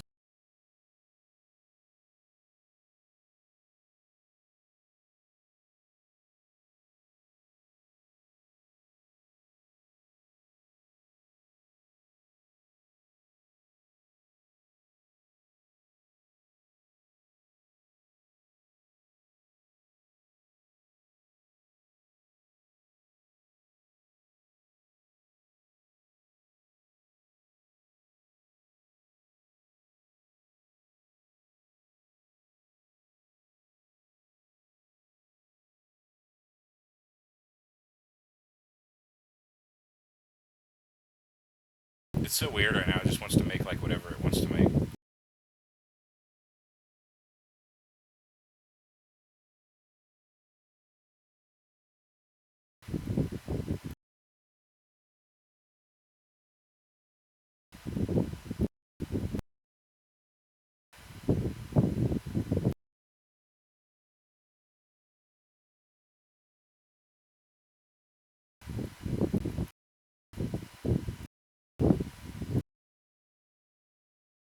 So now I got all three bricks separated. I can like build stuff.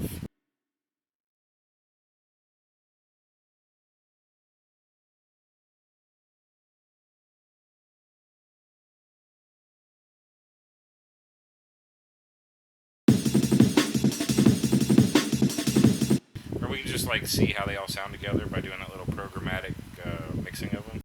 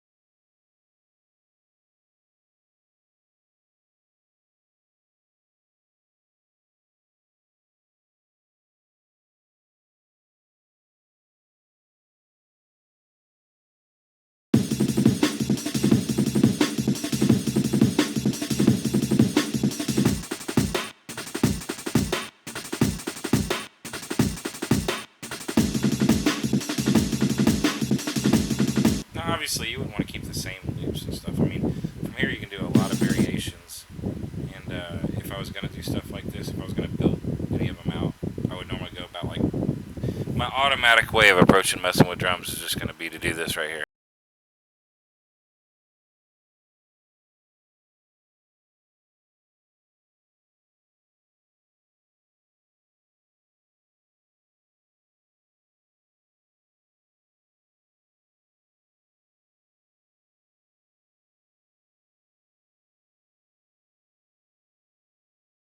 And I'm going to make the appropriate variations to the drum patterns just so that I can run it out. And then what'll happen is I'll get tired of hearing that first beat so much, and I'll do this.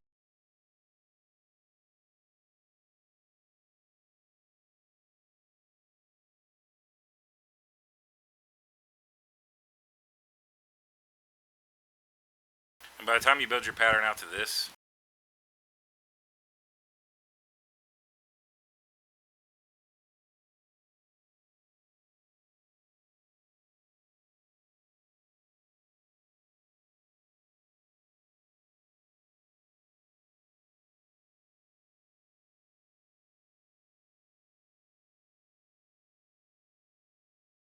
shit, there's a way to apply a gradient, I just can't remember it.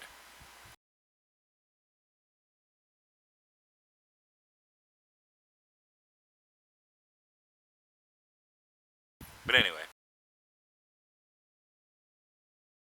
once you build your drum pattern out to that level of sophistication, at least at the minimum, then like nobody's gonna get bored listening to those drums as long as you understand the phrasing of what's going on. This is the first beat, and then you got something that's carrying along with some different stuff, setting up for this, and then whatever your end of your first little set of bars is, come up to this and do a tiny fill, same shit here, and then some kind of crazy fill for you going into your 17th bar, and you know what I mean? Like, you just build your shit. And it doesn't even have to be like this, but I mean, if you at least build out some complexity with your drums. Now imagine, now the reason you see like my projects the way they are, like this is how I actually built my original stuff, right? When you see this stuff, it's because I'm doing that thing. This is what I did years ago. I do the same shit. Now imagine doing that right there with the other two drums.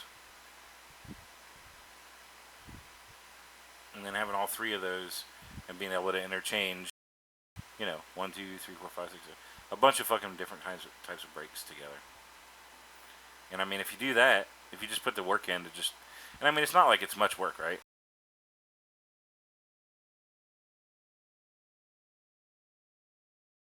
I'm going to make this unique, and I'm going to go in and change this beat.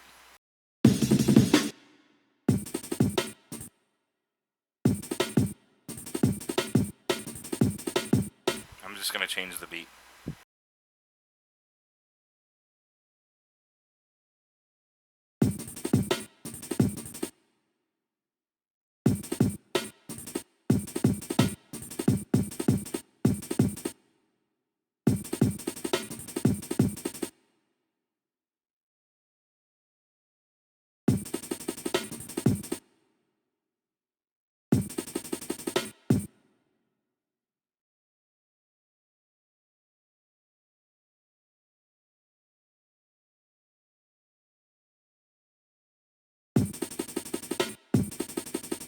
Oh, I forgot to change the numbers every time. Okay, here's your first tip. If you're going to modify drums, make sure you change your patterns before you start modifying. It's funny.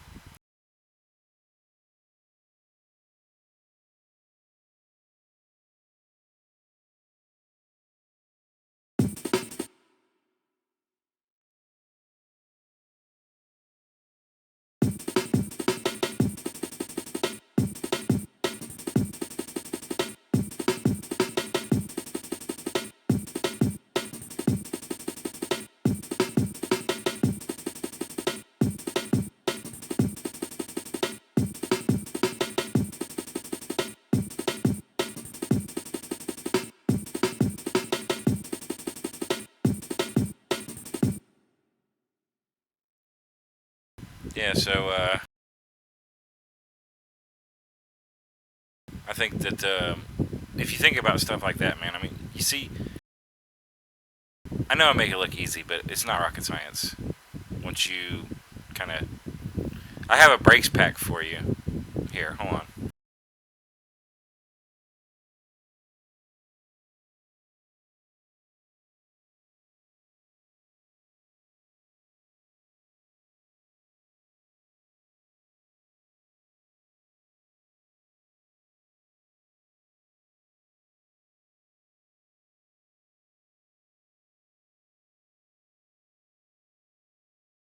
And then I gotta go to bed.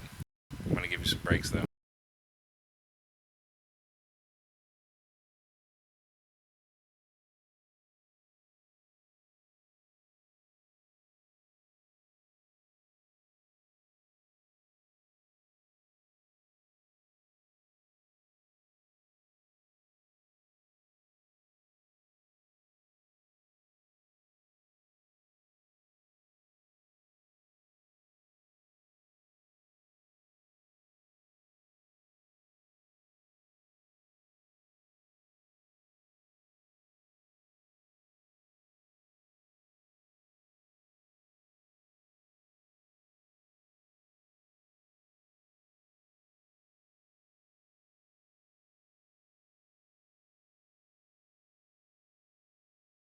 Alright, Chondro. I'm not gonna post it in here, I'm gonna send it to you on Facebook right now. 1 second.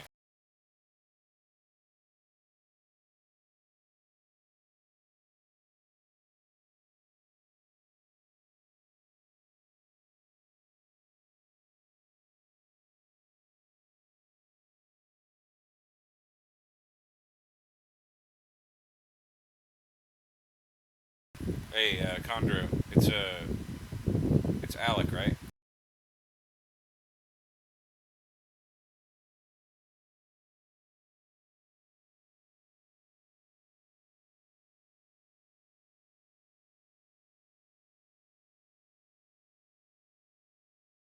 Yeah, I'm pretty sure it's Alec.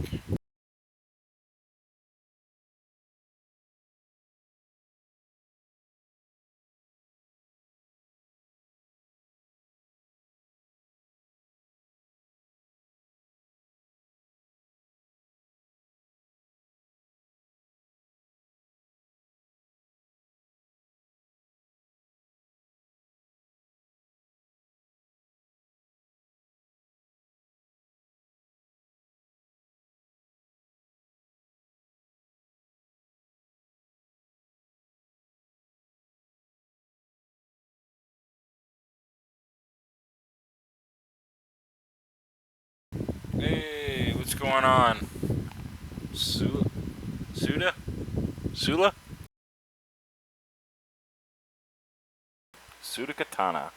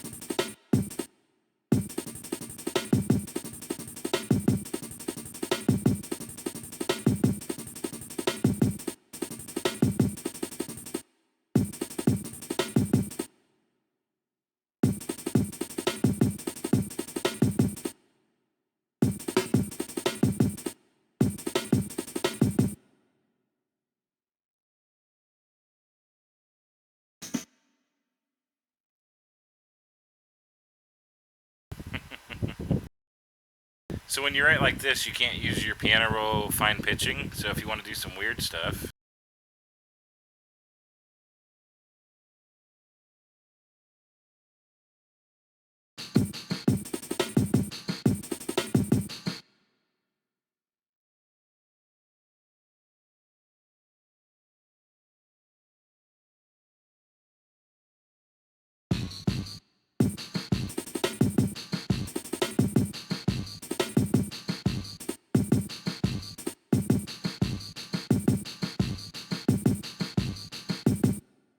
you can do some cool stuff with pitching right inside the little step sequencer.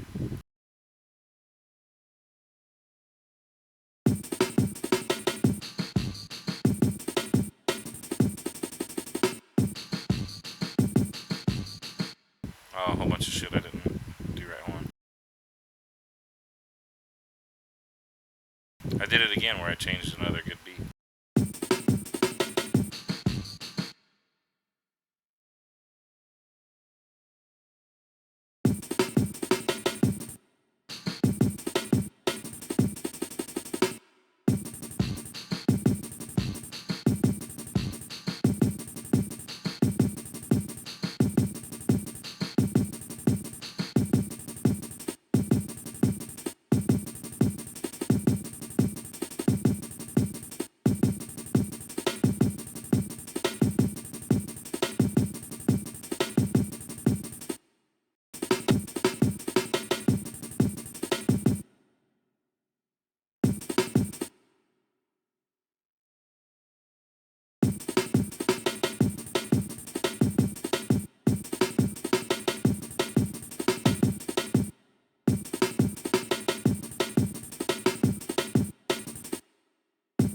So I would probably start doing a lot of interplay between the ways that these snares come up and down with each other. That's why this is like my integral little break set where I got my bass drum, my either two different types of betweens. So you can see this is a clean hat and this is the little like shaker between, and then two snares with different tones from that particular break.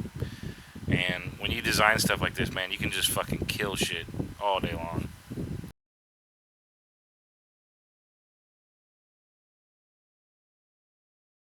Also, yeah, that breaks pack has a lot of good shit in it, man. It's all pitched and it's all timed out to 180 beats per minute, I'm pretty sure. I mean, there is some other crazy shit inside of it, but for the most part, it's good.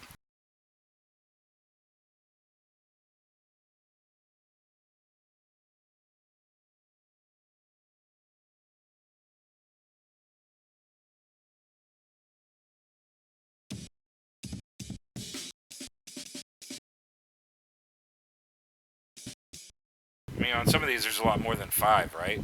Like, I could easily do it with like 8, but just keep the first 5 the right way and then add a bunch of other shit so that I could. But I mean, the point is because you can copy these from one to another. I can sit here and write this.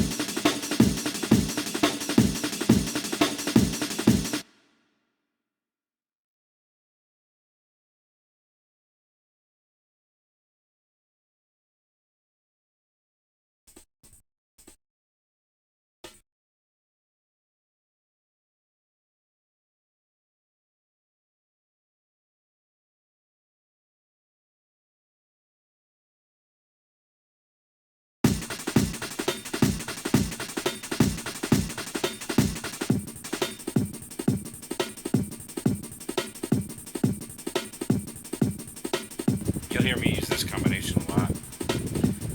Uh, Basically, it's thinks and hot pants.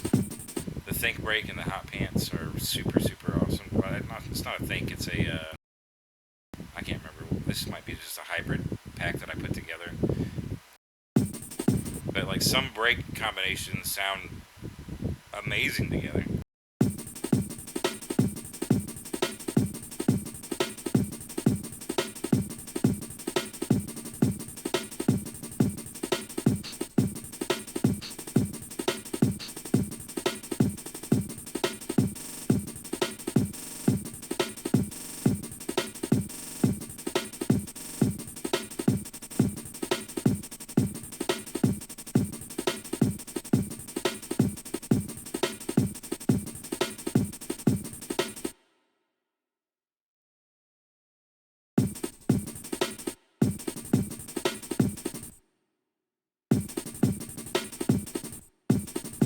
I don't know. Just fucking around, man. I really need to go to bed because I got to get up for work in like 3 hours. It's gonna suck.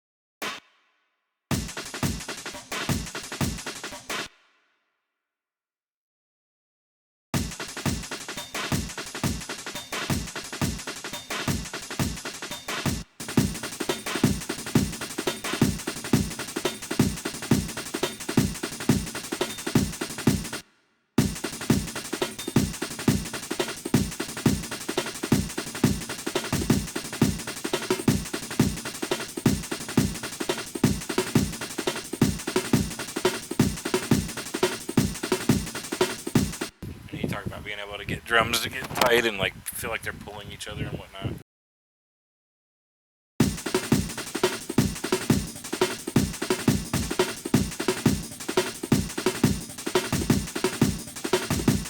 It's just about like how you emphasize the way the energy is moving around in the break.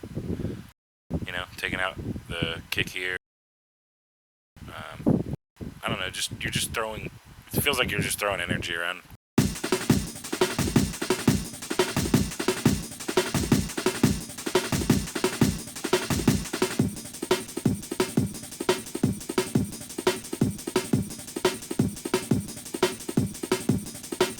I mean, it doesn't get any more classic than this shit.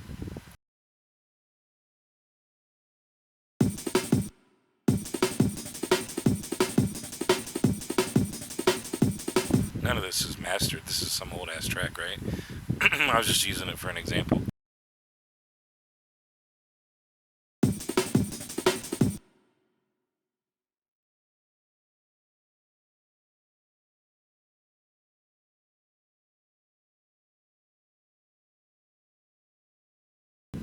Anyhow, Chondro and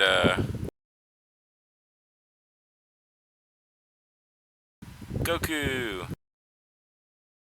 Hey.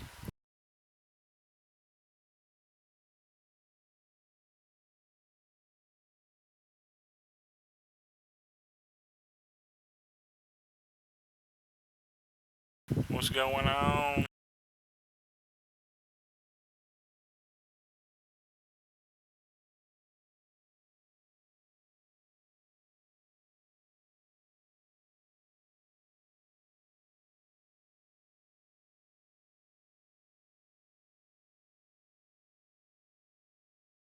Alright, man. Chondro, you still alive over there?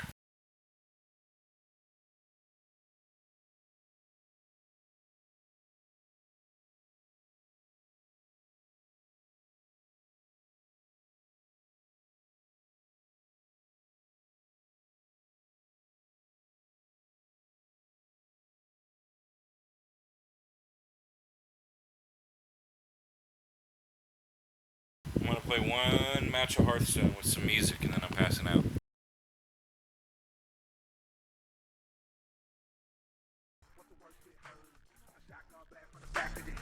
Niggas don't know who got hit, but I know for sure somebody dead. All I hear is people screaming in the background. Everybody in the club down on the floor. Everybody in the VIP was running over each other for the back door. Oh, you know you want to hear that shit, but it don't exist because that was only a little tiny clip.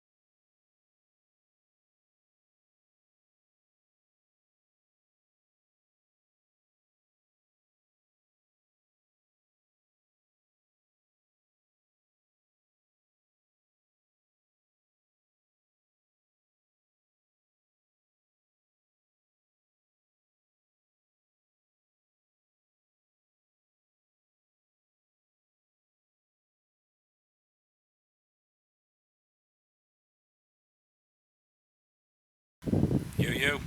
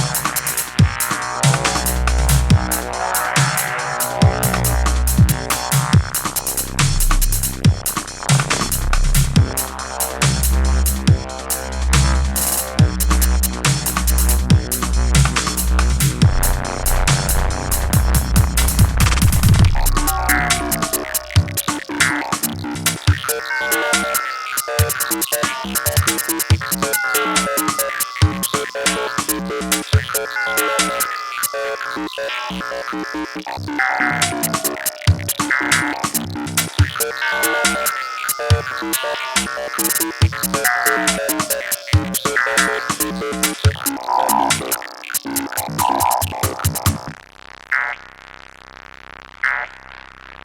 hear my music's real popular in like other planets.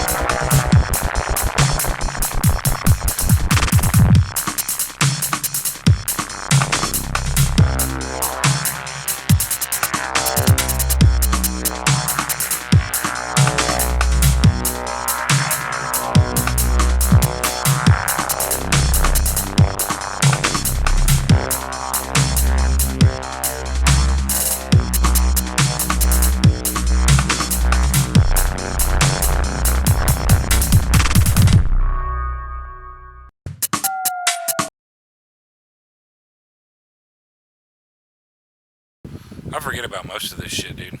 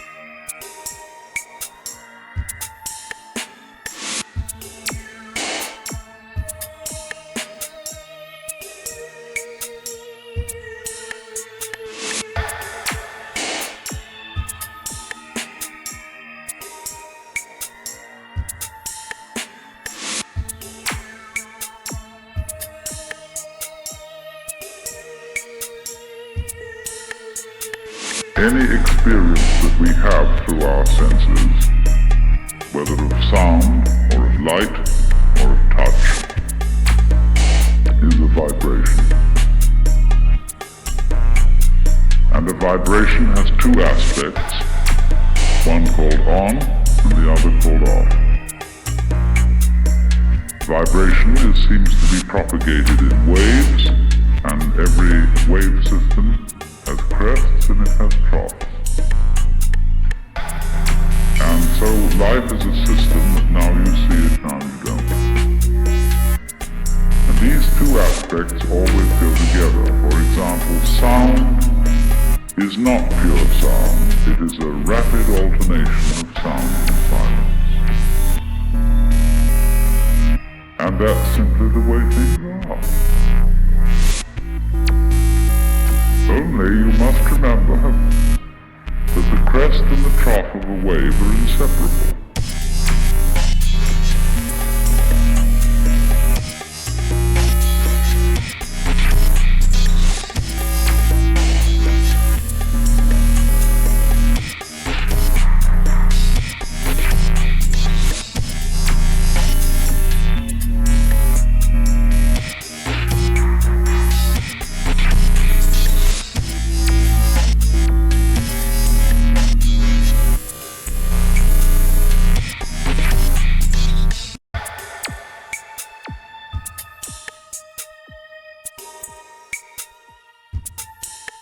Oh, they fell asleep. I get another free win.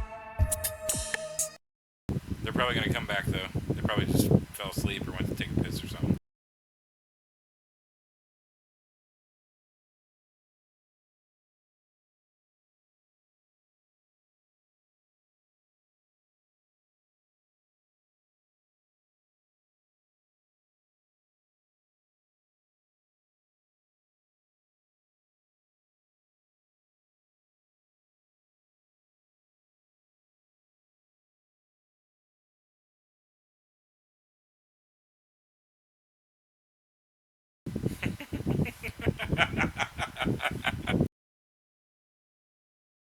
That was funny shit.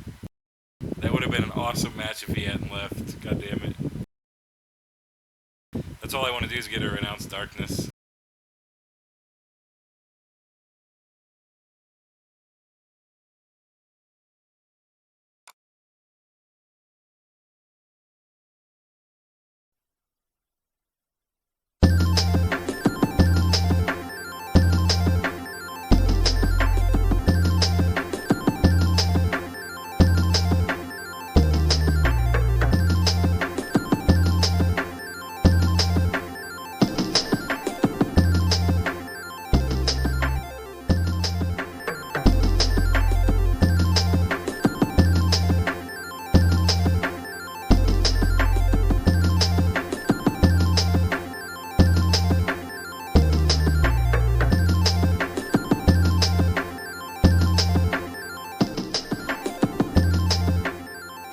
So there's a story behind this song.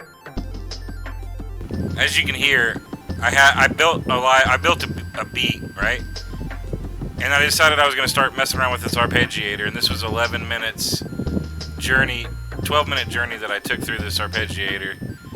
And this is all live. This is all done live. And I made it do some pretty crazy shit. It's the buzz generator adapter. It went insane.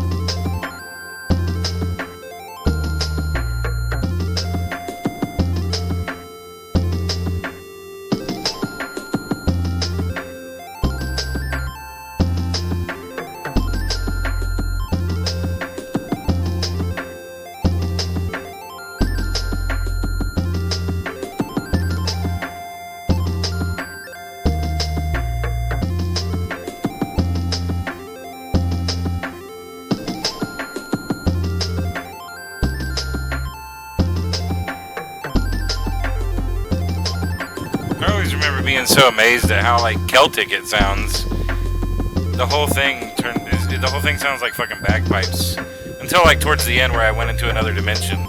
But for now, it just sounds like bagpipes to me.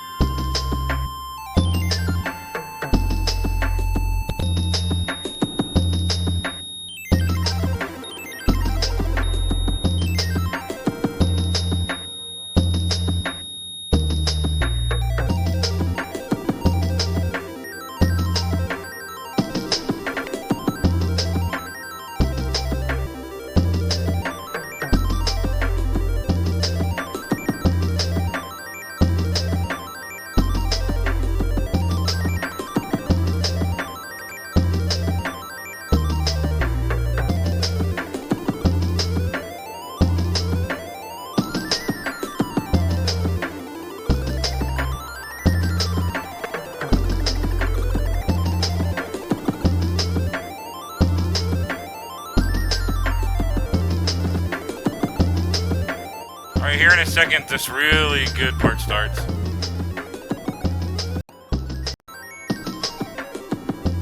Alright, right after this section, it goes into like another dimension for a while.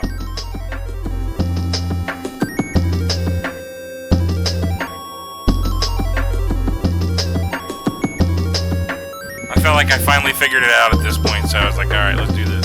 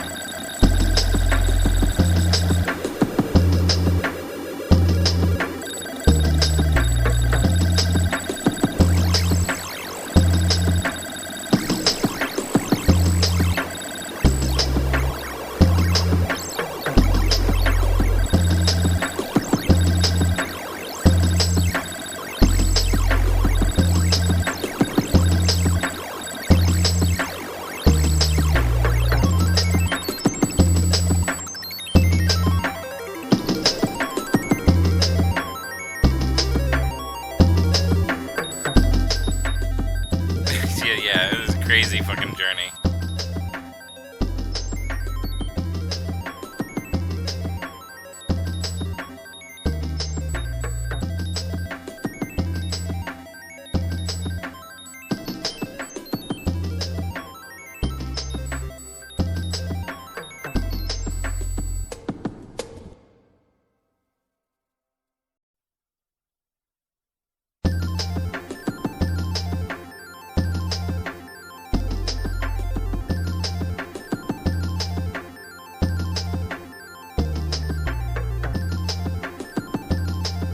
We're not going to listen to that again. But yeah, that was quite a journey.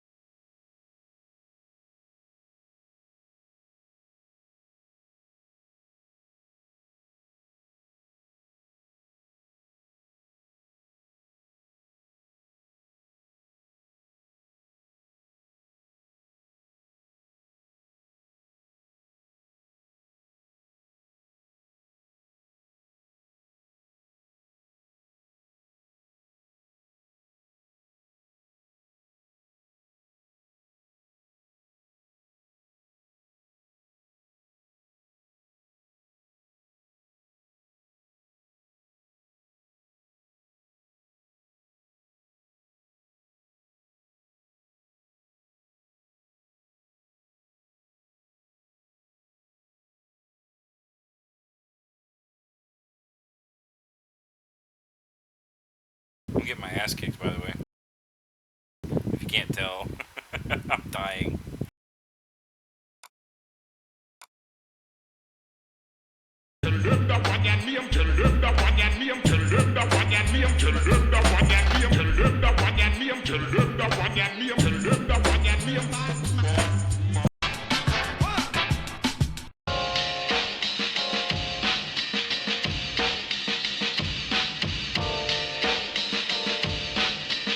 So one assumes then that a person who is sufficiently motivated, who is fond of music, will learn the technique because he wants to get so where he can handle the instrument.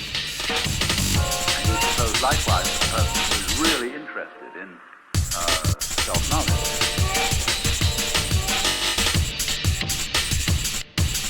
will master certain techniques because he's interested. But you see, all schools and all systems begin to make techniques an end in themselves because technique is the only thing you can teach. You can't teach the thing.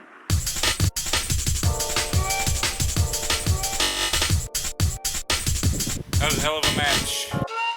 In music, though, one doesn't make the end of a composition the point of the composition. If that were so, the best conductors would be those who played fastest. And there would be composers who wrote only finales. Well, Condro, I need to get my 2 hours of sleep before I go to work. Just go one crashing chord, because that's the end. I'll catch up with you tomorrow, brother. Same way in dancing. You don't aim at a particular spot in the room. That's where you should arrive. The whole point of the dancing is the dance. Now, but we don't see that as something brought by our education into our everyday conduct. We thought of life by analogy with a journey, with a pilgrimage, which had a serious purpose at the end, and the thing was to get to that end. Success or whatever it is, or maybe heaven coming or death. But we missed the point the whole way along. It was a musical thing, and you were supposed to sing or to dance while the music was being played.